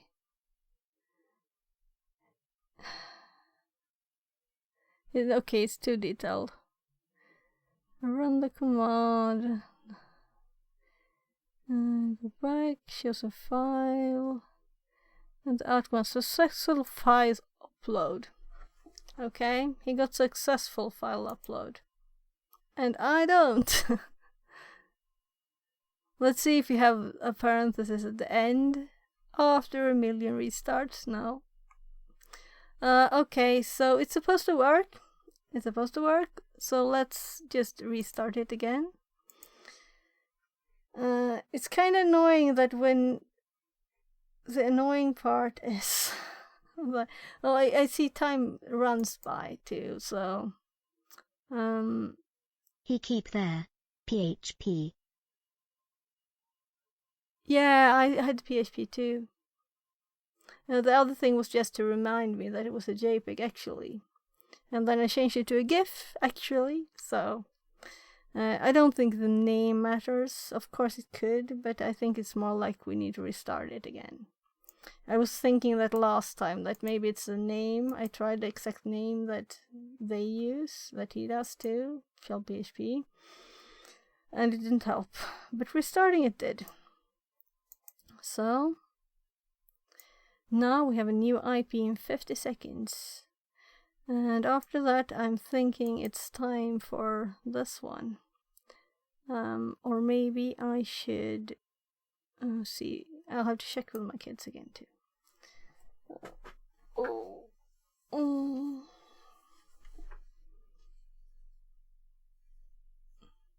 Now there's this GAR event. I don't know if do you usually in there? I don't remember, sorry. But he's in Gar's Discord, he has events, and today it's this one in like 2 hours. So I want to start earlier to try myself, and I was thinking I could do it on stream, but maybe I need a break too, and my kids need me a bit, so we'll see. Maybe they usually don't need me very much since they're almost 14 and 16, so but they need me for food and stuff. Let's see. So dinner time really actually soon. Right, I need to boil some spaghetti. But that doesn't need to be watched, so I could just run down and start it. We'll see. Right, so it started 2 minutes ago. Let's copy the IP. Take a break. You have been streaming for almost 5 hours. Yeah, but that's not much, is it? It's a good way to have fun while you study something. So right, you didn't go to my right screen. I thought I clicked the button. Maybe I clicked the wrong button. Maybe I need a break. But I won't take a break, because I will still start with that. Just not have anyone to help me with it and keep me company. But I kind of have scheduled to stop, I think, now at 18 my time. My time's on screen, right? So, yeah. Before I try clicking on the Kali machines line here, I have it up because I have the VMware up here. So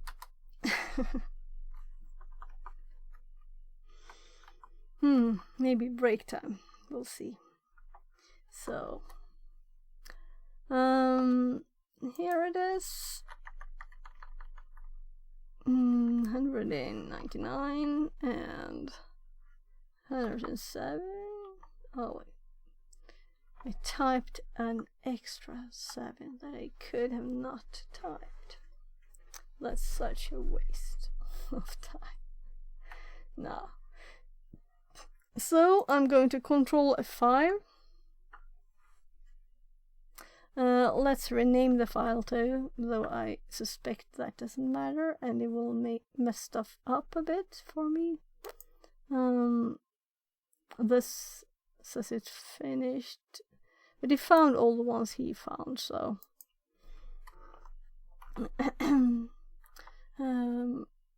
maybe I shouldn't run anything like this. Maybe that'll mess it up too.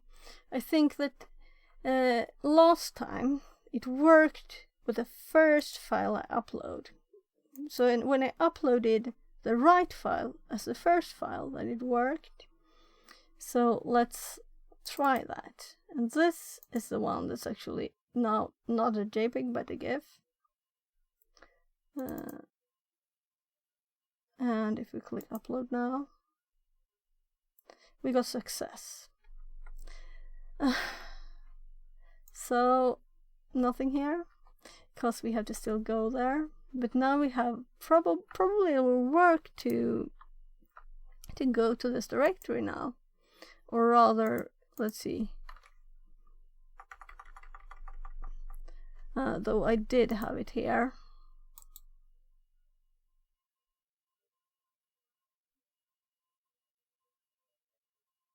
No, it's not saved, so whatever.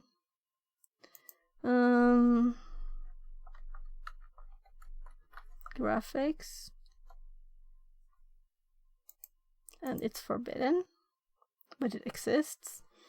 And then we type, or rather copy, the name of the file.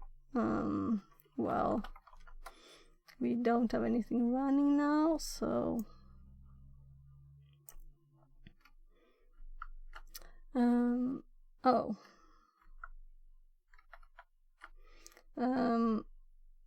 there.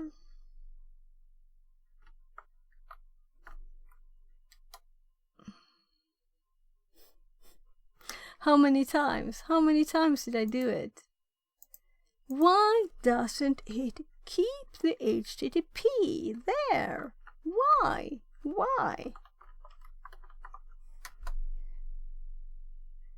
So now we have a nothing happening.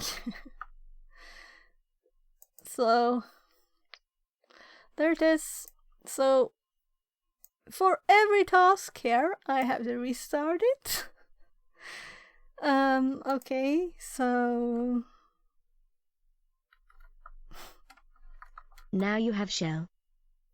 yeah, so this is just one file. Oh, I even forgot the W.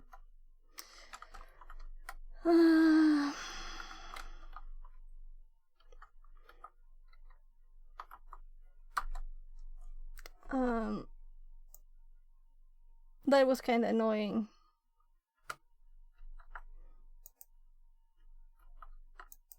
So, I'm not sure that there are any more things to answer in this one. There's another challenge. Okay, let's see if we can finish this then a bit quickly. And a flag, hooray. Yeah, but it's not like the flags are hard here. It's just that the thing doesn't work as it should. It should work. I shouldn't have to spend lots of time on doing nothing but trying what should work, and it doesn't work. It's kind of annoying. How much time did I spend on those two? I could just look now, because I actually have it in the VOD. How much time did I spend on the first one? And how much time did I spend on the other one? Because the actual doing the GIF thing was very quick.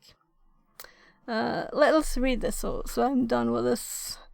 We've seen various types of filter now, and I hope to learn things from this, of course, even though I'm kind of annoyed at the server not working as it should.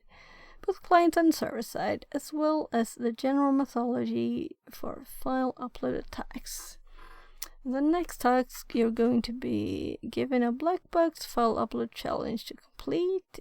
So let's take the opportunity to discuss. Bezilia says, did you learn something from it?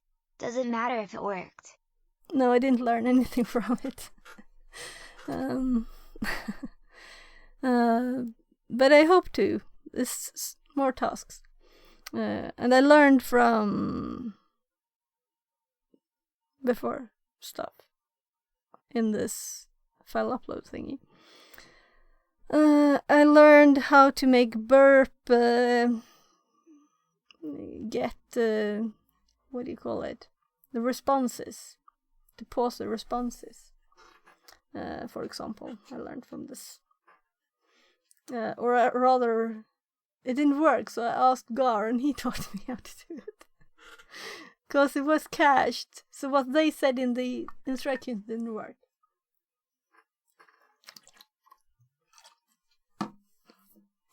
So, let's continue.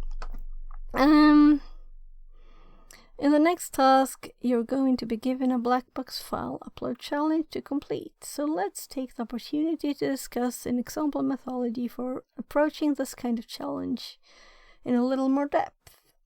You may develop your own alternative to this method, however. If you're new to this kind of attack, you may find the following information useful. We'll look at this as a step-by-step process. Let's say that we've been given a website to perform a security audit on. And by the way, Gar's Discord event is open for everybody. If anyone wants to join it later, you just go into his Discord. Gummy says, Okay, I got to take off for a bit again. Okay. We'll see if I'll be back still online or if I took a break until tomorrow then. I'll be on tomorrow at like 13 my time. See you soon. See you soon. Bye, Gummy. And thanks for the help in the company. So, the first thing we would do is to take a look at the website as a whole using browser, and this is probably a good thing too, using browser extensions such as the aforementioned Vapalizer or by hand. And this was probably so far back that I did it several months ago, since I haven't done this for. I wonder where they mentioned that thing, because I don't remember it, and I want to remember stuff. Oh, This is one of the annoying things of TryHackMe, that you have to, if you change, you have to scroll back up yourself.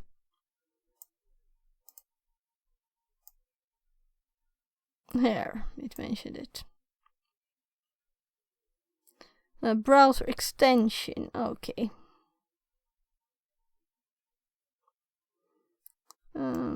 Let's look at this browser extension. Does it have any information here? No. Is this page broken? This is supposed to be a download page? Download? Is it my blocking stuff that makes it not work?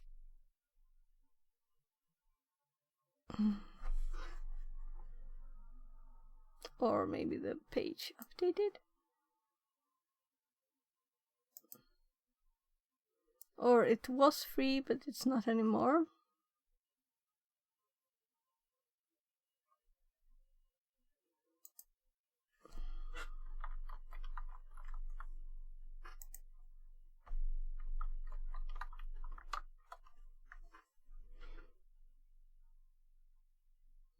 Okay.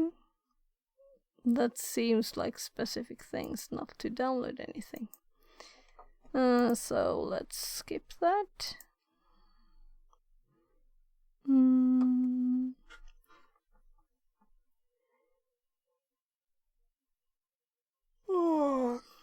We will look for indications of what languages and frameworks. Yeah.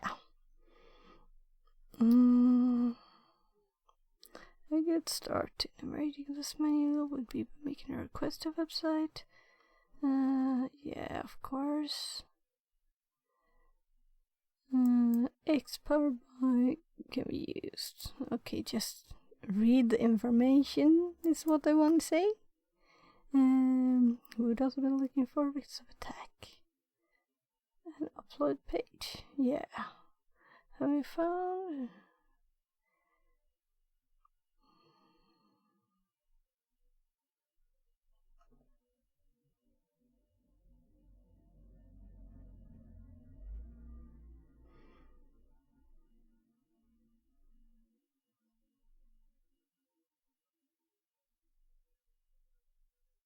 Sorry for reading quietly. I'm thinking maybe I should give the kids food soon, so.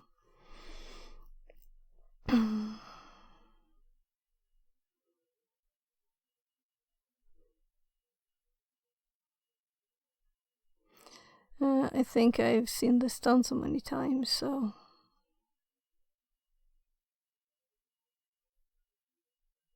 X. Alright, files.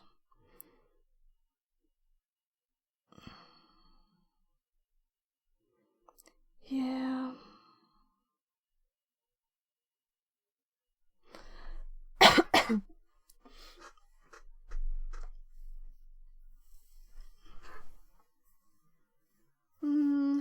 Ascertain how and where your upload files can be accessed.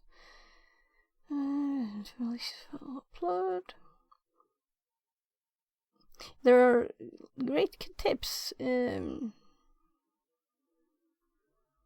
this, and I made notes from what's before in this.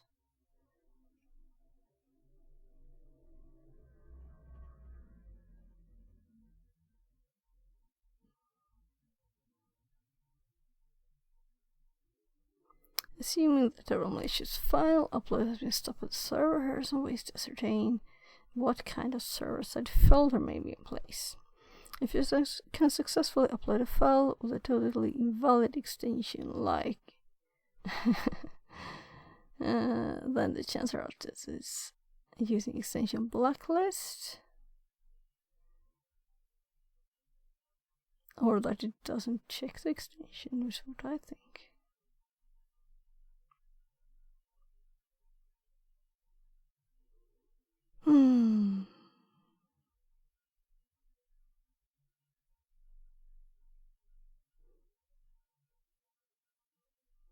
Yeah, this is good. This is a great tip.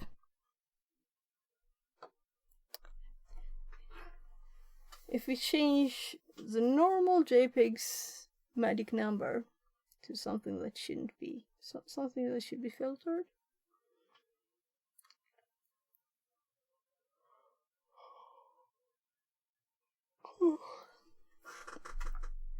I should make a note of that.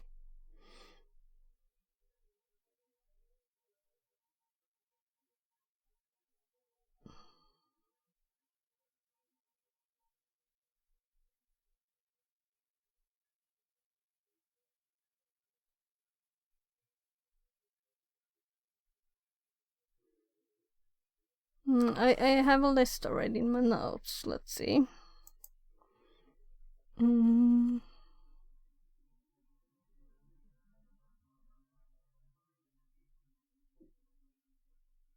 Did I put it here, maybe? No.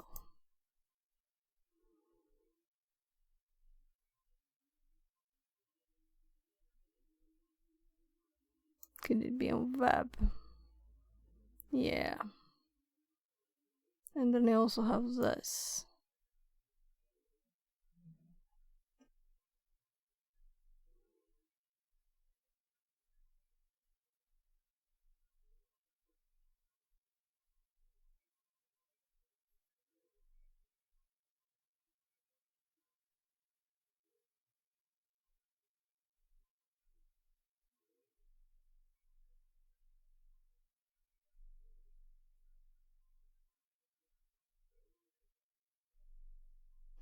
So I need to add getting around server-side filtering here too.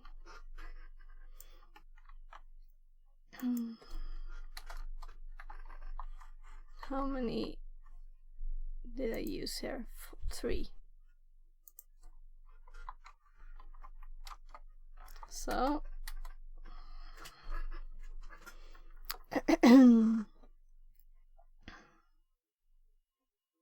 I'm thinking I'm going like 15 minutes or something more. So I think I'll do notes and stuff. I don't think I'll finish this probably. If it's not extremely short, maybe it's not a million things to read. Maybe I'll just do this. And I can do the notes later.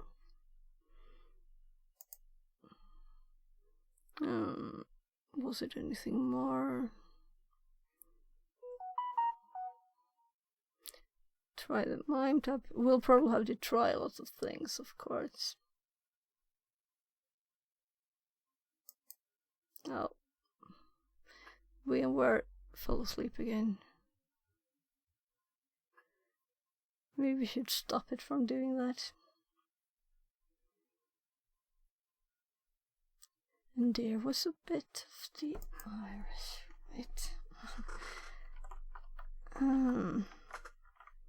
Sometimes, since I lived in Ireland, it creeps up a bit of Irish accent. Wish, as with the previous point, try to upload your instant file. Yeah, of course, I read this.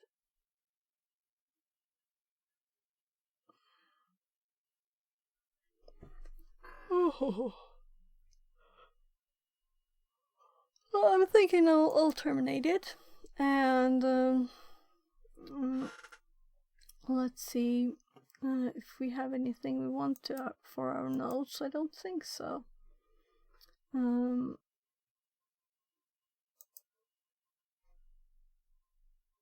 don't think we need anything for the notes because it's kind of nothing special. I did start using recursive in this, and this will be added to the history. So hopefully next time I use it I won't have to think about adding it. But now I know it's R.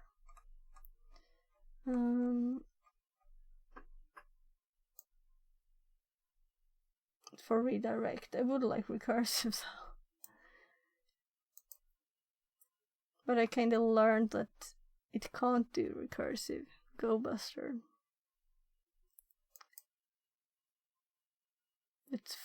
If you want that, you have to do FOF, right? Let's leave that one up so we don't have to watch the new horrible. I don't know if you noticed, but I changed my login image because I think the new one is horrible. You're right. I'm not going to close this down. I have to check these because it crashed. And I thought I lost my notes. Maybe I should look at that because it might be something interesting. So I think I pasted stuff here. Look. Yeah. Yeah, this is Hogwarts Castle. Okay, let's do other notes. So let's hop to my notes and go to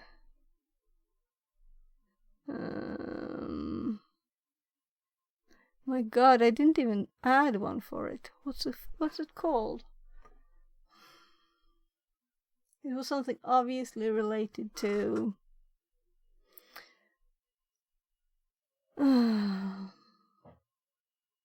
I can just call it Hogwarts Castle something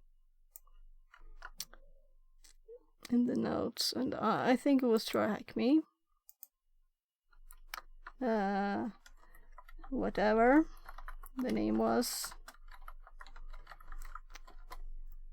And I'm just going to... Oh, right, this is supposed to be not a note, but a folder. There. And there's an own title folder. Let's delete that one. And in this, let's make a... What? There it is. So this one we can delete too, because it's empty. And then I'll make a unsorted there, and let's copy all of this. Sorry, you couldn't see, I just was messing about making somewhere to paste this. So let's copy all of this over to this. Because I want these things saved here instead. Oh, and it's, yeah. So let's, this one is saved now. And this is a file that's saved, I'm sure. What did I change?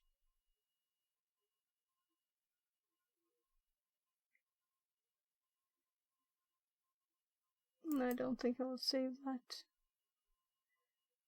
This is something not saved.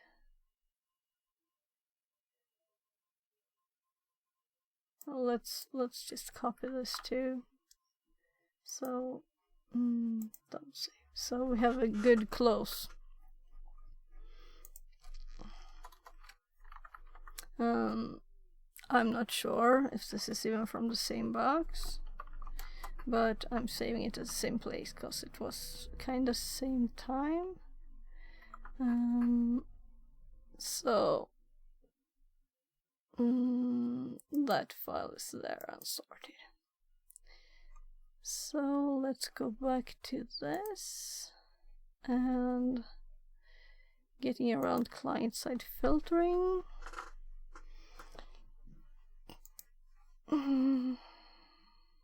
We have read this, I guess, but I'm going to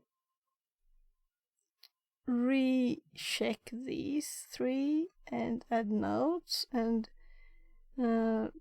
this bit was most interesting, I think. Like this, re-uploading original accepted innocent file, but with a magic number change. That's an obvious way to test if that's how it detects, instead of trying a million things. And the mime type. Well, yeah. But mime type, we can change that, right? So can that be like, no, this is burp. They're mixing everything in this one. Both server and client side. I wanted the server side bit too. Oh. Sorry. I already had notes on the other bits, I think. I'll have to read through it all. So, maybe it's time to see if I find this. Do we have anyone that I wanna raid? Who do we wanna raid?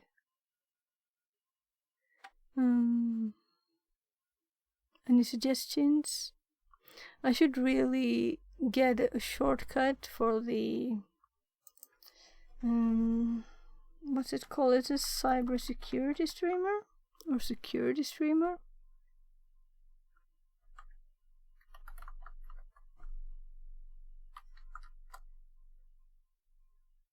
Infosec.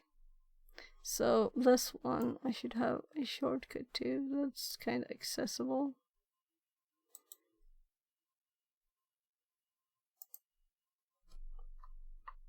Can you have no name? You can. So we have it there.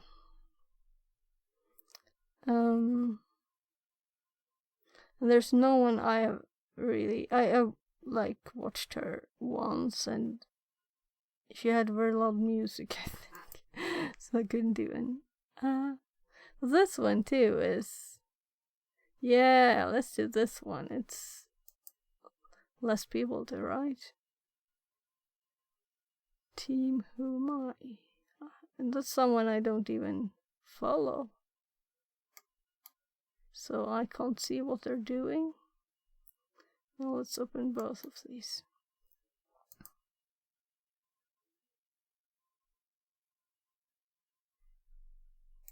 Right, they're muted. Hey man, don't... You gotta suggest... And this... Hacer que una víctima se conecte Okay. a un servicio malicioso. Okay, so that's Spanish, so that's why I'm not following. So, we have like one alternative. I don't mind. I think I might have, but I'm not sure I even have seen a stream from this person, so. And there's no follow only. I think I can type in chat. That's nice always. So let's go to, or we could close this one down. So don't run away before the raid now. I'm going to type raid here.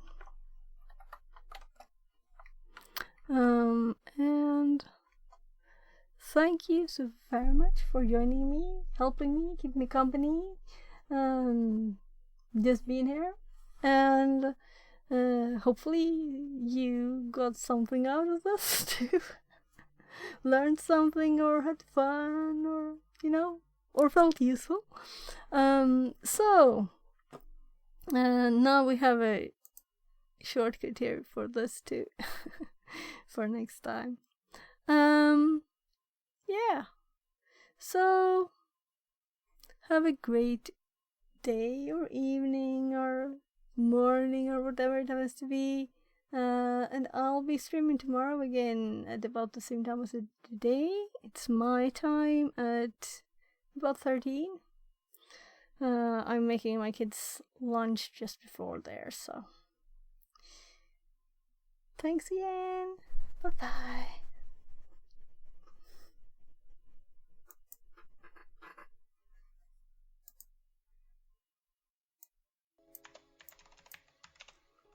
Yeah, it's not gonna...